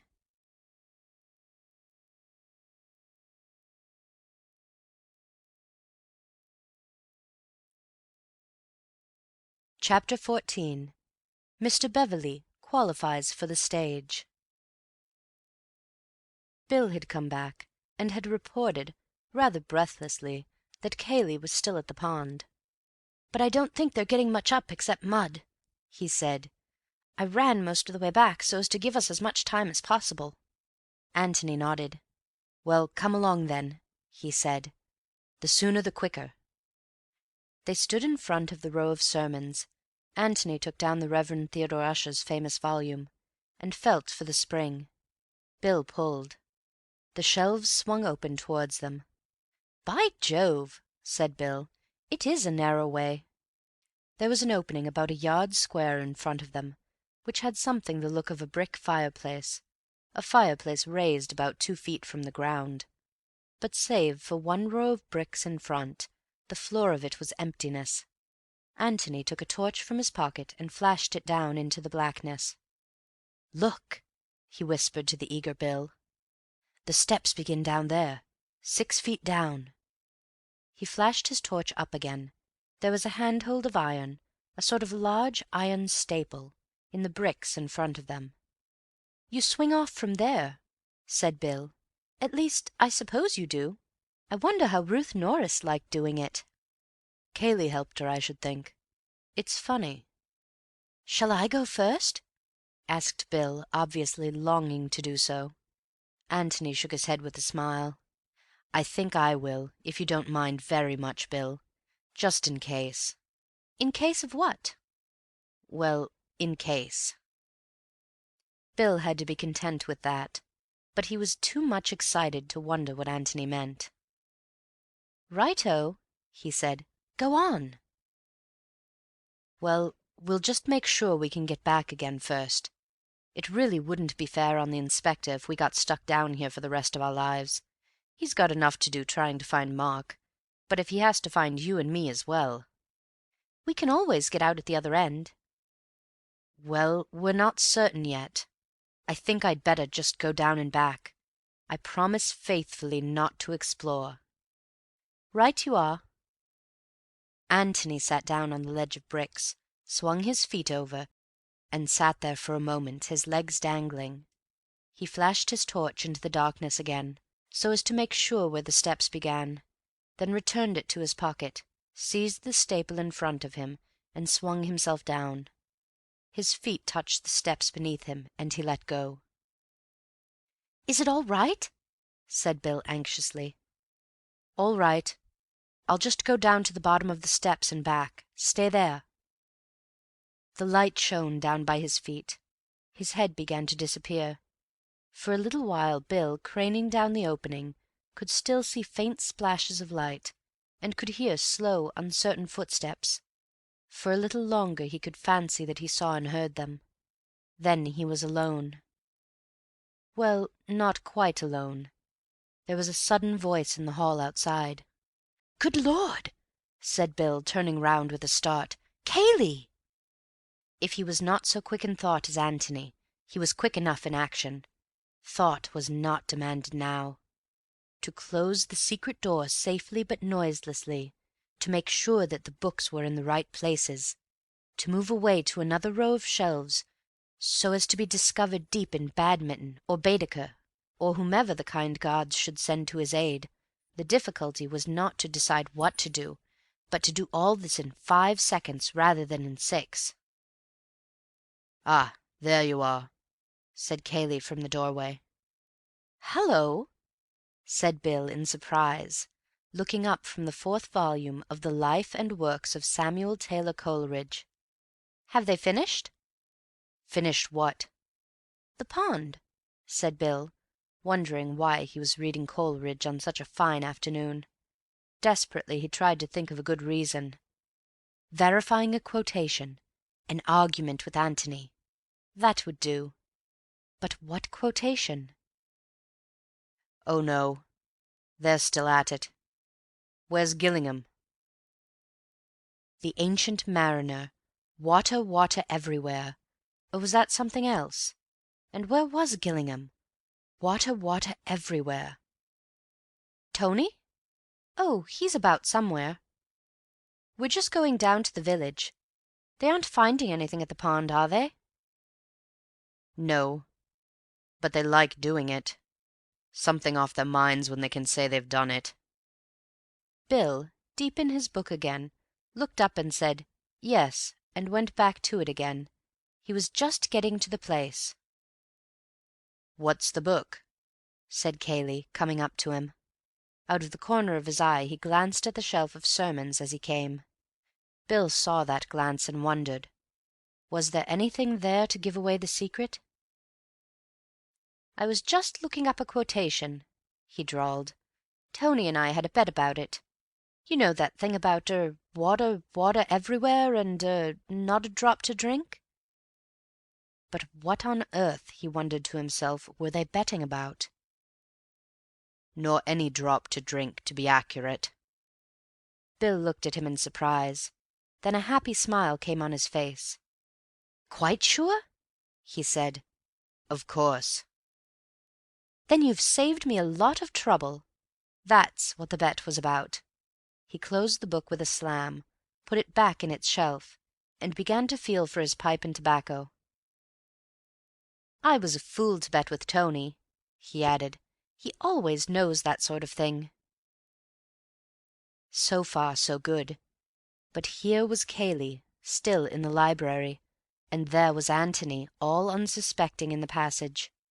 When Antony came back he would not be surprised to find the door closed, because the whole object of his going had been to see if he could open it easily from the inside. At any moment, then, the bookshelf might swing back and show Antony's head in the gap. A nice surprise for Cayley. "Come with us?" he said casually as he struck a match. He pulled vigorously at the flame as he waited for the answer, hoping to hide his anxiety, for if Cayley assented he was done. "I've got to go into Stanton." Bill blew out a great cloud of smoke, with an expiration which covered also a heartfelt sigh of relief. "Oh, a pity. You're driving, I suppose?" "Yes, the car will be here directly. There's a letter I must write first." He sat down at a writing table and took out a sheet of notepaper. He was facing the secret door. If it opened, he would see it. At any moment now it might open. Bill dropped into a chair and thought. Antony must be warned. Obviously. But how? How did one signal to anybody? By code. Morse code. Did Antony know it?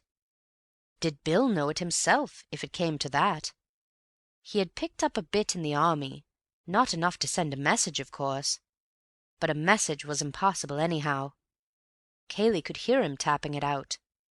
It wouldn't do to send more than a single letter. What letters did he know? And what letter would convey anything to Antony? He pulled at his pipe, his eyes wandering from Cayley at his desk to the Reverend Theodore Ussher in his shelf. What letter? C for Cayley. Would Antony understand? Probably not, but it was just worth trying. What was C? Long, short, long, short? Umpty-iddy.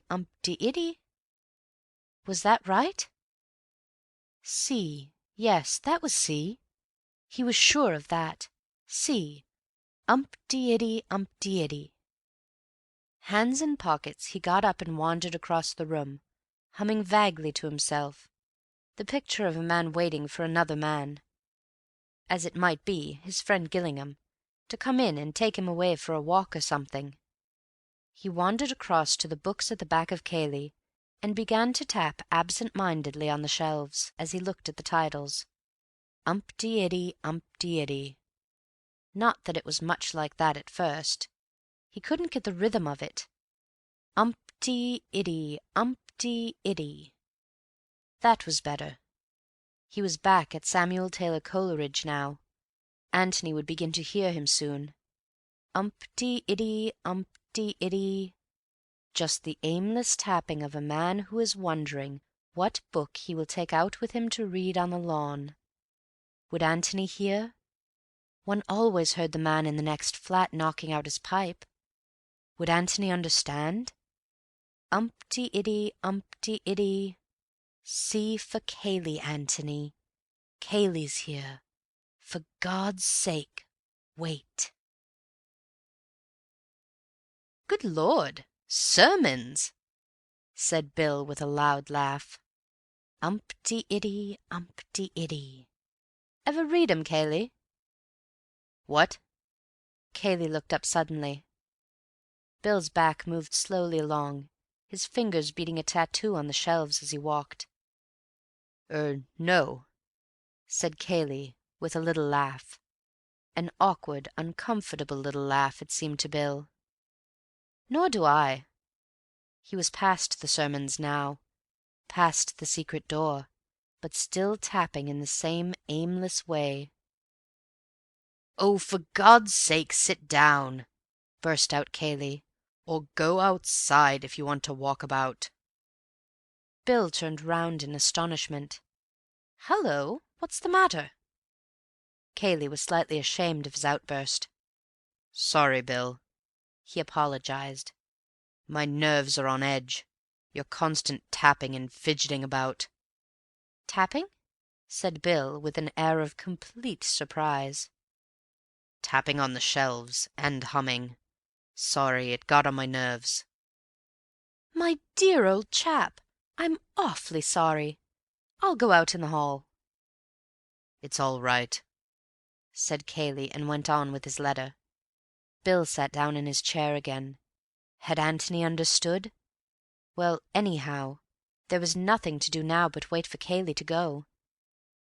"And if you ask me," said Bill to himself, much pleased, "I ought to be on the stage. That's where I ought to be, the complete actor."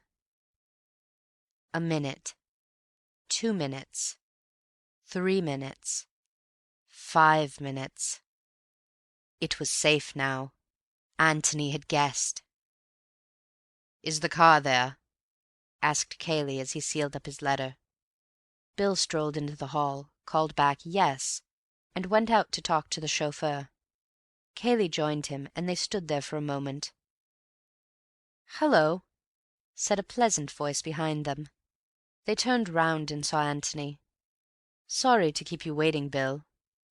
With a tremendous effort Bill restrained his feelings, and said casually enough that it was all right. "Well, I must be off," said Cayley. "You're going down to the village?" "That's the idea." "I wonder if you'd take this letter to Jallands for me." "Of course." "Thanks very much. Well, I shall see you later." He nodded and got into the car. As soon as they were alone, Bill turned eagerly to his friend. "Well?" he said excitedly. "Come into the library." They went in, and Tony sank down into a chair. "You must give me a moment," he panted. "I've been running." "Running?" "Well, of course. How do you think I got back here?" "You don't mean you went out at the other end?" Antony nodded. "I say, did you hear me tapping?" "I did indeed. Bill, you're a genius." Bill blushed. "I knew you'd understand," he said. "You guessed that I meant Cayley." "I did. It was the least I could do after you'd been so brilliant. You must have had rather an exciting time." "Exciting? Good Lord, I should think it was." "Tell me about it." As modestly as possible, Mr. Beverley explained his qualifications for a life on the stage. "Good man," said Antony at the end of it. "You are the most perfect Watson that ever lived.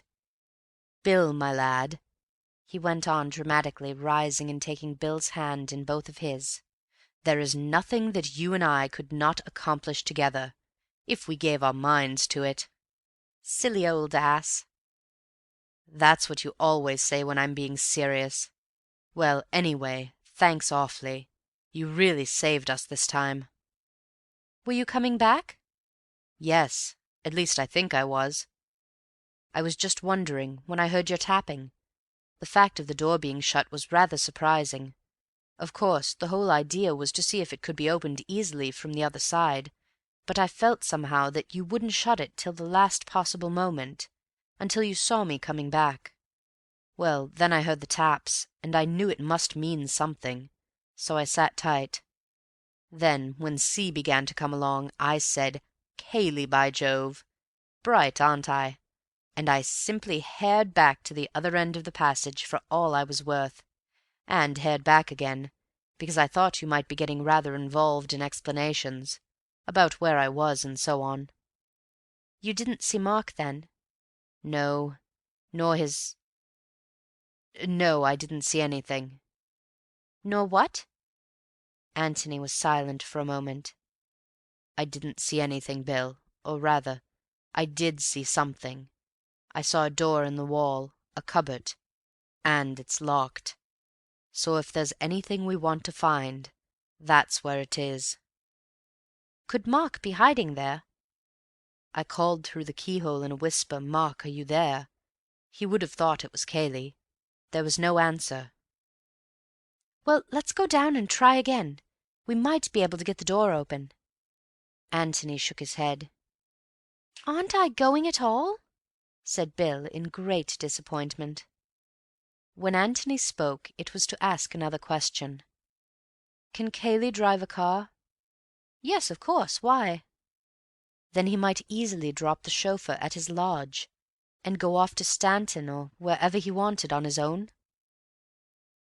"I suppose so, if he wanted to." Yes. Antony got up. "Well, look here. As we said we were going to the village, and as we promised to leave that letter, I almost think we'd better do it." "Oh! Oh, very well." Jallands. What were you telling me about that? Oh, yes, the widow Norbury. "That's right. Cayley used to be rather keen on the daughter. The letter's for her." Yes, well, let's take it, just to be on the safe side. "Am I going to be done out of that secret passage altogether?" asked Bill fretfully. "There's nothing to see. Really, I promise you." "You're very mysterious. What's upset you?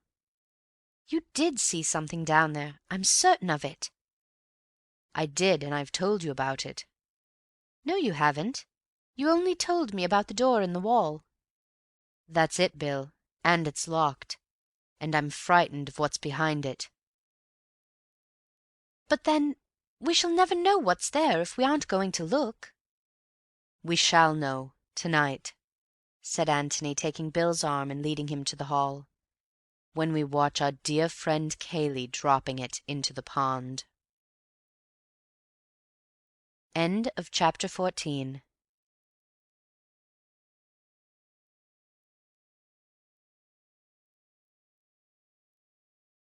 Chapter 15. Mrs. Norbury confides in dear Mr. Gillingham. They left the road, and took the path across the fields which sloped gently downwards toward Jallands. Antony was silent, and since it is difficult to keep up a conversation with a silent man for any length of time, Bill had dropped into silence too. Or rather, he hummed to himself, hit at thistles in the grass with his stick, and made uncomfortable noises with his pipe. But he noticed that his companion kept looking back over his shoulder, almost as if he wanted to remember, for a future occasion, the way by which they were coming. Yet there was no difficulty about it, for they remained all the time in view of the road, and the belt of trees above the long park wall which bordered its further side stood out clearly against the sky. Antony, who had just looked round again, turned back with a smile. "What's the joke?" said Bill, glad of a more social atmosphere. "Cayley, didn't you see?" "See what?" "The car, going past on the road there." "So that's what you were looking for. You've got jolly good eyes, my boy, if you recognize the car at this distance after only seeing it twice." "Well, I have got jolly good eyes." "I thought he was going to Stanton." "He hoped you'd think so, obviously." "Then where is he going?" "The library, probably, to consult our friend Ussher, after making quite sure that his friends Beverley and Gillingham really were going to Jallands, as they said." Bill stopped in the middle of the path. "I say, do you think so?" Antony shrugged his shoulders. "I shouldn't be surprised. We must be devilishly inconvenient for him, hanging about the house. Any moment he can get when we're definitely somewhere else must be very useful to him." "Useful for what?" "Well, useful for his nerves, if nothing else. We know he's mixed up in this business. We know he's hiding a secret or two. Even if he doesn't suspect that we're on his tracks, he must feel that at any moment we might stumble on something."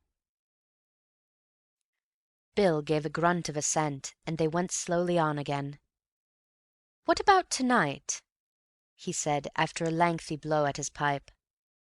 "Try a piece of grass," said Antony, offering it to him. Bill pushed it through the mouthpiece, blew again, said, "That's better," and returned the pipe to his pocket. "How are we going to get out without Cayley knowing?" "Well, that wants thinking over. It's going to be difficult. I wish we were sleeping at the inn. Is this Miss Norbury by any chance?" Bill looked up quickly. They were close to Jallands now, an old thatched farmhouse which, after centuries of sleep, had woken up to a new world, and had forthwith sprouted wings. Wings, however, of so discreet a growth that they had not brought with them any obvious change of character, and Jallands, even with a bathroom, was still Jallands, to the outward view at any rate. Inside, it was more clearly Mrs. Norbury's. "Yes, Angela Norbury," murmured Bill. "Not bad-looking, is she?" The girl who stood by the little white gate of Jallands was something more than not bad-looking, but in this matter Bill was keeping his superlatives for another. In Bill's eyes she must be judged and condemned by all that distinguished her from Betty Calladine. To Antony, unhampered by these standards of comparison, she seemed, quite simply, beautiful. "Cayley asked us to bring a letter along," explained Bill, when the necessary handshakings and introductions were over. "Here you are. You will tell him, won't you, how dreadfully sorry I am about what has happened? It seems so hopeless to say anything, so hopeless even to believe it, if it is true what we've heard." Bill repeated the outline of events of yesterday. "And yes, and Mr. Ablett hasn't been found yet?" She shook her head in distress. "It still seems to have happened to somebody else, somebody we didn't know at all." But then, with a sudden grave smile which included both of them, "But you must come and have some tea." "It's awfully decent of you," said Bill awkwardly, "but you will, won't you?" she said to Antony. "Thank you very much." Mrs. Norbury was delighted to see them, as she always was to see any man in her house who came up to the necessary standard of eligibility. When her life work was completed and summed up in those beautiful words, "A marriage has been arranged and will shortly take place between Angela, daughter of the late John Norbury," then she would utter a graceful Nunc Dimittis and depart in peace to a better world, if heaven insisted, but preferably to her new son-in-law's more dignified establishment, for there was no doubt that eligibility meant not only eligibility as a husband. But it was not as eligibles that the visitors from the Red House were received with such eagerness to-day, and even if her special smile for possibles was there, it was instinctive rather than reasoned. All that she wanted at this moment was news of Mark, for she was bringing it off at last, and if the engagement columns of the Morning Post were preceded, as in the case of its obituary columns, by a premonitory bulletin, the announcement of yesterday would have cried triumphantly to the world, or to such part of the world as mattered, "A marriage has very nearly been arranged by Mrs. Norbury, and will certainly take place between Angela, only daughter of the late John Norbury, and Mark Ablett of the Red House." And coming across it on his way to the sporting page, Bill would have been surprised, for he had thought that, if anybody, it was Cayley. To the girl it was neither. She was often amused by her mother's ways, sometimes ashamed of them, sometimes distressed by them. The Mark Ablett affair had seemed to her particularly distressing, for Mark was so obviously in league with her mother against her. Other suitors upon whom her mother had smiled had been embarrassed by that championship. Mark appeared to depend on it as much as on his own attractions, great though he thought these to be. They went a-wooing together. It was a pleasure to turn to Cayley, that hopeless ineligible. But alas, Cayley had misunderstood her. She could not imagine Cayley in love until she saw it, and tried too late to stop it.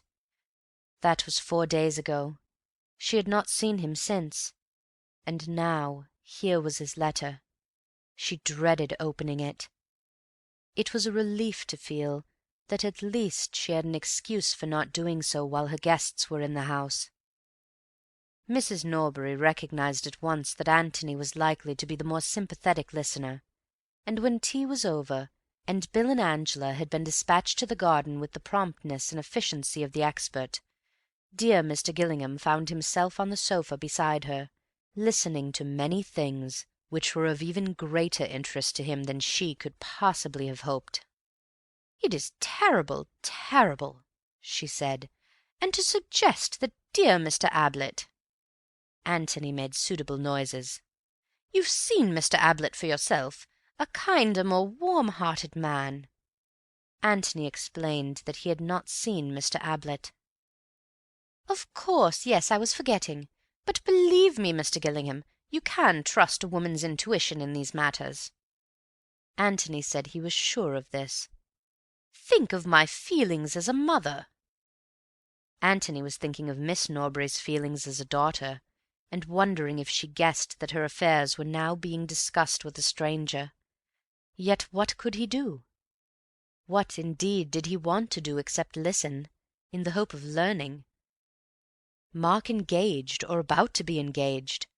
Had that any bearing on the events of yesterday? What, for instance, would Mrs. Norbury have thought of brother Robert, that family skeleton? Was this another reason for wanting Robert out of the way? "I never liked him. Never."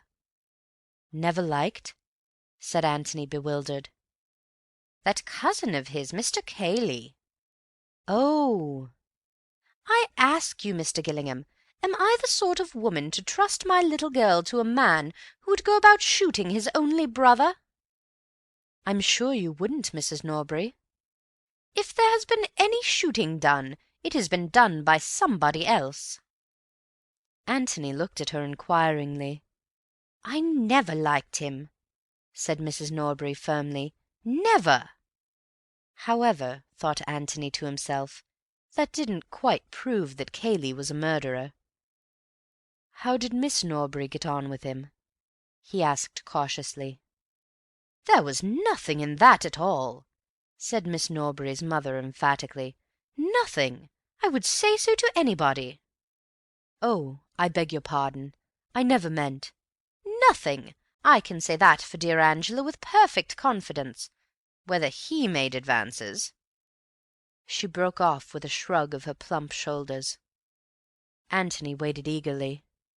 "Naturally they met. Possibly he might have, I don't know. But my duty as a mother was clear, Mr. Gillingham." Mr. Gillingham made an encouraging noise. "I told him quite frankly that—how shall I put it?—that he was trespassing. Tactfully, of course, but frankly." "You mean," said Antony, trying to speak calmly, "that you told him that—Mr. Ablett and your daughter—" Mrs. Norbury nodded several times. "Exactly, Mr. Gillingham. I had my duty as a mother." "I am sure, Mrs. Norbury, that nothing would keep you from doing your duty, but it must have been disagreeable, particularly if you weren't quite sure." "He was attracted, Mr. Gillingham. Obviously attracted." "Who would not be?" said Antony with a charming smile. "It must have been something of a shock to him, too." "It was just that which made me so glad that I had spoken. I saw at once that I had not spoken a moment too soon." "There must have been a certain awkwardness about the next meeting," suggested Antony. "Naturally. He has not been here since. No doubt they would have been bound to meet up at the Red House sooner or later." "Oh, this was only quite lately?" "Last week, Mr. Gillingham. I spoke just in time." "Ah," said Antony under his breath. He had been waiting for it. He would have liked now to have gone away, so that he might have thought over the new situation by himself, or perhaps, preferably, to have changed partners for a little while with Bill. Miss Norbury would hardly be ready to confide in a stranger with the readiness of a mother, but he might have learnt something by listening to her. For which of them had she had the greater feeling, Cayley or Mark? Was she really prepared to marry Mark? Did she love him, or the other, or neither? Mrs. Norbury was only a trustworthy witness in regard to her own actions and thoughts. He had learnt all that was necessary of those, and only the daughter now had anything left to tell him. But Mrs. Norbury was still talking. "Girls are so foolish, Mr. Gillingham," she was saying. "It is so fortunate that they have mothers to guide them. It was so obvious to me from the beginning that dear Mr. Ablett was just the husband for my little girl. You never knew him?" Antony said again that he had not seen Mr. Ablett. "Such a gentleman, so nice-looking in his artistic way. A regular Velasquez, I should say Van Dyck. Angela would have it that she could never marry a man with a beard. As if that mattered when—" She broke off, and Antony finished her sentence for her. "The Red House is certainly charming," he said. "Charming, quite charming. And it's not as if Mr. Ablett's appearance were in any way undistinguished. Quite the contrary. I'm sure you agree with me." Antony said that he had never had the pleasure of seeing Mr. Ablett. "Yes, and quite the centre of the literary and artistic world. So desirable in every way." She gave a deep sigh and communed with herself for a little. Antony was about to snatch the opportunity of leaving, when Mrs. Norbury began again. "And then there's this scapegrace brother of his. He was perfectly frank with me, Mr. Gillingham. He would be. He told me of his brother, and I told him that I was quite certain it would make no difference to my daughter's feelings for him. After all, the brother was in Australia." When was this? Yesterday? Antony felt that if Mark had only mentioned it after his brother's announcement of a personal call at the Red House, this perfect frankness had a good deal of wisdom behind it. "It couldn't have been yesterday, Mr. Gillingham. Yesterday!" She shuddered and shook her head. "I thought perhaps he had been down here in the morning." "Oh, no. There is such a thing, Mr. Gillingham, as being too devoted a lover. Not in the morning, no. We both agreed that dear Angela— Oh, no. No, the day before yesterday, when he happened to drop in about tea-time." It occurred to Antony that Mrs. Norbury had come a long way from her opening statement that Mark and Miss Norbury were practically engaged. She was now admitting that dear Angela was not to be rushed, that dear Angela had, indeed, no heart for the match at all.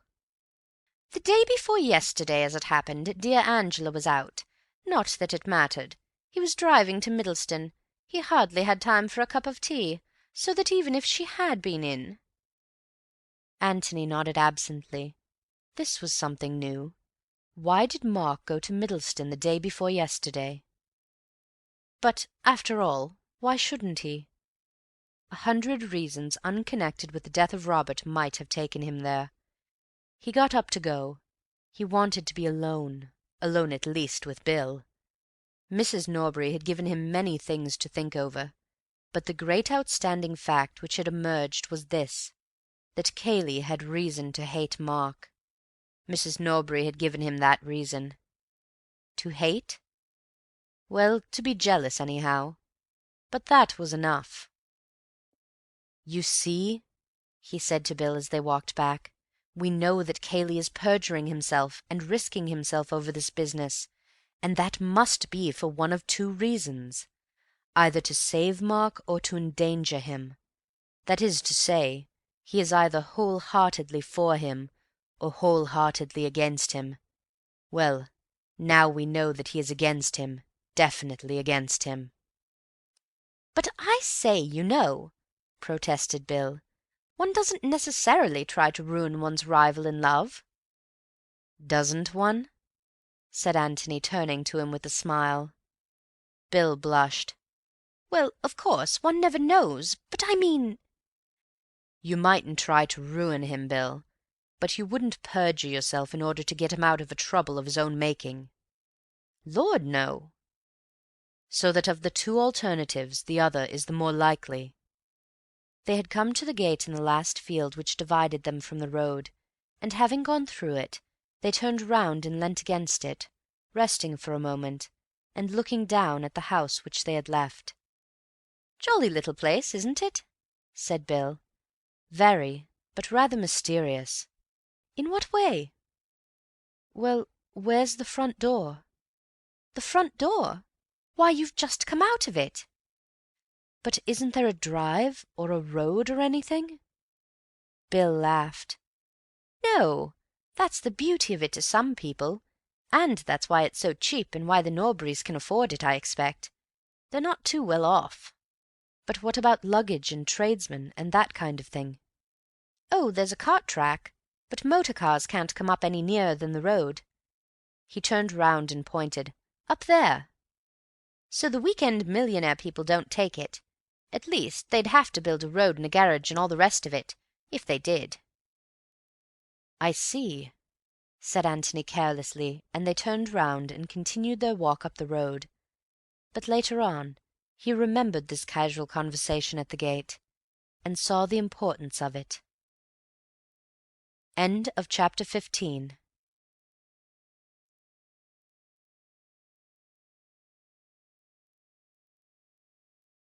Chapter 16. Getting ready for the night. What was it which Cayley was going to hide in that pond that night? Antony thought that he knew now. It was Mark's body. From the beginning he had seen this answer coming, and had drawn back from it, for if Mark had been killed, it seemed such a cold-blooded killing. Was Cayley equal to it? Bill would have said no, but that was because he had had breakfast with Cayley, and lunch with him, and dinner with him, and ragged him and played games with him. Bill would have said no, because Bill wouldn't have killed anybody in cold blood himself, and because he took it for granted that other people behaved pretty much as he did. But Antony had no such illusions. Murders were done. Murder had actually been done here, for there was Robert's dead body. Why not another murder? Had Mark been in the office at all that afternoon? The only evidence, other than Cayley's, which obviously did not count, was Elsie's. Elsie was quite certain that she had heard his voice, but then Bill had said that it was a very characteristic voice, an easy voice, therefore, to imitate. If Bill could imitate it so successfully, why not Cayley? But perhaps it had not been such a cold-blooded killing after all. Suppose Cayley had had a quarrel with his cousin that afternoon over the girl whom they were both wooing. Suppose Cayley had killed Mark, either purposely in a sudden passion, or accidentally, meaning only to knock him down. Suppose that this had happened in the passage, say about 2 o'clock, either because Cayley had deliberately led him there, or because Mark had casually suggested a visit to it. One could imagine Mark continually gloating over that secret passage. Suppose Cayley there, with the body at his feet, feeling already the rope around his neck, his mind darting this way and that in frantic search for a way of escape, and suppose that suddenly and irrelevantly he remembers that Robert is coming to the house at 3 o'clock that afternoon. Automatically he looks at his watch. In half an hour's time. He must think of something quickly. Shall he bury the body in the passage and let it be thought that Mark ran away, frightened at the mere thought of his brother's arrival? But there was the evidence of the breakfast table. Mark had seemed annoyed at this resurrection of the black sheep, but certainly not frightened. No, that was too thin a story. But suppose Mark had actually seen his brother, and had a quarrel with him. Suppose it could be made to look as if Robert had killed Mark. Antony pictured to himself Cayley in the passage, standing over the dead body of his cousin, and working it out. How could Robert be made to seem the murderer, if Robert were alive to deny it? But suppose Robert were dead too? He looks at his watch again. Only 25 minutes now. Suppose Robert were dead too. Robert dead in the office, and Mark dead in the passage. How does that help? Madness! But if the bodies were brought together somehow, and Robert's death looked like suicide, was it possible? Madness again. Too difficult. Only 20 minutes now. Too difficult to arrange in 20 minutes. Can't arrange a suicide. Too difficult. Only 19 minutes. And then the sudden inspiration. Robert dead in the office, Mark's body hidden in the passage.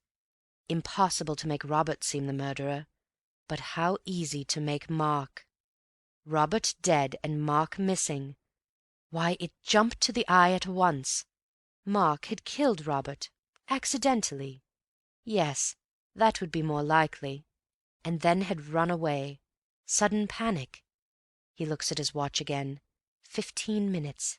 But plenty of time now. The thing arranges itself. Was that the solution? Antony wondered. It seemed to fit in with the facts as they knew them. But then, so did that other theory which he had suggested to Bill in the morning. "Which one?" said Bill. They had come back from Jallands through the park, and were sitting in the copse above the pond, from which the inspector and his fishermen had now withdrawn. Bill had listened with open mouth to Antony's theory, and save for an occasional "By Jove!" had listened in silence. "Smart man, Cayley," had been his only comment at the end.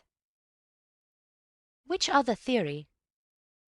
That Mark had killed Robert accidentally, and had gone to Cayley for help, and that Cayley, having hidden him in the passage, locked the office door from the outside and hammered on it. "Yes, but you were so dashed mysterious about that.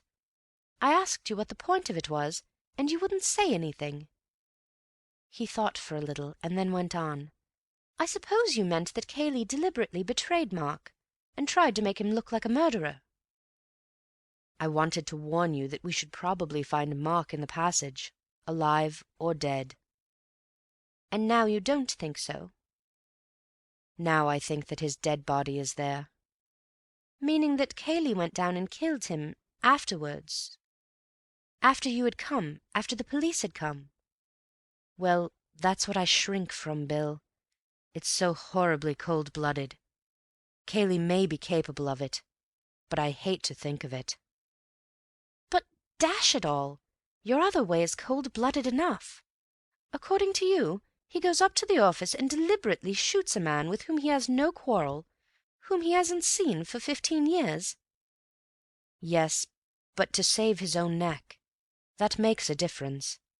My theory is that he quarrelled violently with Mark over the girl, and killed him in sudden passion. Anything that happened after that would be self-defense. I don't mean that I excuse it, but that I understand it, and I think that Mark's dead body is in the passage now, and has been there since, say, 2:30 yesterday afternoon, and tonight Cayley's going to hide it in the pond."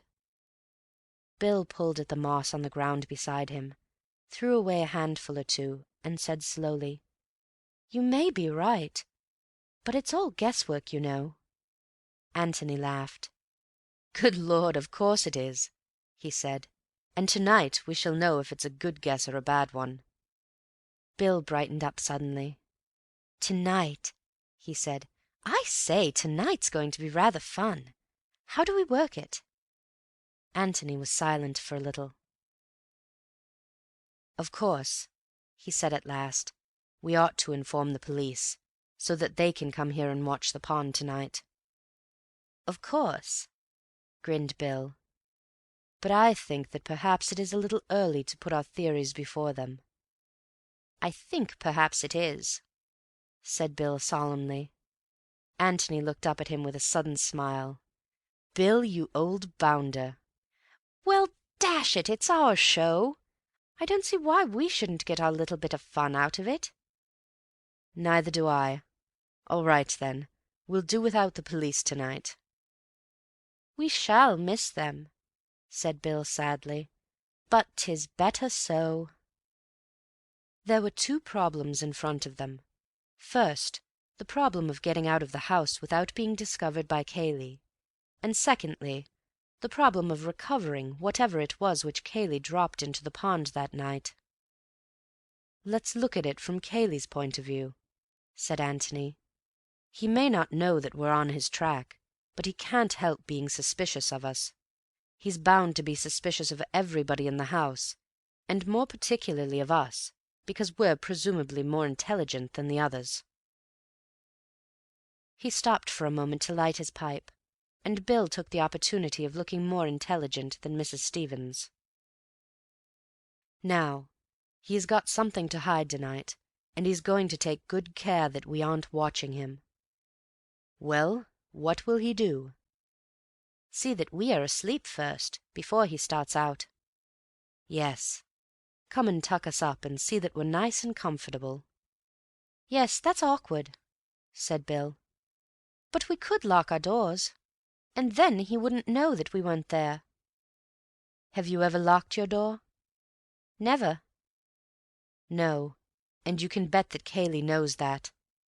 Anyway, he'd bang on it, and you wouldn't answer, and then what would he think?" Bill was silent, crushed. "Then I don't see how we're going to do it," he said after deep thought. "He'll obviously come to us just before he starts out, and that doesn't give us time to get to the pond in front of him."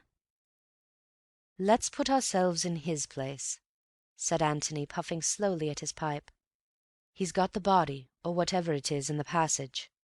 He won't come up the stairs carrying it in his arms, and look in at our doors to see if we're awake. He'll have to make sure about us first, and then go down for the body afterwards, so that gives us a little time." "Yes," said Bill doubtfully. "We might just do it, but it'll be a bit of a rush." But wait. When he's gone down to the passage and got the body, what will he do next?" "Come out again?" said Bill helpfully. "Yes, but which end?" Bill sat up with a start. "By Jove! You mean that he will go out at the far end, by the bowling green?" "Don't you think so? Just imagine him walking across the lawn in full view of the house at midnight with a body in his arms. Think of the awful feeling he would have in the back of his neck, wondering if anybody, any restless sleeper, had chosen just that moment to wander to the window and look out into the night. There's still plenty of moonlight, Bill. Is he going to walk across the park in the moonlight, with all those windows staring at him? Not if he can help it. But he can get out by the bowling green, and then come to the pond without ever being in sight of the house at all." "You're right, and that will just about give us time. Good. Now what's the next thing?" "The next thing is to mark the exact place in the pond where he drops whatever he drops." "So that we can fish it out again." "If we can see what it is, we shan't want to. The police can have a go at it tomorrow. But if it's something we can't identify from a distance, then we must try and get it out, to see whether it's worth telling the police about." "Yes," said Bill, wrinkling his forehead. "Of course, the trouble with water is that one bit of it looks pretty much like the next bit. I don't know if that had occurred to you." "It had," smiled Antony. "Let's come and have a look at it." They walked to the edge of the copse and lay down there in silence, looking at the pond beneath them. "See anything?" said Antony at last. "What?" "The fence on the other side." "What about it?" "Well, it's rather useful, that's all." "Said Sherlock Holmes enigmatically," added Bill. "A moment later his friend Watson had hurled him into the pond." Antony laughed. "I love being Sherlocky," he said. "It's very unfair of you not to play up with me." "Why is that fence useful, my dear Holmes?" said Bill obediently. "Because you can take a bearing on it. You see—" "Yes, you needn't stop to explain to me what a bearing is." "I wasn't going to. But you're lying here." He looked up. "Underneath this pine tree. Cayley comes out in the old boat and drops his parcel in. You take a line from here on to the boat, and mark it off on the fence there. Say it's the 15th post from the end. Well, then I take a line from my tree. We'll find one for me directly. And it comes on to the 20th post, say, and where the two lines meet, there shall the eagles be gathered together, QED, and there, I almost forgot to remark, will the taller eagle, Beverley by name, do his famous diving act, as performed nightly at the Hippodrome." Bill looked at him uneasily. "I say, really? It's beastly dirty water, you know." "I'm afraid so, Bill. So it is written in the Book of Jasher." "Of course, I knew that one of us would have to, but I hoped—well, it's a warm night." "Just the night for a bathe," agreed Antony, getting up. "Well now, let's have a look for my tree." They walked down to the margin of the pond, and then looked back. Bill's tree stood up and took the evening, tall and unmistakable, 50 feet nearer to heaven than its neighbours. But it had its fellow at the other end of the copse, not quite so tall, perhaps, but equally conspicuous. "That's where I shall be," said Antony, pointing to it. "Now, for the Lord's sake, count your posts accurately." "Thanks very much, but I shall do it for my own sake," said Bill with feeling. "I don't want to spend the whole night diving." "Fix on the post in a straight line with you and the splash, and then count backwards to the beginning of the fence." "Right, old boy. Leave it to me. I can do this on my head." "Well, that's how you will have to do the last part of it," said Antony with a smile. He looked at his watch. It was nearly time to change for dinner. They started to walk back to the house together. "There's one thing which worries me rather," said Antony. "Where does Cayley sleep?" "Next door to me. Why?" "Well, it's just possible that he might have another look at you after he's come back from the pond. I don't think he'd bother about it in the ordinary way, but if he is actually passing your door, I think he might glance in." "I shan't be there. I shall be at the bottom of the pond, sucking up mud." "Yes. Do you think you could leave something in your bed that looked vaguely like you in the dark? A bolster with a pyjama coat round it, and one arm outside the blanket, and a pair of socks or something for the head. You know the kind of thing. I think it would please him to feel that you were still sleeping peacefully." Bill chuckled to himself. "Rather. I'm awfully good at that. I'll make him up something really good. But what about you?" "I'm at the other end of the house. He's hardly likely to bother about me a second time, and I shall be so very fast asleep at his first visit. Still, I may as well, to be on the safe side." They went into the house. Cayley was in the hall as they came in. He nodded and took out his watch. "Time to change?" he said.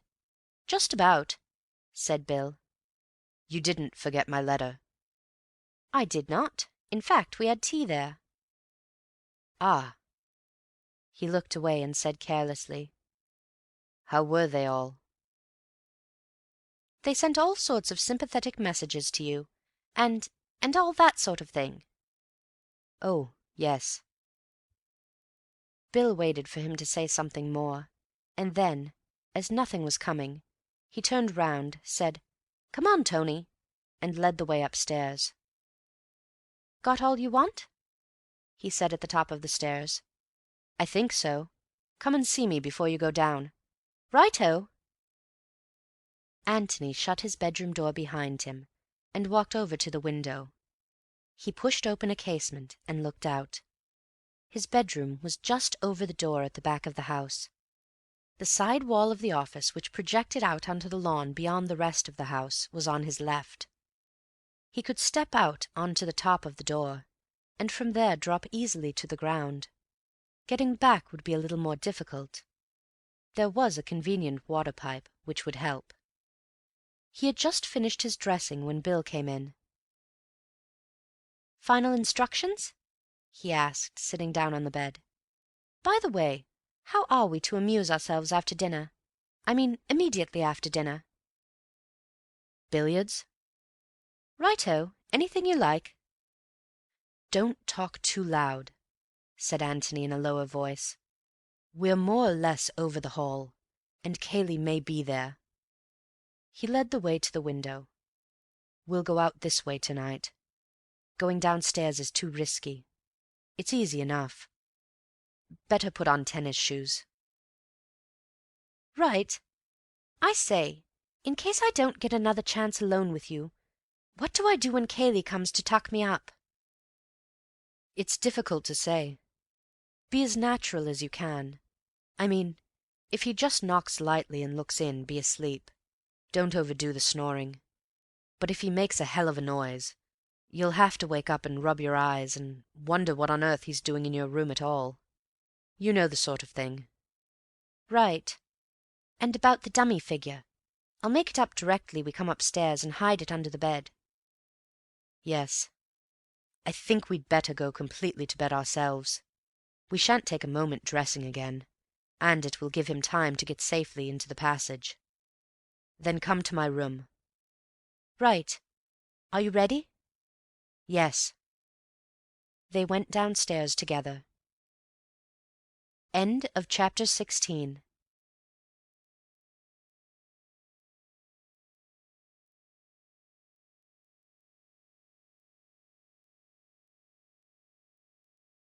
Chapter 17. Mr. Beverley takes the water. Cayley seemed very fond of them that night. After dinner was over, he suggested a stroll outside. They walked up and down the gravel in front of the house, saying very little to each other, until Bill could stand it no longer.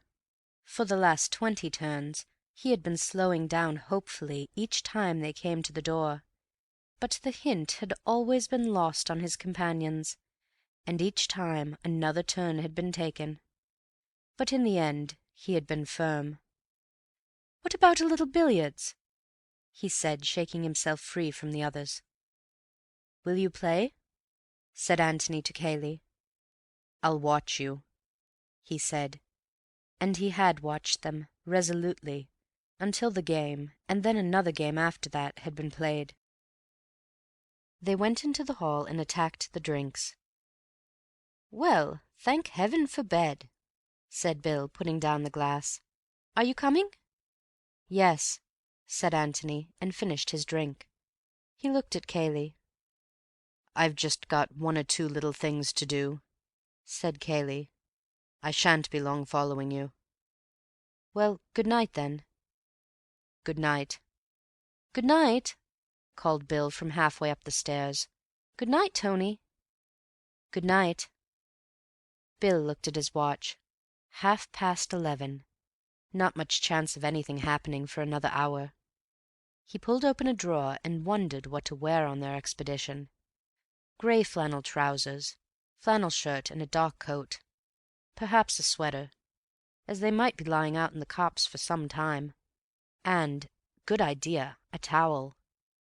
He would want it later on, and meanwhile he could wear it round his waist. Tennis shoes!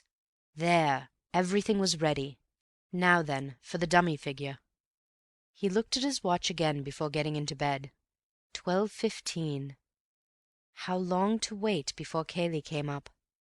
He turned out the light, and then, standing by the door in his pyjamas, waited for his eyes to become accustomed to the new darkness. He could only just make out the bed in the corner of the room. Cayley would want more light than that if he were to satisfy himself from the door that the bed was occupied. He pulled the curtains a little way back. That was about right. He could have another look later on, when he had the dummy figure in the bed. How long would it be before Cayley came up? It wasn't that he wanted his friends Beverley and Gillingham to be asleep before he started on his business at the pond. All that he wanted was to be sure that they were safely in their bedrooms. Cayley's business would make no noise, give no sign to attract the most wakeful member of the household, so long as the household was really inside the house. But if he wished to reassure himself about his guests, he would have to wait until they were far enough on their way to sleep not to be disturbed by him as he came up to reassure himself. So it amounted to the same thing, really. He would wait until they were asleep. Until they were asleep. Asleep. With a great effort Bill regained the mastery over his wandering thoughts and came awake again. This would never do. It would be fatal if he went to sleep. If he went to sleep. If he went to sleep. To sleep. And then In an instant he was intensely awake. Suppose Cayley never came at all? Suppose Cayley was so unsuspicious that, as soon as they had gone upstairs, he had dived down into the passage and set about his business? Suppose even now he was at the pond dropping into it that secret of his? Good heavens, what fools they had been! How could Antony have taken such a risk? Put yourself in Cayley's place, he had said. But how was it possible? They weren't Cayley. Cayley was at the pond now. They would never know what he had dropped into it. Listen. Somebody at the door. He was asleep. Quite naturally now. Breathe a little more loudly, perhaps. He was asleep. The door was opening. He could feel it opening behind him. Good Lord! Suppose Cayley really was a murderer? Why, even now he might be— No, he mustn't think of that. If he thought of that, he would have to turn round. He mustn't turn round. He was asleep, just peacefully asleep. But why didn't the door shut? Where was Cayley now? Just behind him? And in his hand? No, he mustn't think of that. He was asleep. But why didn't the door shut? The door was shutting. There was a sigh from the sleeper in the bed, a sigh of relief which escaped him involuntarily. But it had a very natural sound, a deep breath from a heavy sleeper. He added another one to it to make it seem more natural. The door was shut. Bill counted 100 slowly, and then got up. As quickly and noiselessly as possible he dressed himself in the dark. He put the dummy figure in the bed, arranged the clothes so that just enough, but not too much of it was showing, and stood by the door looking at it. For a casual glance the room was just about light enough. Then very quietly, very slowly he opened the door. All was still. There was no light from beneath the door of Cayley's room. Very quietly, very carefully he crept along the passage to Antony's room. He opened the door and went in. Antony was still in bed. Bill walked across to wake him up, and then stopped rigid, and his heart thumped against his ribs. There was somebody else in the room. "All right, Bill?" said a whispering voice, and Antony stepped out from the curtains. Bill gazed at him without saying anything. "Rather good, isn't it?" said Antony, coming closer and pointing to the bed. "Come on. The sooner we get out now, the better." He led the way out of the window, the silent Bill following him. They reached the ground safely and noiselessly, went quickly across the lawn, and so over the fence into the park. It was not until they were out of sight of the house that Bill felt it safe to speak. "I quite thought it was you in bed," he said. "I hoped you would. I shall be rather disappointed now if Cayley doesn't call again. It's a pity to waste it." "He came all right just now?" "Oh, rather. What about you?" Bill explained his feelings picturesquely. "There wouldn't have been much point in his killing you," said Antony prosaically, "besides being too risky." "Oh," said Bill, and then, "I had rather hoped that it was his love for me which restrained him." Antony laughed. "I doubt it. You didn't turn up your light when you dressed?" "Good Lord, no. Did you want me to?" Antony laughed again and took him by the arm. "You're a splendid conspirator, Bill. You and I could take on anything together." The pond was waiting for them, more solemn in the moonlight. The trees which crowned the sloping bank on the far side of it were mysteriously silent. It seemed that they had the world very much to themselves. Almost unconsciously, Antony spoke in a whisper. "There's your tree, there's mine. As long as you don't move, there's no chance of his seeing you. After he's gone, don't come out till I do. He won't be here for a quarter of an hour or so don't be impatient." "Right-ho," whispered Bill. Antony gave him a nod and a smile, and they walked off to their posts. The minutes went by slowly. To Antony, lying hidden in the undergrowth at the foot of his tree, a new problem was presenting itself. Suppose Cayley had to make more than one journey that night. He might come back and find them in the boat. One of them, indeed, in the water.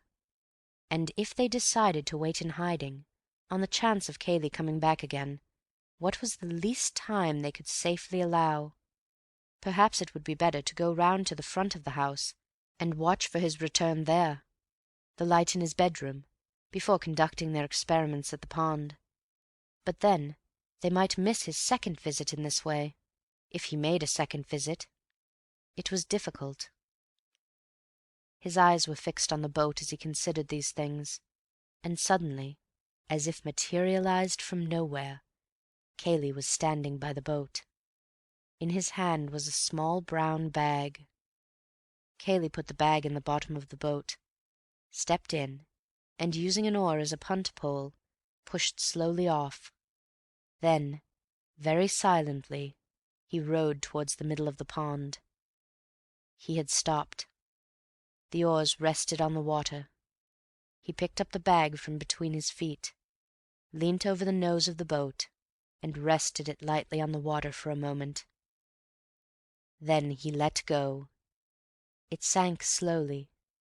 He waited there, watching, afraid perhaps that it might rise again. Antony began to count. And now Cayley was back at his starting place. He tied up the boat, looked carefully round to see that he had left no traces behind him, and then turned to the water again. For a long time, as it seemed to the watchers, he stood there, very big, very silent in the moonlight.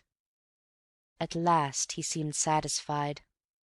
Whatever his secret was, he had hidden it.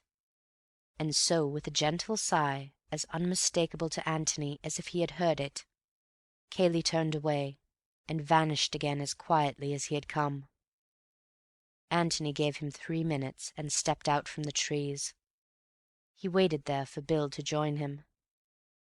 6, whispered Bill. Antony nodded. I'm going round to the front of the house. You get back to your tree and watch, in case Cayley comes again. Your bedroom is the left-hand end one, and Cayley's the end but one? Is that right? Bill nodded. Right. Wait in hiding till I come back. I don't know how long I shall be, but don't be impatient. It will seem longer than it is. He patted Bill on the shoulder, and with a smile and a nod of the head he left him there. What was in the bag? What could Cayley want to hide, other than a key or a revolver? Keys and revolvers sink of themselves. No need to put them in a bag first. What was in the bag? Something which wouldn't sink of itself. Something which needed to be helped with stones before it would hide itself safely in the mud. Well, they would find that out. There was no object in worrying about it now. Bill had a dirty night's work in front of him. But where was the body which Antony had expected so confidently? Or, if there were no body, where was Mark? More immediately, however, where was Cayley? As quickly as he could, Antony had got to the front of the house and was now lying in the shrubbery which bordered the lawn, waiting for the light to go up in Cayley's window. If it went up in Bill's window, then they were discovered. It would mean that Cayley had glanced into Bill's room, had been suspicious of the dummy figure in the bed, and had turned up the light to make sure. After that, it was war between them. But if it went up in Cayley's room... There was a light. Antony felt a sudden thrill of excitement. It was in Bill's room. War. The light stayed there, shining vividly, for a wind had come up, blowing the moon behind a cloud, and casting a shadow over the rest of the house. Bill had left his curtains undrawn. It was careless of him, the first stupid thing he had done, but... The moon slipped out again, and Antony laughed to himself in the bushes. There was another window beyond Cayley's, and there was no light in it. The declaration of war was postponed. Antony lay there, watching Cayley into bed. After all, it was only polite to return Cayley's own solicitude earlier in the night. Politeness demanded that one should not disport oneself on the pond until one's friends were comfortably tucked up. Meanwhile, Bill was getting tired of waiting. His chief fear was that he might spoil everything by forgetting the number 6. It was the 6th post, 6. He broke off a twig and divided it into 6 pieces. These he arranged on the ground in front of him. 6. He looked at the pond, counted up to the 6th post, and murmured 6 to himself again. Then he looked down at his twigs. 1, 2, 3, 4, 5, 6, 7. 7! Was it 7? Or was that the 7th bit of a twig, an accidental bit, which had been on the ground anyhow? Surely it was 6. Had he said 6 to Antony? If so, Antony would remember, and it was all right. 6. He threw away the 7th twig and collected the other 6 together. Perhaps they would be safer in his pocket. 6. The height of a tall man. Well, his own height. 6 feet. Yes, that was the way to remember it. Feeling a little safer on the point, he began to wonder about the bag, and what Antony would say to it, and the possible depth of the water, and of the mud at the bottom. And was still so wondering, and saying, "Good Lord, what a life!" to himself, when Antony reappeared. Bill got up and came down the slope to meet him. 6, he said firmly. 6th post from the end. Good, smiled Antony. Mine was the 18th, a little way past it. What did you go off for? To see Cayley into bed. Is it all right? Yes. Better hang your coat over the 6th post, and then we shall see it more easily. I'll put mine on the 18th. Are you going to undress here or in the boat? Some here and some in the boat.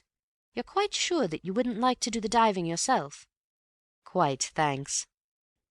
They had walked round to the other side of the pond. Coming to the 6th post of the fence, Bill took off his coat and put it in position, and then finished his undressing, while Antony went off to mark the 18th post. When they were ready, they got into the boat, Antony taking the oars. Now, Bill, tell me as soon as I'm in a line with your 2 marks. He rowed slowly toward the middle of the pond. You're about there now, said Bill at last. Antony stopped rowing and looked about him. Yes, that's pretty well right. He turned the boat's nose round until it was pointing to the pine tree under which Bill had lain. You see my tree in the other coat? Yes, said Bill. Right. Now then, I'm going to row gently along this line until we're dead in between the 2. Get it as exact as you can for your own sake. Steady, said Bill warningly. Back a little more. A little more forward again. Right. Antony left the oars on the water and looked round. As far as he could tell, they were in an exact line with each pair of landmarks. Now then, Bill, in you go. Bill pulled off his shirt and trousers and stood up. You mustn't dive from the boat, old boy, said Antony hastily. You'll shift its position. Slide in gently. Bill slid in from the stern and swam slowly round to Antony. What's it like? Said Antony. Cold. Well, here's luck to it. He gave a sudden kick, flashed for a moment in the water, and was gone. Antony steadied the boat and took another look at his landmarks. Bill came up behind him with a loud explosion. It's pretty muddy, he protested. Weeds? No, thank the Lord. Well, try again. Bill gave another kick and disappeared. Again Antony coaxed the boat back into position, and again Bill popped up, this time in front of him. I feel that if I threw you a sardine, said Antony with a smile. "You'd catch it in your mouth quite easily." "It's awfully easy to be funny from where you are. How much longer have I got to go on doing this?" Antony looked at his watch. "About 3 hours. We must get back before daylight. But be quicker if you can, because it's rather cold for me sitting here." Bill flicked a handful of water at him and disappeared again. He was under for almost a minute this time, and there was a grin on his face when it was visible again.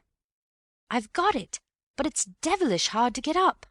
I'm not sure that it isn't too heavy for me." "That's all right," said Antony. He brought out a ball of thick string from his pocket.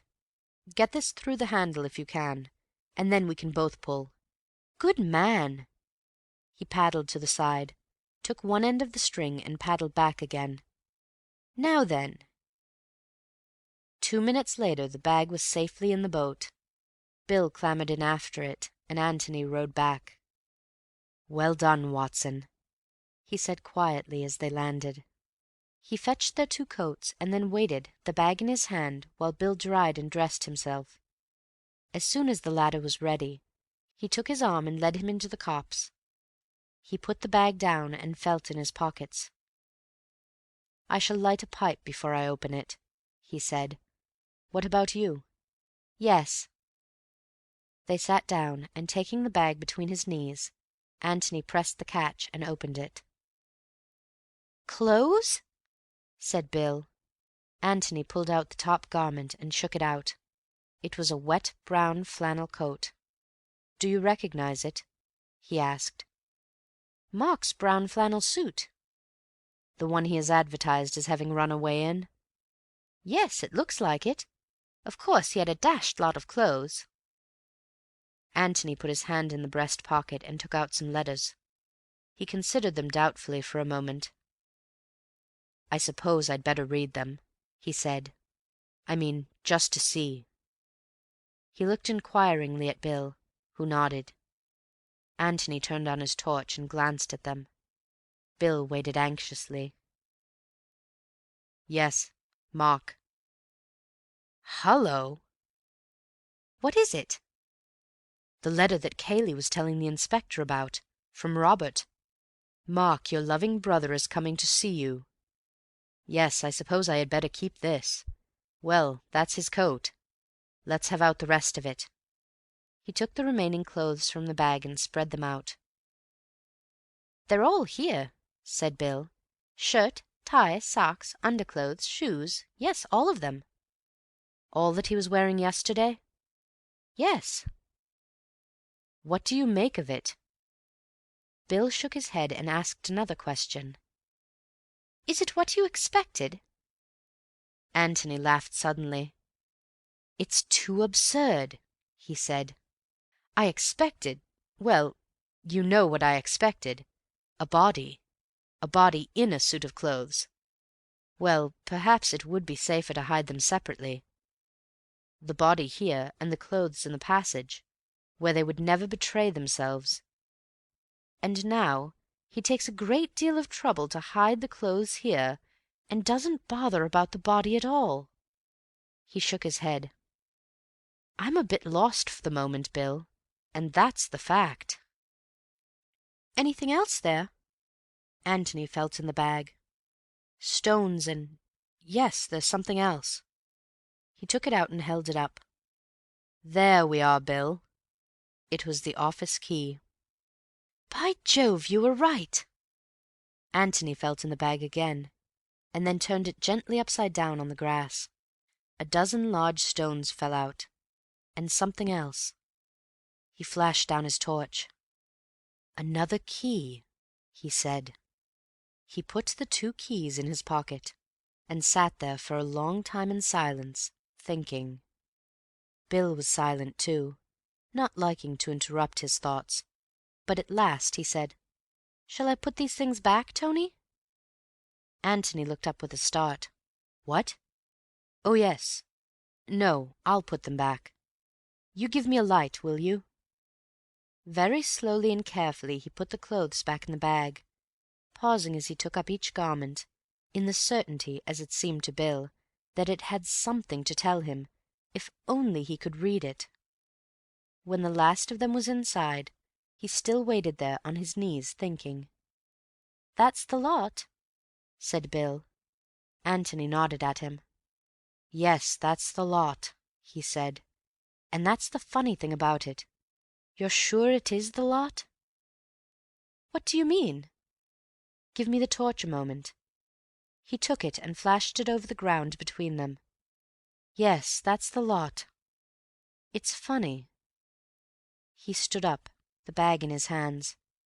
"Now, let's find a hiding-place for these, and then—" He said no more, but stepped off through the trees, Bill following him meekly. As soon as they had got the bag off their hands and were clear of the copse, Antony became more communicative. He took the 2 keys out of his pocket. "One of them is the office key, I suppose, and the other is the key of the passage cupboard. So I thought that perhaps we might have a look at the cupboard." "I say, do you really think it is?" "Well, I don't see what else it can be." "But why should he want to throw it away?" "Because it has now done its work, whatever it was, and he wants to wash his hands of the passage. He'd throw the passage away if he could. I don't think it matters much one way or the other, and I don't suppose there's anything to find in the cupboard, but I feel that we must look." "Do you still think Mark's body might be there?" "No. And yet, where else can it be? Unless I'm hopelessly wrong, and Cayley never killed him at all."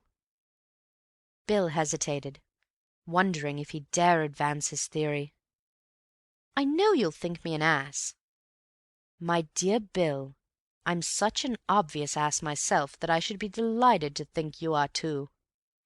"Well then, suppose Mark did kill Robert, and Cayley helped him to escape, just as we thought at first. I know you proved afterwards that it was impossible, but suppose it happened in a way we don't know about, and for reasons we don't know about. I mean, there are such a lot of funny things about the whole show that, well, almost anything might have happened." "You're quite right. Well?" "Well then, this clothes business, doesn't that seem rather to bear out the escaping theory? Mark's brown suit was known to the police. Couldn't Cayley have brought him another one in the passage, to escape in, and then have had the brown one on his hands, and thought it safest to hide it in the pond?" "Yes," said Antony thoughtfully, and then, "Go on." Bill went on eagerly. "It all seems to fit in, you know. I mean, even with your first theory, that Mark killed him accidentally and then came to Cayley for help.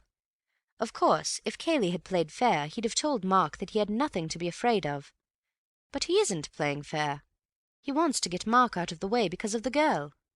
Well, this is his chance. He makes Mark as frightened as possible, and tells him that his only hope is to run away. Well, naturally, he does all he can to get him well away, because if Mark is caught, the whole story of Cayley's treachery comes out." "Yes, but isn't it overdoing it rather, to make him change his underclothes and everything? It wastes a good deal of time, you know." Bill was pulled up short and said, "Oh," in great disappointment. "No, it's not as bad as that, Bill," said Antony with a smile. "I dare say the underclothes could be explained. But here's the difficulty. Why did Mark need to change from brown to blue, or whatever it was, when Cayley was the only person who saw him in brown?" "The police description of him says that he is in a brown suit." "Yes, because Cayley told the police. You see, even if Mark had had lunch in his brown suit, and the servants had noticed it, Cayley could always have pretended that he had changed into blue after lunch, because only Cayley saw him afterwards. So if Cayley had told the inspector that he was wearing blue, Mark could have escaped quite comfortably in his brown without needing to change at all." "But that's just what he did do!" cried Bill triumphantly. "What fools we are!" Antony looked at him in surprise, and then shook his head. "Yes, yes," insisted Bill. "of course, don't you see? Mark did change after lunch. And to give him more of a chance of getting away, Cayley lied and said that he was wearing the brown suit in which the servants had seen him. Well, then he was afraid that the police might examine Mark's clothes and find the brown suit still there, so he hid it, and then dropped it in the pond afterwards." He turned eagerly to his friend, but Antony said nothing.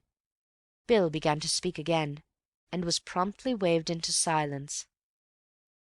"Don't say anything more, old boy. You've given me quite enough to think about. Don't let's bother about it tonight.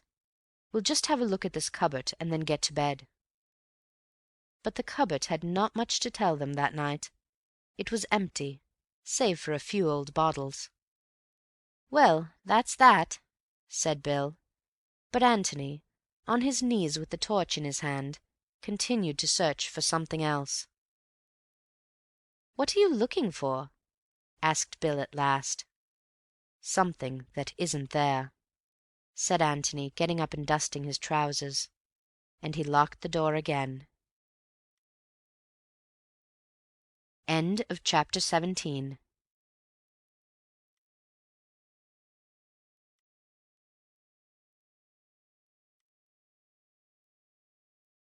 Chapter 18. Guesswork. The inquest was at 3 o'clock. Thereafter Antony could have no claim on the hospitality of the Red House. By 10 o'clock his bag was packed and waiting to be taken to the George. To Bill, coming upstairs after a more prolonged breakfast, this early morning bustle was a little surprising. "What's the hurry?" he asked. "None, but we don't want to come back here after the inquest. Get your packing over now, and then we can have the morning to ourselves." "Righto." He turned to go to his room, and then came back again. "I say, are we going to tell Cayley that we're staying at the George?" "You're not staying at the George, Bill. Not officially. You're going back to London." "Oh!" "Yes. Ask Cayley to have your luggage sent in to Stanton, ready for you when you catch a train there after the inquest. You can tell him that you've got to see the Bishop of London at once. The fact that you are hurrying back to London to be confirmed will make it seem more natural that I should resume my interrupted solitude at the George as soon as you have gone." "Then where do I sleep tonight?" "Officially, I suppose, in Fulham Place. Unofficially, I suspect, in my bed, unless they've got another spare room at the George. I've put your confirmation robe, I mean your pyjamas and brushes and things, in my bag, ready for you. Is there anything else you want to know? No? Then go and pack, and meet me at 10:30 beneath the blasted oak or in the hall or somewhere. I want to talk and talk and talk, and I must have my Watson." "Good," said Bill, and went off to his room. An hour later, having communicated their official plans to Cayley, they wandered out together into the park. "Well?" said Bill as they sat down underneath a convenient tree. "Talk away." "I had many bright thoughts in my bath this morning," began Antony. "The brightest one of all was that we were being damned fools, and working at this thing from the wrong end altogether." "Well, that's helpful." "Of course, it's very hampering being a detective, when you don't know anything about detecting, and when nobody knows that you're doing detection, and you can't have people up to cross-examine them, and you have neither the energy nor the means to make proper inquiries, and, in short, when you're doing the whole thing in a thoroughly amateur, haphazard way." "For amateurs, I don't think we're doing it all badly," protested Bill. "No, not for amateurs, but if we had been professionals, I believe we should have gone at it from the other end, the Robert end. We've been wondering about Mark and Cayley all the time. Now let's wonder about Robert for a bit." "We know so little about him." "Well, let's see what we do know. First of all, then, we know vaguely that he was a bad lot, the sort of brother who is hushed up in front of other people." "Yes." "We know that he announced his approaching arrival to Mark in a rather unpleasant letter, which I have in my pocket." "Yes." "And then we know rather a curious thing. We know that Mark told you all that this black sheep was coming. Now why did he tell you?" Bill was thoughtful for a moment. "I suppose," he said slowly, "that he knew we were bound to see him, and thought that the best way was to be quite frank about him." "But were you bound to see him? You were all away playing golf."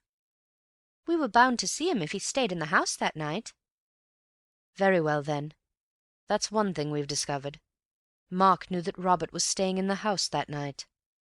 Or shall we put it this way? He knew that there was no chance of getting Robert out of the house at once." Bill looked at his friend eagerly. "Go on," he said. "This is getting interesting."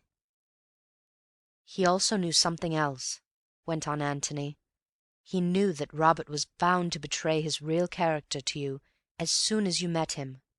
He couldn't pass him off on you as just a travelled brother from the Dominions, with perhaps a bit of an accent.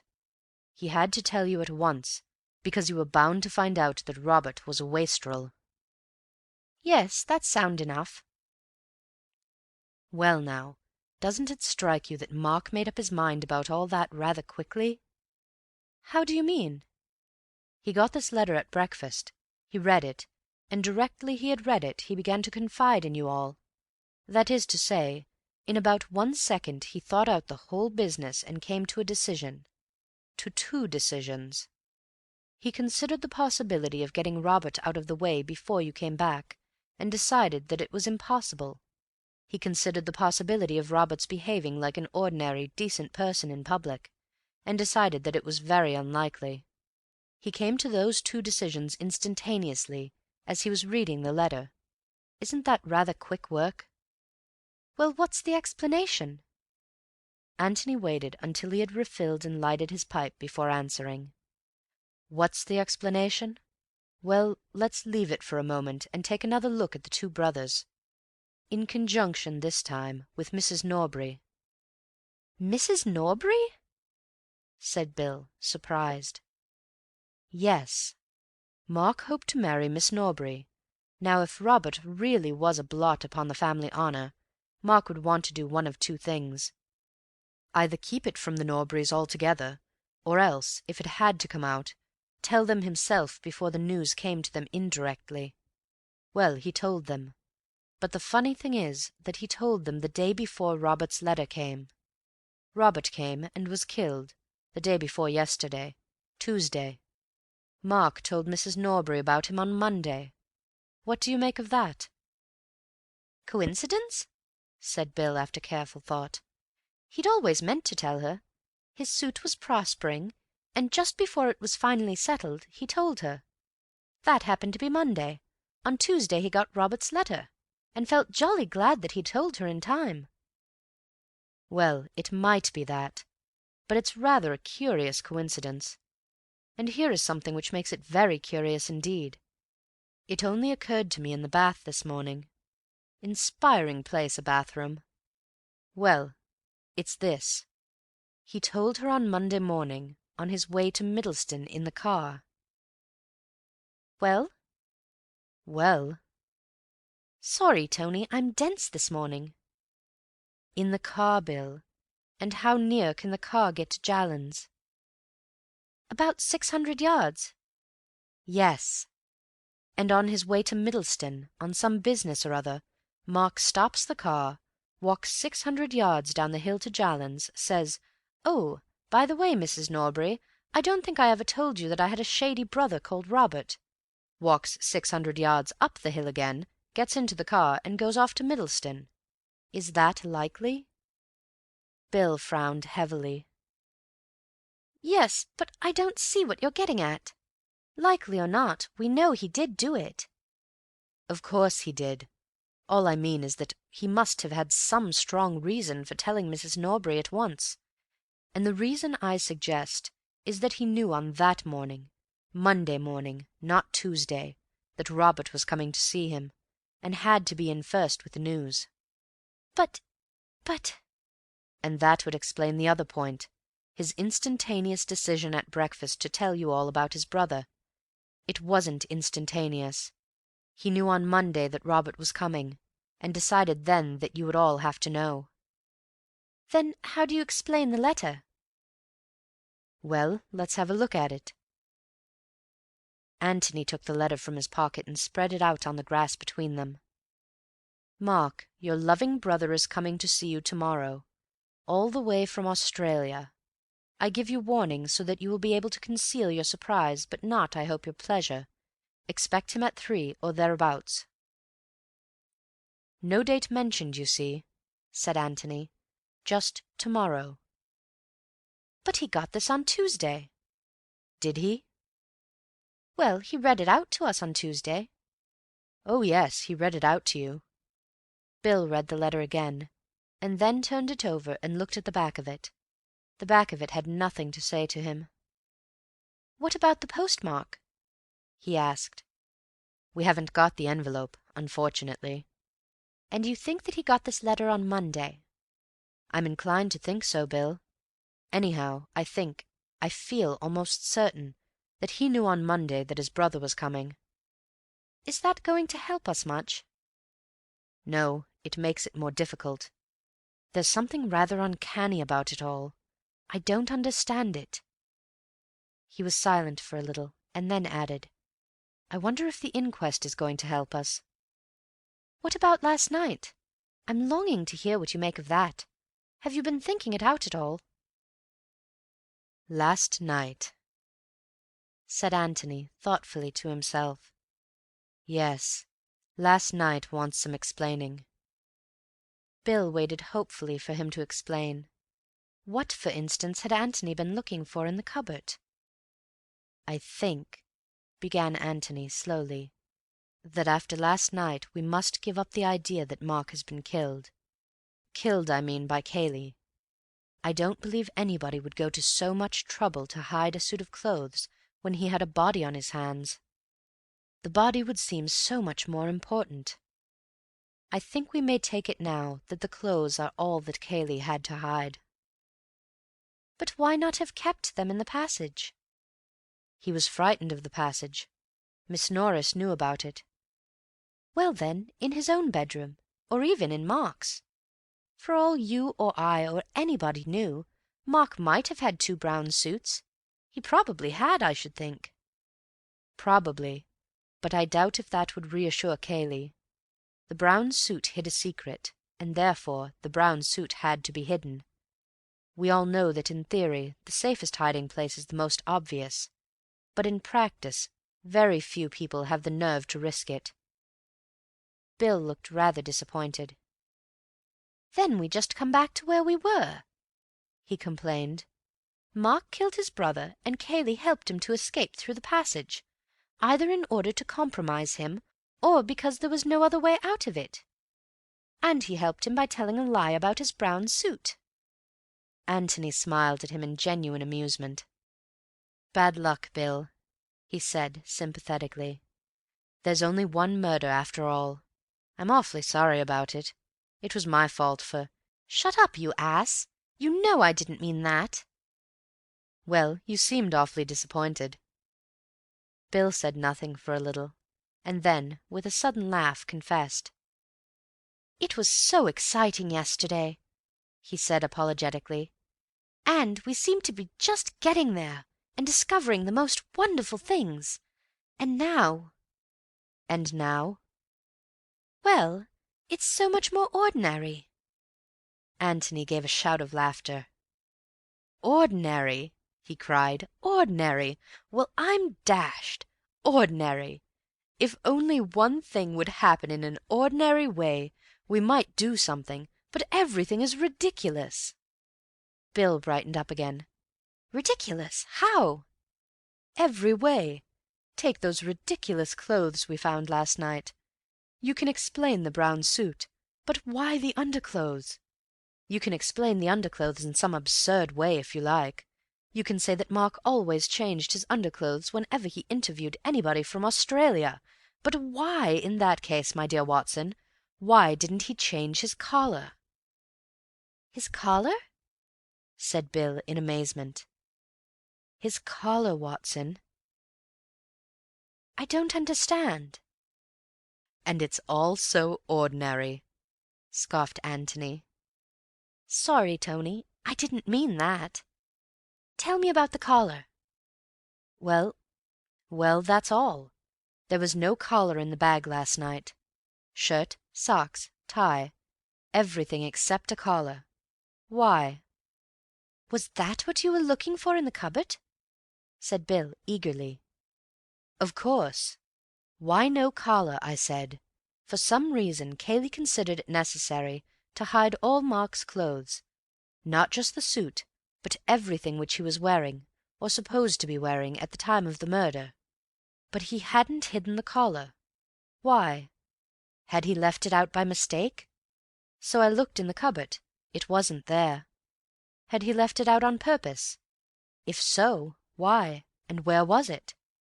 Naturally I began to say to myself, where have I seen a collar lately? A collar all by itself. And I remembered what, Bill?" Bill frowned heavily to himself and shook his head. "Don't ask me, Tony. I can't. By Jove!" He threw up his head. "In the basket in the office bedroom!" "Exactly." "But is that the one?" "The one that goes with the rest of the clothes? I don't know. Where else can it be? But if so, why send the collar quite casually to the wash in the ordinary way, and take immense trouble to hide everything else? Why?" Bill bit hard at his pipe, but could think of nothing to say. "Anyhow," said Antony, getting up restlessly, "I'm certain of one thing. Mark knew on the Monday that Robert was coming here." End of chapter 18.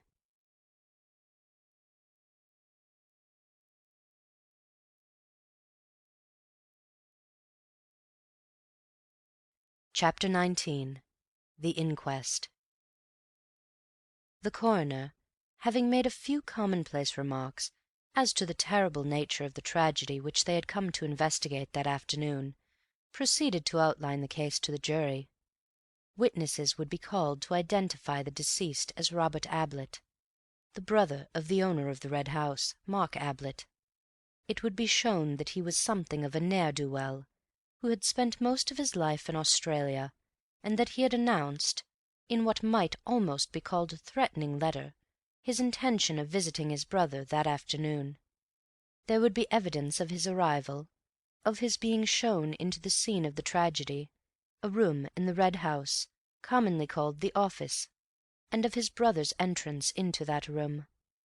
The jury would have to form their own opinion as to what happened there, but whatever happened almost instantaneously. Within 2 minutes of Mark Ablett's entrance, as would be shown in the evidence, a shot was heard, and when, perhaps 5 minutes later, the room was forced open, the dead body of Robert Ablett was found stretched upon the floor. As regards Mark Ablett, nobody had seen him from the moment of his going into the room, but evidence would be called to show that he had enough money on him at the time to take him to any other part of the country, and that a man answering to his description had been observed on the platform of Stanton Station, apparently waiting to catch the 3:55 up train to London. As the jury would realize, such evidence of identity was not always reliable. Missing men had a way of being seen in a dozen different places at once. In any case, there was no doubt that for the moment Mark Ablett had disappeared. "Seems a sound man," whispered Antony to Bill. "Doesn't talk too much." Antony did not expect to learn much from the evidence. He knew the facts of the case so well by now, but he wondered if Inspector Birch had developed any new theories. If so, they would appear in the coroner's examination, for the coroner would certainly have been coached by the police as to the important facts to be extracted from each witness. Bill was the first to be put through it.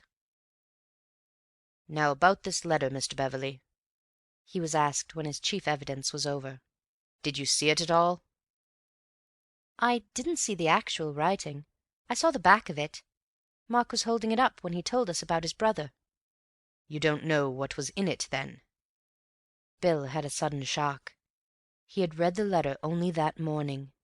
He knew quite well what was in it, but it wouldn't do to admit this. And then, just as he was about to perjure himself, he remembered. Antony had heard Cayley telling the inspector. "I knew afterwards. I was told. But Mark didn't read it out at breakfast." "You gathered, however, that it was an unwelcome letter?" "Oh, yes." "You would say that Mark was frightened by it?" "Not frightened. Sort of bitter and resigned. Sort of, 'Oh, Lord, here we are again.'" There was a titter here and there. The coroner smiled, and tried to pretend that he hadn't. "Thank you, Mr. Beverley." The next witness was summoned, by the name of Andrew Amos, and Antony looked up with interest, wondering who he was. "He lives at the inner lodge," whispered Bill to him. All that Amos had to say was that a stranger had passed by his lodge at a little before 3 that afternoon, and had spoken to him. He had seen the body and recognized it as the man. "What did he say?" "Is this right for the Red House?" or something like that, sir. "What did you say?" I said, 'This is the Red House. Who do you want to see?' He was a bit rough-looking, you know, sir, and I didn't know what he was doing there." "Well?" "Well, sir, he said, 'Is Mr. Mark Ablett at home?' It doesn't sound much put like that, sir, but I didn't care about the way he said it, so I got in front of him like, and said, 'What do you want, eh?' And he gave a sort of chuckle and said, 'I want to see my dear brother Mark.' Well, then I took a closer look at him, and I see that p'raps he might be his brother, so I said, 'If you'll follow the drive, sir, you'll come to the house. Of course, I can't say if Mark Ablett's at home.' And he gave a sort of nasty laugh again, and said, 'Fine place Mr. Mark Ablett's got here. Plenty of money to spend, eh?' Well, then I had another look at him, sir, because gentlemen don't talk like that, and if he was Mr. Ablett's brother. But before I could make up my mind, he laughed and went on. That's all I can tell you, sir." Andrew Amos stepped down and moved away to the back of the room. Nor did Antony take his eyes off him until he was assured that Amos intended to remain there until the inquest was over. "Who's Amos talking to now?" he whispered to Bill. "Parsons, one of the gardeners. He's at the outside lodge on the Stanton Road. They're all here today. Sort of holiday for 'em." "I wonder if he's giving evidence too," thought Antony. He was. He followed Amos. He had been at work on the lawn in front of the house, and had seen Robert Ablett arrive. He didn't hear the shot, not to notice. He was a little hard of hearing. He had seen a gentleman arrive about 5 minutes after Mr. Robert. "Can you see him in the court now?" asked the coroner. Parsons looked round slowly. Antony caught his eye and smiled. "That's him," said Parsons, pointing. Everybody looked at Antony. "That was about 5 minutes afterwards?" "About that, sir." "Did anybody come out of the house before this gentleman's arrival?" "No, sir. That is to say, I didn't see 'em." Stevens followed. She gave her evidence much as she had given it to the inspector. Nothing new was brought out by her examination. Then came Elsie. As the reporters scribbled down what she had overheard, they added in brackets, "Sensation," for the first time that afternoon. "How soon after you heard this did the shot come?"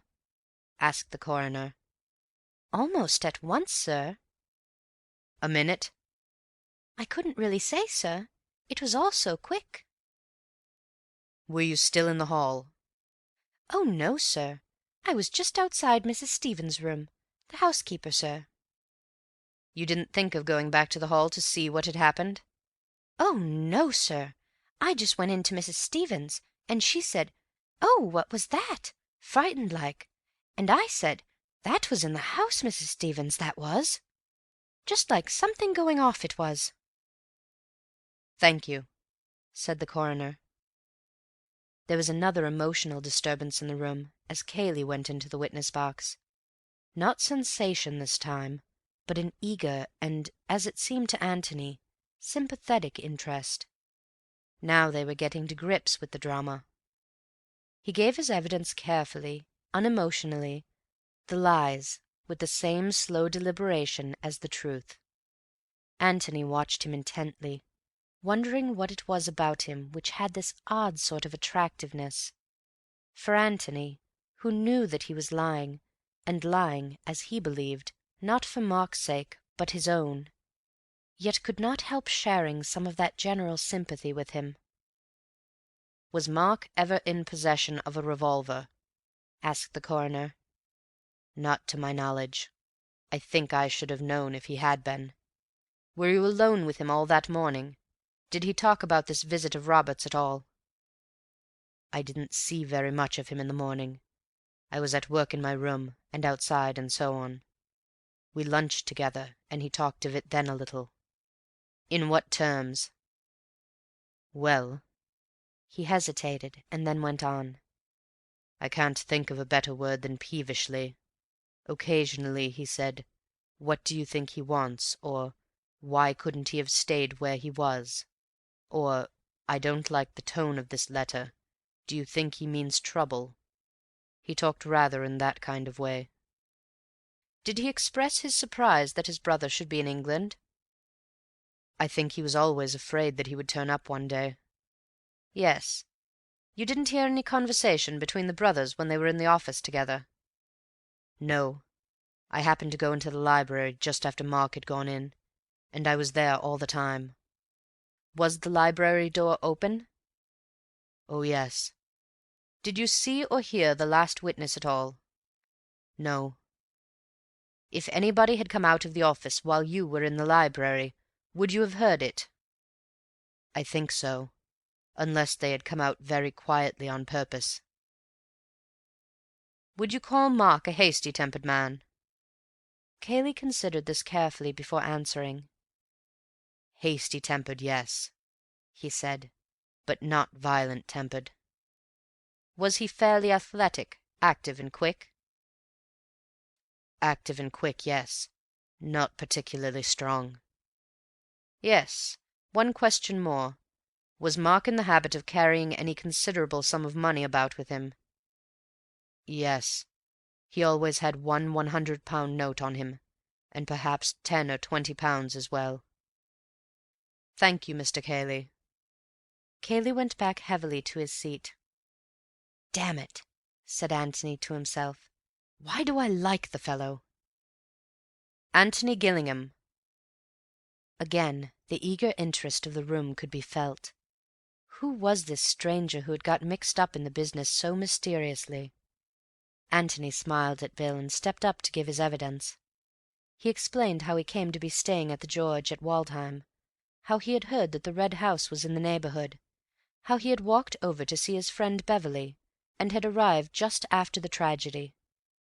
Thinking it over afterwards, he was fairly certain that he had heard the shot, but it had not made any impression on him at the time. He had come to the house from the Waldheim end, and consequently had seen nothing of Robert Ablett, who had been a few minutes in front of him. From this point his evidence coincided with Cayley's. "You and the last witness reached the French windows together and found them shut?" "Yes." "You pushed them in and came to the body. Of course you had no idea whose body it was?" "No." "Did Mr. Cayley say anything?" "He turned the body over, just so as to see the face, and when he saw it he said, 'Thank God.'" Again the reporters wrote "sensation." "Did you understand what he meant by that?" "I asked him who it was, and he said that it was Robert Ablett. Then he explained that he was afraid at first it was the cousin with whom he lived, Mark."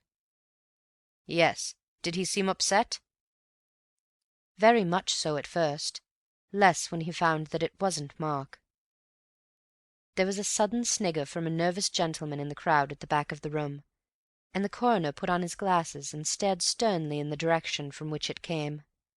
The nervous gentleman hastily decided that the time had come to do up his bootlace. The coroner put down his glasses and continued. "Did anybody come out of the house while you were coming up the drive?" "No." "Thank you, Mr. Gillingham." He was followed by Inspector Birch. The inspector, realizing that this was his afternoon, and that the eyes of the world were upon him, produced a plan of the house, and explained the situation of the different rooms. The plan was then handed to the jury. Inspector Birch, so he told the world, had arrived at the Red House at 4:42 p.m. on the afternoon in question. He had been received by Mr. Matthew Cayley, who had made a short statement to him, and he had then proceeded to examine the scene of the crime. The French windows had been forced from outside. The door leading into the hall was locked. He had searched the room thoroughly and had found no traces of a key.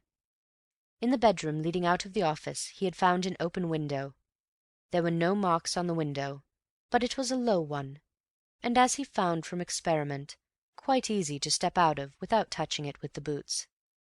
A few yards outside the window a shrubbery began. There were no recent footmarks outside the window, but the ground was in a very hard condition owing to the absence of rain. In the shrubbery, however, he found several twigs on the ground, recently broken off, together with other evidence that some body had been forcing its way through. He had questioned everybody connected with the estate, and none of them had been into the shrubbery recently.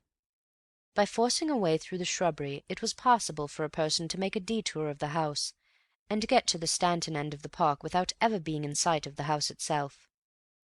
He had made inquiries about the deceased.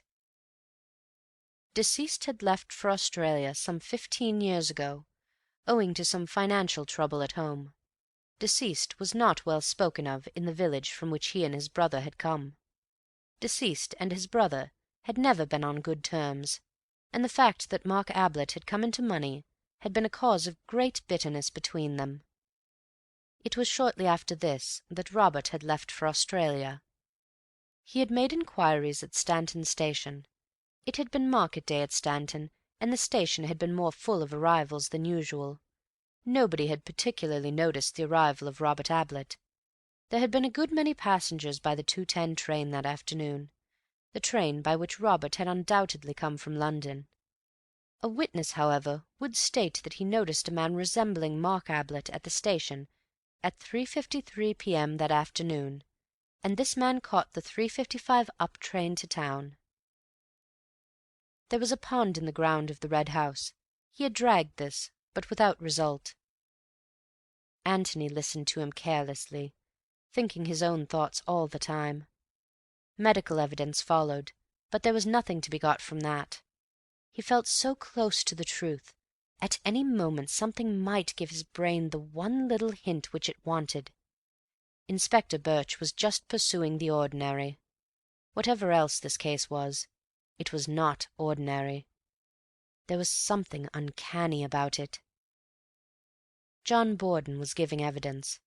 He was on the up platform, seeing a friend off by the 3:55 on Tuesday afternoon. He had noticed a man on the platform, with coat collar turned up and a scarf round his chin. He had wondered why the man should do this on such a hot day. The man seemed to be trying to escape observation. Directly the train came in, he hurried into a carriage, and so on. "There's always a John Borden at every murder case," said Antony to himself. "Have you ever seen Mark Ablett?" "Once or twice, sir." "Was it he?" "I never got a good look at him, sir, what with his collar turned up, and the scarf and all. But directly I heard of the sad affair, and that Mr. Ablett was missing, I said to Mrs. Borden, 'Now I wonder if that was Mr. Ablett I saw at the station.' So then we talked it over and decided that I ought to come and tell Inspector Birch. It was just Mr. Ablett's height, sir." Antony went on with his thoughts. The coroner was summing up. The jury, he said, had now heard all the evidence and would have to decide what had happened in that room between the two brothers. How had the deceased met his death?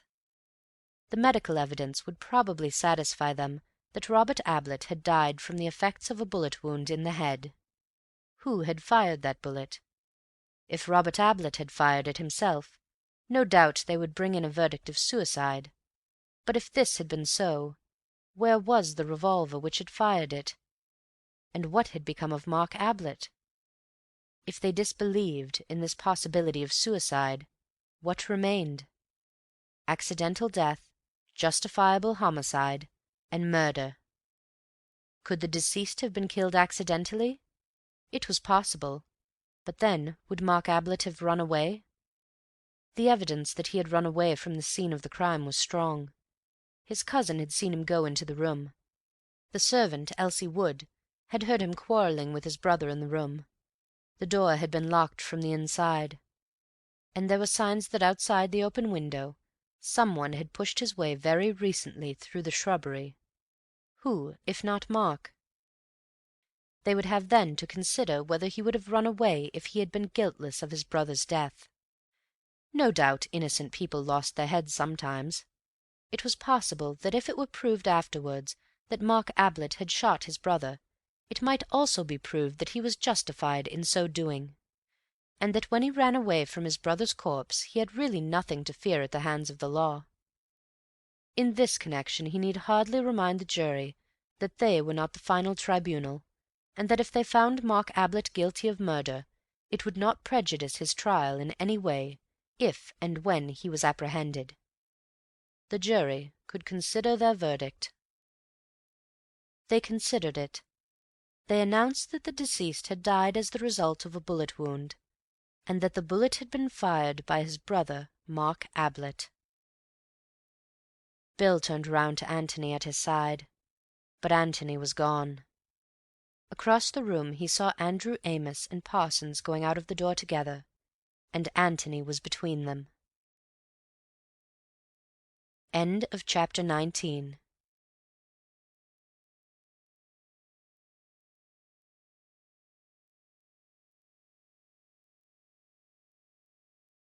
Chapter 20.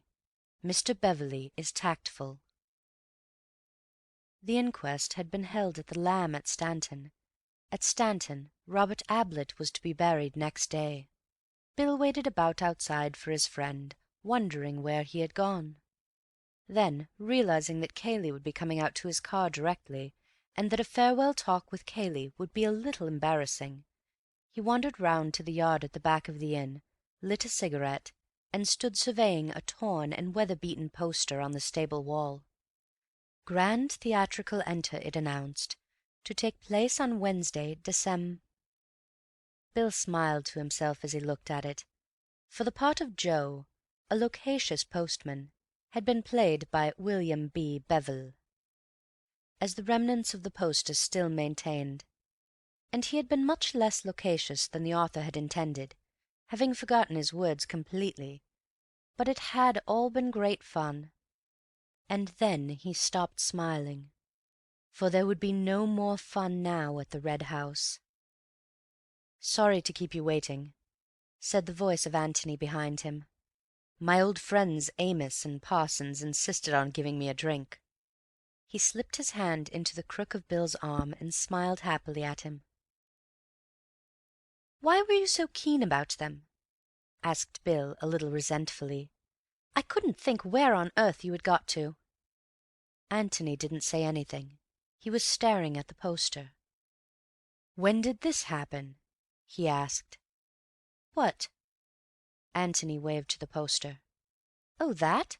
Last Christmas. It was rather fun." Antony began to laugh to himself. "Were you good?" "Rotten. I don't profess to be an actor." "Mark good?" "Oh, rather. He loves it."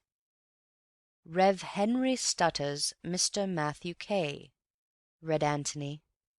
"Was that our friend Cayley?" "Yes." "Any good?" "Well, much better than I expected. He wasn't keen, but Mark made him." "Miss Norris wasn't playing, I see." "My dear Tony, she's a professional. Of course she wasn't." Antony laughed again. "A great success, was it?" "Oh, rather."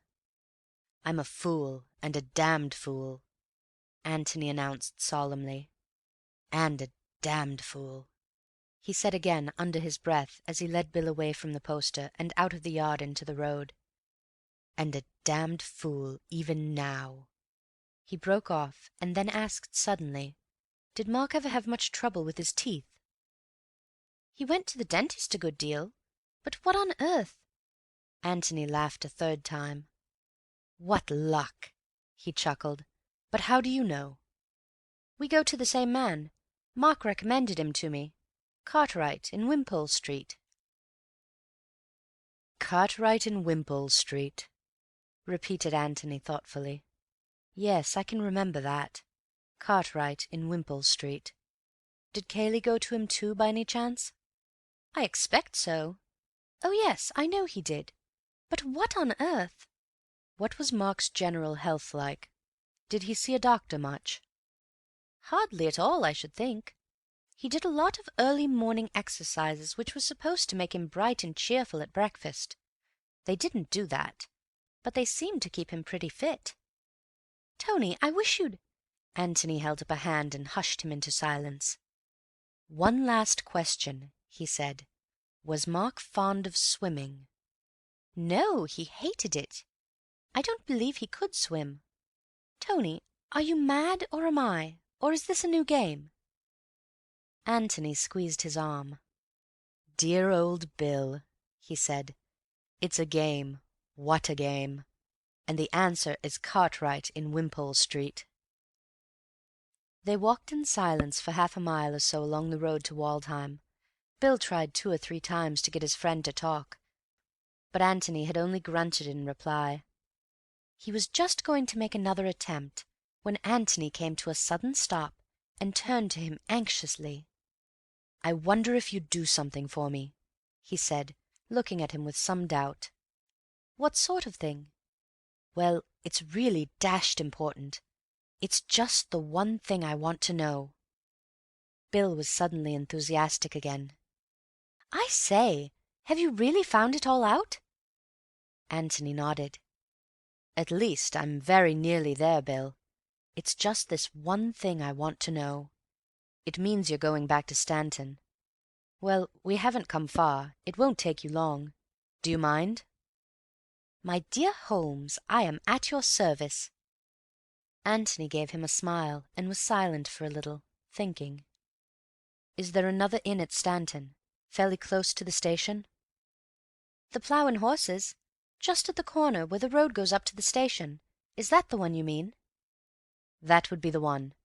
I suppose you could do with a drink, couldn't you?" "Rather," said Bill with a grin. "Good. Then have one at the Plough and Horses. Have 2 if you like, and talk to the landlord or landlady or whoever serves you. I want you to find out if anybody stayed there on Monday night." "Robert?" said Bill eagerly. "I didn't say Robert," said Antony, smiling. "I just want you to find out if they had a visitor who slept there on Monday night, a stranger.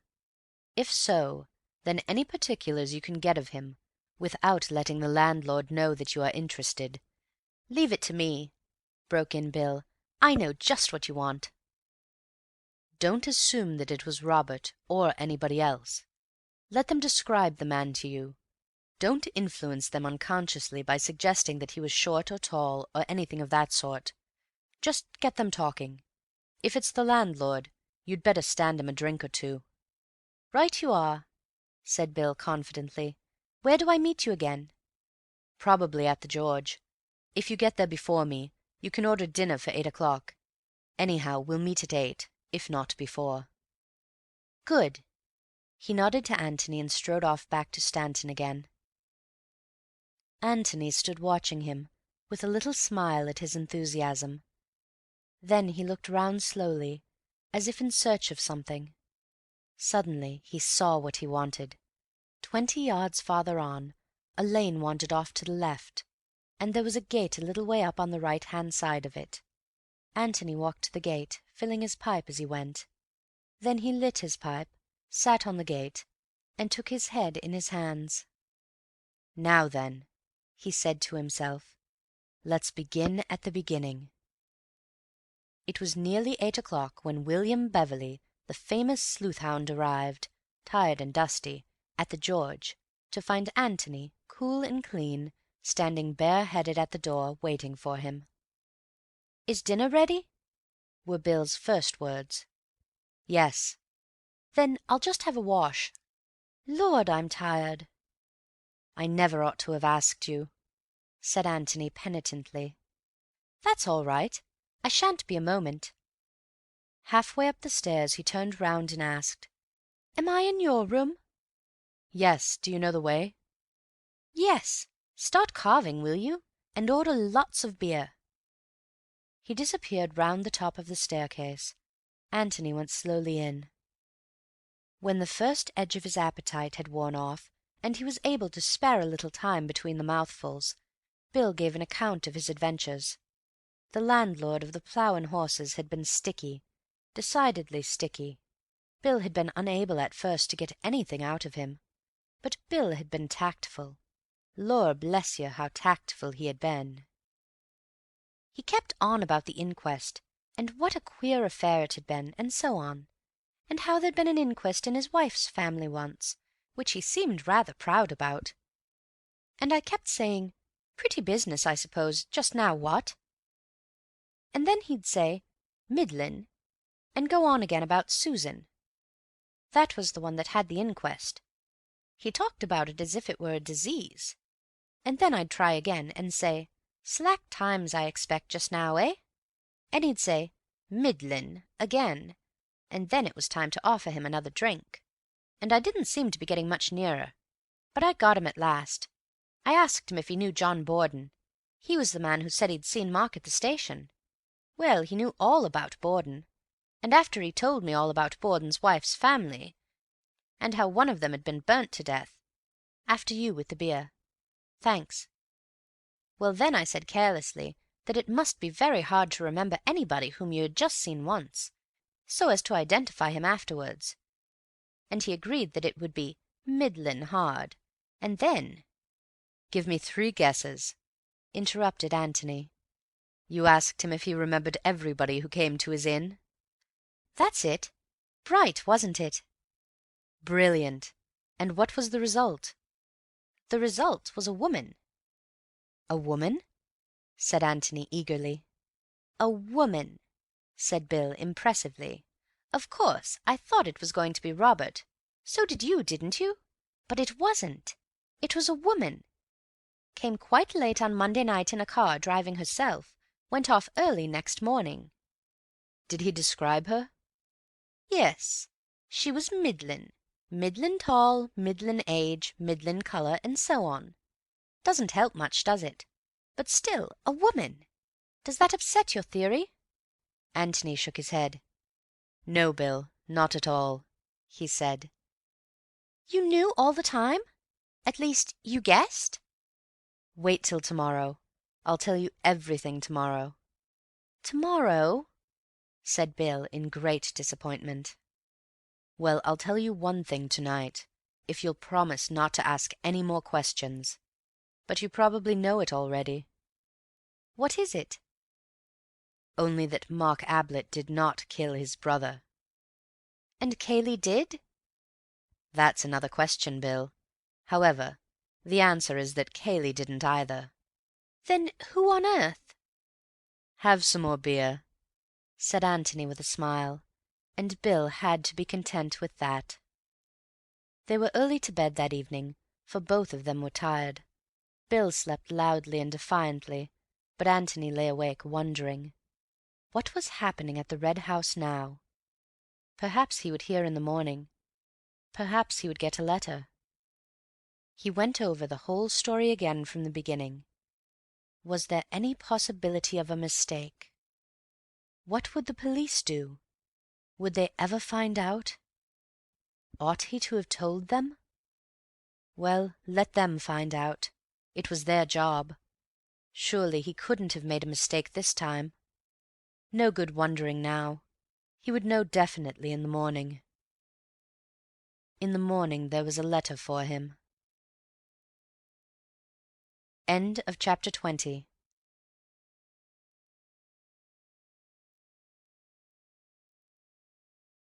Chapter 21.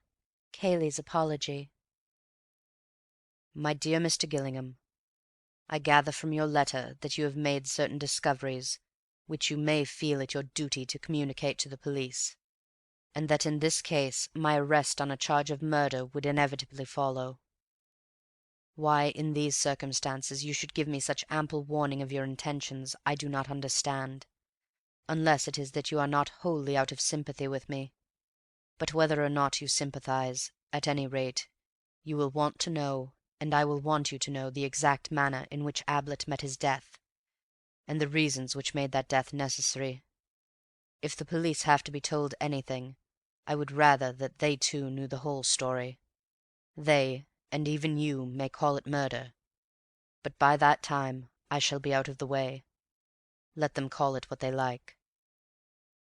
I must begin by taking you back to a summer day 15 years ago, when I was a boy of 13 and Mark a young man of 25.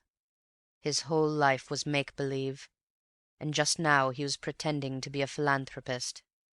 He sat in our little drawing-room, flicking his gloves against the back of his left hand, and my mother, good soul, thought what a noble young gentleman he was, and Philip and I, hastily washed and crammed into collars, stood in front of him, nudging each other and kicking the backs of our heels, and cursing him in our hearts for having interrupted our game.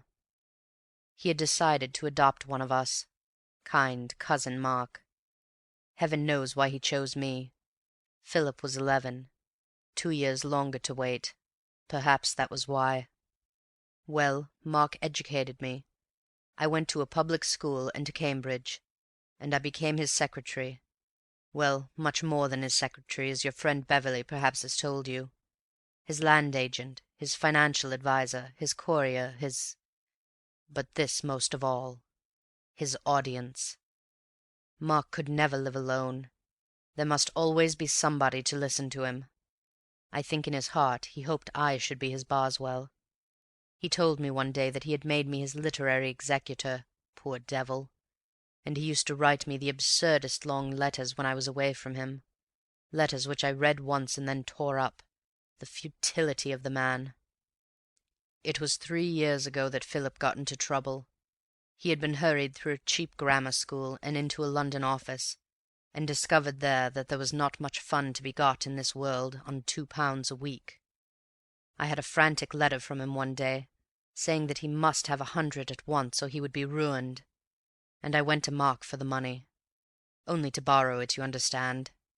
He gave me a good salary, and I could have paid it back in 3 months. But no. He saw nothing for himself in it, I suppose. No applause, no admiration. Philip's gratitude would be to me, not to him. I begged, I threatened, we argued, and while we were arguing, Philip was arrested. It killed my mother. He was always her favourite. But Mark, as usual, got his satisfaction out of it. He preened himself on his judgment of character in having chosen me and not Philip 12 years before. Later on I apologized to Mark for the reckless things I had said to him, and he played the part of a magnanimous gentleman with his accustomed skill. But, though outwardly we were as before to each other, from that day forward, though his vanity would never let him see it, I was his bitterest enemy. If that had been all, I wonder if I should have killed him. To live on terms of intimate friendship with a man whom you hate is dangerous work for your friend. Because of his belief in me as his admiring and grateful protégé, and his belief in himself as my benefactor, he was now utterly in my power. I could take my time and choose my opportunity. Perhaps I should not have killed him, but I had sworn to have my revenge, and there he was, poor vain fool, at my mercy. I was in no hurry.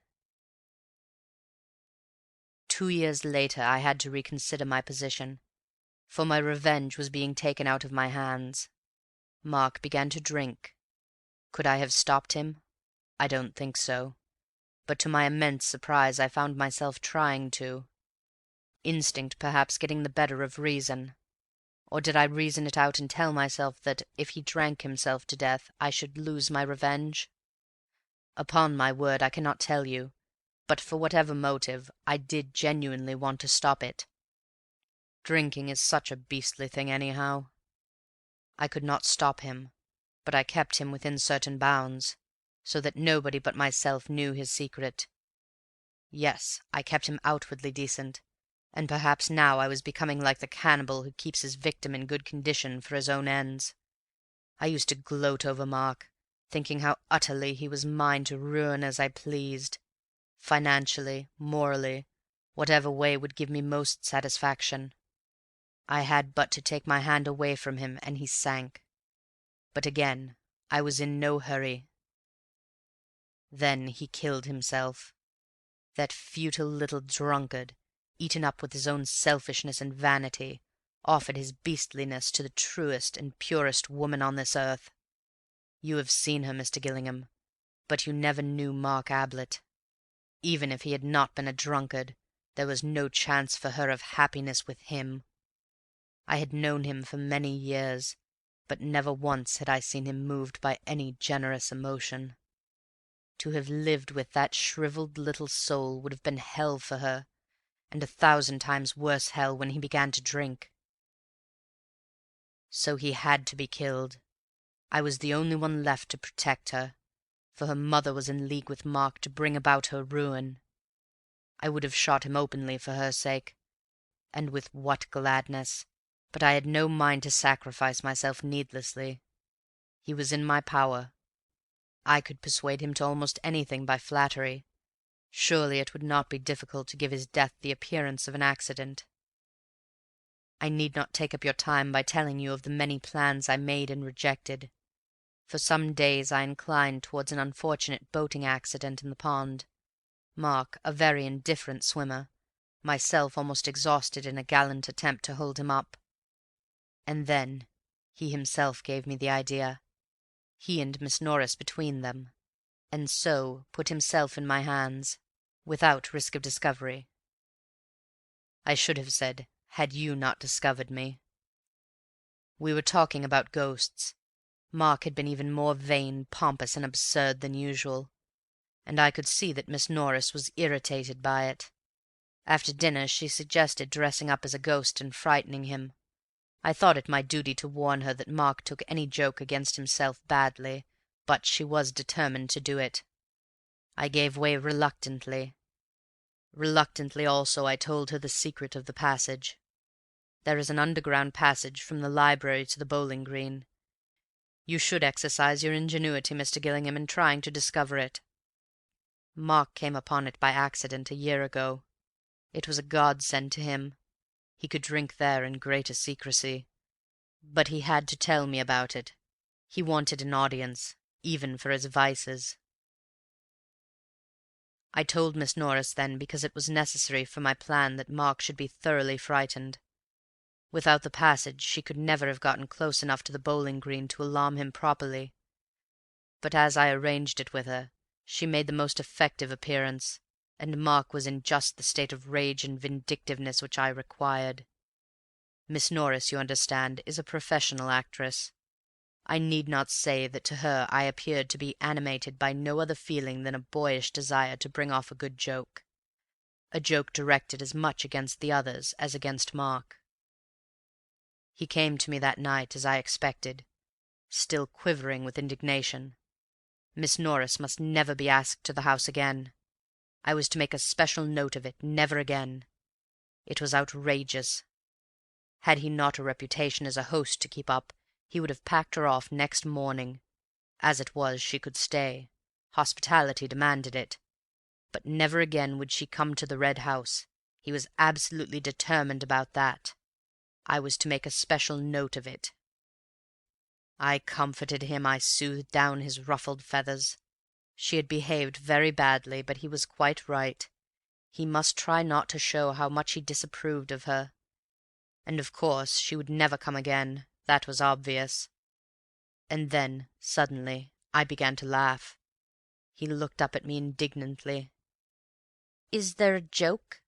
he said coldly. I laughed gently again. "I was just thinking," I said, "that it would be rather amusing if you, well, had your revenge." "My revenge? How do you mean?" "Well, paid her back in her own coin." "Do you mean try and frighten her?" No, but dressed up and pull her leg a bit. Made her look a fool in front of the others." I laughed to myself again. Serve her jolly well right. He jumped up excitedly. "By Jove, Kay!" he cried. "If I could! How? You must think of a way."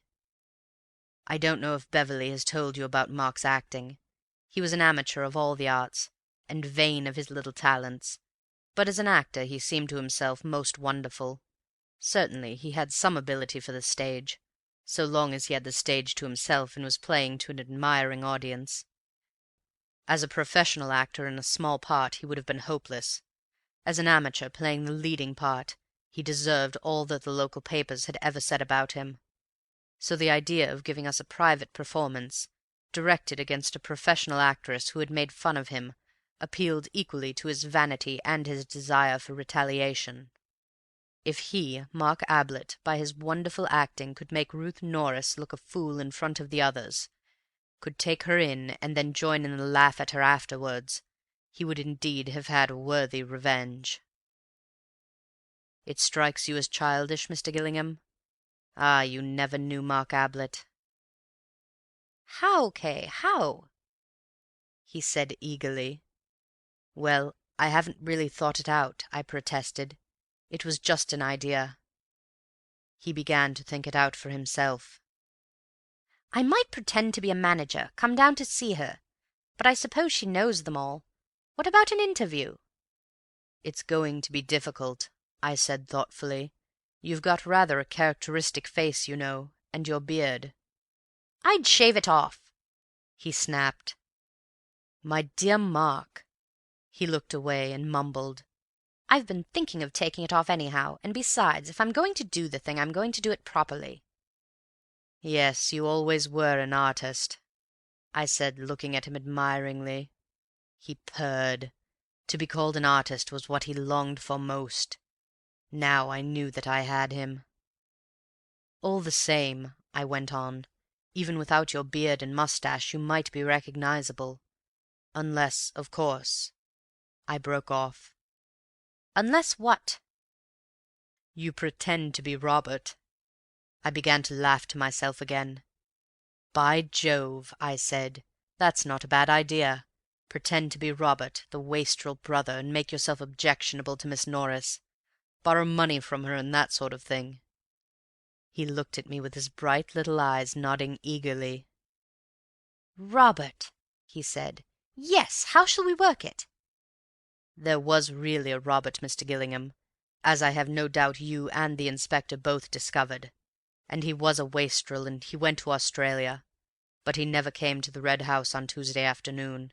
He couldn't have, because he died unlamented 3 years ago.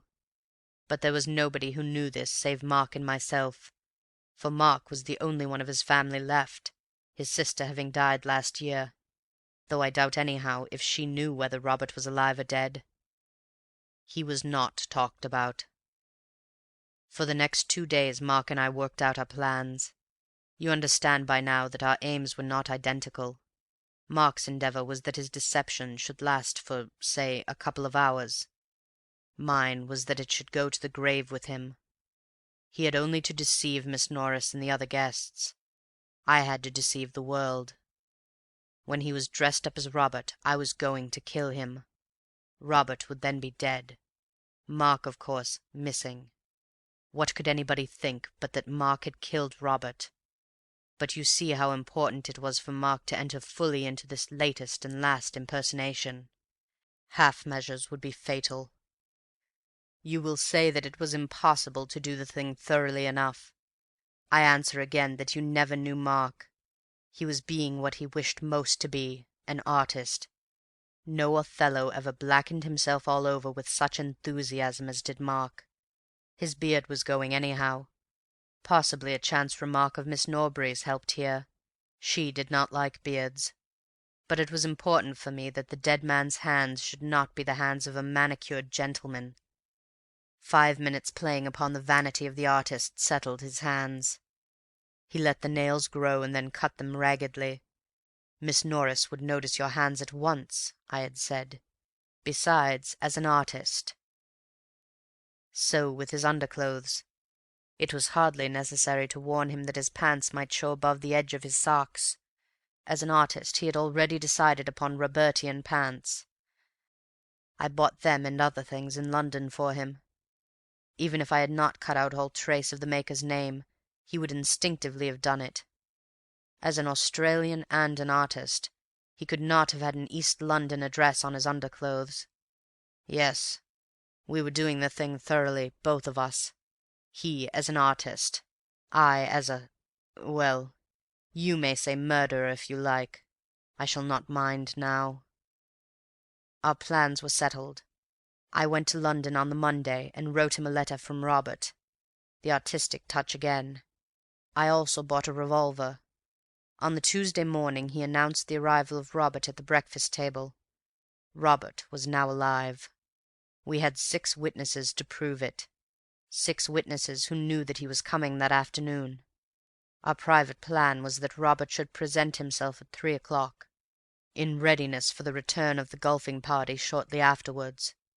The maid would go to look for Mark, and having failed to find him, come back to the office to find me having entertained Robert in Mark's absence. I would explain that Mark must have gone out somewhere, and would myself introduce the wastrel brother to the tea-table. Mark's absence would not excite any comment, for it would be generally felt, indeed Robert would suggest it, that he had been afraid of meeting his brother. Then Robert would make himself amusingly offensive to the guests, particularly, of course, Miss Norris, until he thought that the joke had gone far enough. That was our private plan. Perhaps I should say that it was Mark's private plan. My own was different. The announcement at breakfast went well. After the golfing party had gone, we had the morning in which to complete our arrangements. What I was chiefly concerned about was to establish as completely as possible the identity of Robert. For this reason I suggested to Mark that when dressed he should go out by the secret passage to the bowling green and come back by the drive, taking care to enter into conversation with the lodge-keeper. In this way I would have 2 more witnesses of Robert's arrival. First, the lodge-keeper, and secondly, one of the gardeners, whom I would have working on the front lawn. Mark, of course, was willing enough. He could practice his Australian accent on the lodge-keeper. It was really amusing to see how readily he fell into every suggestion which I made. Never was a killing more carefully planned by its victim. He changed into Robert's clothes in the office bedroom. This was the safest way for both of us. When he was ready, he called me in, and I inspected him. It was extraordinary how well he looked the part. I supposed that the signs of his dissipation had already marked themselves on his face, but had been concealed hitherto by his moustache and beard. For now that he was clean-shaven, they lay open to the world from which we had so carefully hidden them, and he was indeed the wastrel which he was pretending to be. "By Jove, you're wonderful," I said. He smirked and called my attention to the various artistic touches which I might have missed. "Wonderful," I said to myself again. "Nobody could possibly guess." I peered into the hall. It was empty. We hurried across to the library. He got into the passage and made off. I went back to the bedroom, collected all his discarded clothes, did them up in a bundle, and returned with them to the passage. Then I sat down in the hall and waited. You heard the evidence of Stevens, the maid. As soon as she was on the way to the Temple in search of Mark, I stepped into the office. My hand was in my side pocket, and in my hand was the revolver. He began at once in his character of Robert, some rigmarole about working his passage over from Australia, a little private performance for my edification. Then, in his natural voice, gloating over his well-planned retaliation on Miss Norris, he burst out, "It's my turn now, you wait." It was this which Elsie heard. She had no business to be there, and she might have ruined everything. But as it turned out, it was the luckiest thing which could have happened, for it was the one piece of evidence which I wanted, evidence other than my own that Mark and Robert were in the room together. I said nothing. I was not going to take the risk of being heard to speak in that room. I just smiled at the poor little fool, and took out my revolver and shot him. Then I went back into the library and waited, just as I said in my evidence. Can you imagine, Mr. Gillingham, the shock which your sudden appearance gave me? Can you imagine the feelings of a murderer who has, as he thinks, planned for every possibility? and is then confronted suddenly with an utterly new problem. What difference would your coming make? I didn't know. Perhaps none, perhaps all, and I had forgotten to open the window. I don't know whether you will think my plan for killing Mark a clever one. Perhaps not. But if I do deserve any praise in the matter, I think I deserve it for the way I pulled myself together in the face of the unexpected catastrophe of your arrival. Yes, I got a window open, Mr. Gillingham, under your very nose. The right window, too, you were kind enough to say. And the keys. Yes, that was clever of you, but I think I was cleverer. I deceived you over the keys, Mr. Gillingham, as I learnt when I took the liberty of listening to a conversation on the bowling green between you and your friend Beverley. Where was I? Ah, you must have a look for that secret passage, Mr. Gillingham. But what am I saying? Did I deceive you at all? You have found out the secret, that Robert was Mark, and that is all that matters. How have you found out? I shall never know. Where did I go wrong? Perhaps you have been deceiving me all the time. Perhaps you knew about the keys, about the window, even about the secret passage. You are a clever man, Mr. Gillingham. I had Mark's clothes on my hands. I might have left them in the passage, but the secret of the passage was out now. Miss Norris knew it. That was the weak point of my plan, perhaps, that Miss Norris had to know it. So I hid them in the pond, the inspector having obligingly dragged it for me first. A couple of keys joined them, but I kept the revolver. Fortunate, wasn't it, Mr. Gillingham? I don't think that there is any more to tell you.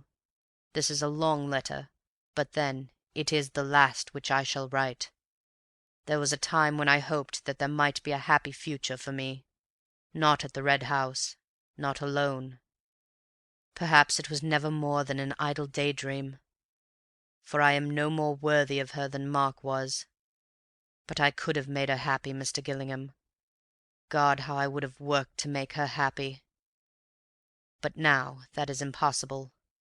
To offer her the hand of a murderer would be as bad as to offer her the hand of a drunkard, and Mark died for that. I saw her this morning. She was very sweet.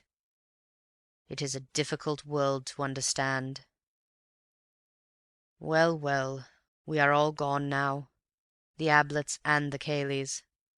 I wonder what old grandfather Cayley thinks of it all.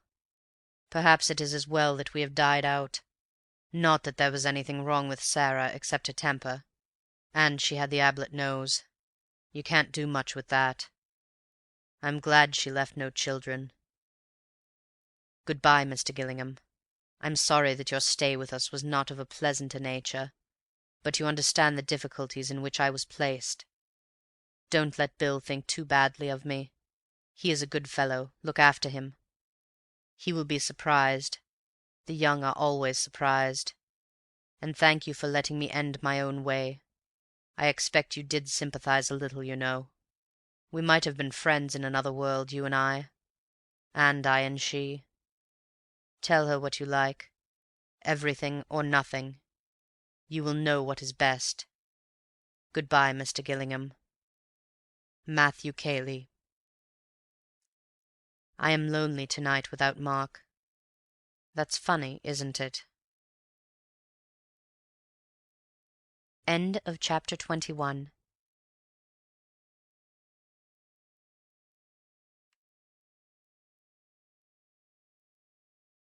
Chapter 22. Mr. Beverley moves on. "Good Lord!" said Bill as he put down the letter. "I thought you'd say that," murmured Antony. "Tony, do you mean to say that you knew all this?" "I guessed some of it. I didn't quite know all of it, of course." "Good Lord!" said Bill again, and returned to the letter. In a moment he was looking up again. "What did you write to him? Was that last night, after I'd gone into Stanton?" "Yes." "What did you say? That you discovered that Mark was Robert?" "Yes. At least, I said that this morning I should probably telegraph to Mr. Cartwright of Wimpole Street, and ask him to Bill burst in eagerly at the top of the sentence. "Yes, now what was that all about? You were so damned Sherlocky yesterday all of a sudden. We'd been doing the thing together all the time, and you'd been telling me everything, and then suddenly you become very mysterious and private and talk enigmatically, is that the word? About dentists and swimming and the Plough and Horses and... Well, what was it all about? You simply vanished out of sight. I didn't know what on earth we were talking about." Antony laughed and apologized. "Sorry, Bill. I felt like that suddenly.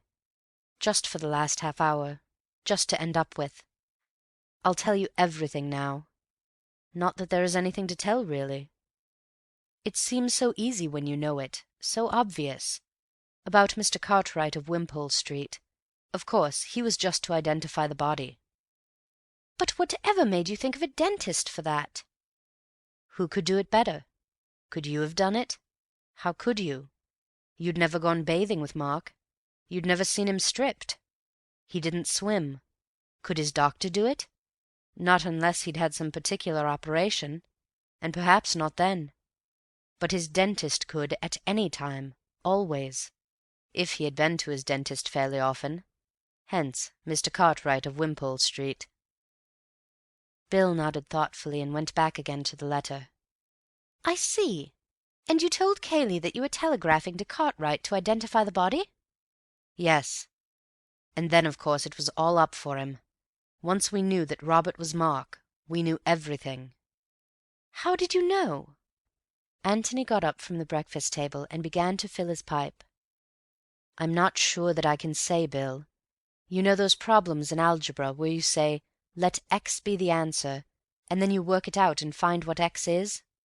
Well, that's one way, and another way, which they never give you any marks for at school, is to guess the answer, pretend the answer is 4. Well, will that satisfy the conditions of the problem? No? Then try 6, and if 6 doesn't either, then what about 5, and so on. Well, the inspector and the coroner and all that lot had guessed their answer, and it seemed to fit. But you and I knew it didn't really fit. There were several conditions in the problem which it didn't fit at all. So we knew that their answer was wrong, and we had to think of another. An answer which explained all the things which were puzzling us. Well, I happened to guess the right one. Got a match?" Bill handed him a box, and he lit his pipe. "Yes, but that doesn't quite do, old boy. Something must have put you on to it suddenly. By the way, I'll have my matches back if you don't mind." Antony laughed and took them out of his pocket. "Sorry. Well, then, let's see if I can go through my own mind again and tell you how I guessed it. First of all, the clothes." "Yes?" To Cayley the clothes seemed an enormously important clue. I didn't quite see why, but I did realize that to a man in Cayley's position the smallest clue would have an entirely disproportionate value. For some reason, then, Cayley attached this exaggerated importance to the clothes which Mark was wearing on that Tuesday morning. All the clothes, the inside ones as well as the outside. I didn't know why, but I did feel certain that in that case the absence of the collar was unintentional. In collecting the clothes he had overlooked the collar. Why? "It was the one in the linen basket?" Yes, it seemed probable. Why had Cayley put it there? The obvious answer was that he hadn't. Mark had put it there. I remembered what you told me about Mark being finicky, and having lots of clothes and so on, and I felt that he was just the sort of man who would never wear the same collar twice." He paused, and then asked, "Is that right, do you think?" "Absolutely," said Bill with conviction. "Well, I guessed it was. So then I began to see an X which would fit just this part of the problem, the clothes part. I saw Mark changing his clothes.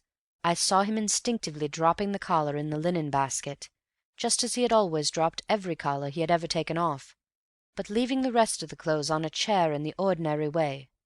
And I saw Cayley collecting all the clothes afterwards, all the visible clothes, and not realizing that the collar wasn't there." "Go on," said Bill eagerly. "Well, I felt pretty sure about that, and I wanted an explanation of it. Why had Mark changed down there instead of in his bedroom? The only answer was that the fact of his changing had to be kept secret. When did he change? The only possible time was between lunch, when he would have been seen by the servants, and the moment of Robert's arrival. And when did Cayley collect the clothes in a bundle? Again the only answer was before Robert's arrival. So another X was wanted, to fit those three conditions. And the answer was that a murder was intended even before Robert arrived? Yes. Well now, it couldn't be intended on the strength of that letter, unless there was very much more behind the letter than we knew. Nor was it possible a murder could be intended without any more preparation than the changing into a different suit in which to escape. The thing was too childish. Also, if Robert was to be murdered, why go out of the way to announce his existence to you all, even at the cost of some trouble to Mrs. Norbury? What did it all mean? I didn't know, but I began to feel now that Robert was an incident only, that the plot was a plot of Cayley's against Mark, either to get him to kill his brother, or to get his brother to kill him, and that for some inexplicable reason Mark seemed to be lending himself to the plot. He was silent for a little, and then said, almost to himself, "I had seen the empty brandy bottles in that cupboard." You never said anything about them, complained Bill. "I only saw them afterwards. I was looking for the collar. You remember. They came back to me afterwards. I knew how Cayley would feel about it. Poor devil." "Go on," said Bill. "Well then, we had the inquest, and of course I noticed, and I suppose you did too, the curious fact that Robert had asked his way at the second lodge and not at the first. So I talked to Amos and Parsons. That made it more curious. Amos told me that Robert had gone out of his way to speak to him, had called to him, in fact. Parsons told me that his wife was out in their little garden at the first lodge all the afternoon, and was certain that Robert had never come past it. He also told me that Cayley had put him on to a job in the front lawn that afternoon. So I had another guess. Robert had used the secret passage, the passage which comes out into the park between the first and second lodges. Robert, then, had been in the house. It was a put-up job between Robert and Cayley. But how could Robert be there without Mark knowing? Obviously Mark knew too. What did it all mean? "When was this?" interrupted Bill. "Just after the inquest? After you'd seen Amos and Parsons, of course?" "Yes, I got up and left them, and came to look for you. I'd got back to the clothes then. Why did Mark change his clothes so secretly? Disguise? But then, what about his face? That was much more important than clothes. His face, his beard. He'd have to shave off his beard, and then, oh, idiot! I saw you looking at that poster. Mark acting, Mark made up, Mark disguised. Oh, priceless idiot! Mark was Robert. Matches, please." Bill passed over the matches again, waited till Antony had relit his pipe, and then held out his hand for them just as they were going into the other's pocket. "Yes," said Bill thoughtfully. "Yes, but wait a moment.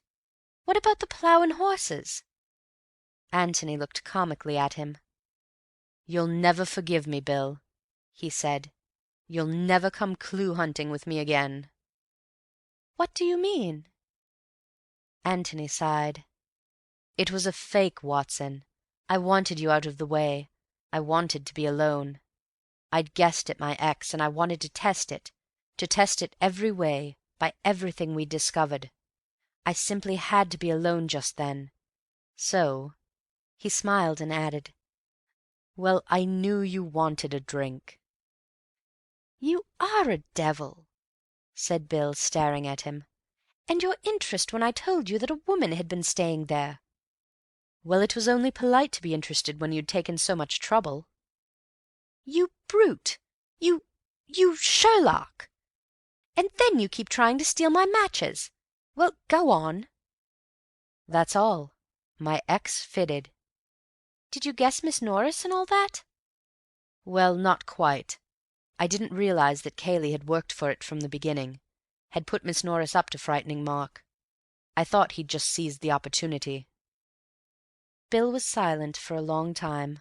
Then, puffing at his pipe, he said slowly, "Has Cayley shot himself?" Antony shrugged his shoulders. "Poor devil," said Bill. "It was decent of you to give him a chance. I'm glad you did." "I couldn't help liking Cayley in a kind of way, you know." "He's a clever devil. If you hadn't turned up just when you did, he would never have been found out." "I wonder.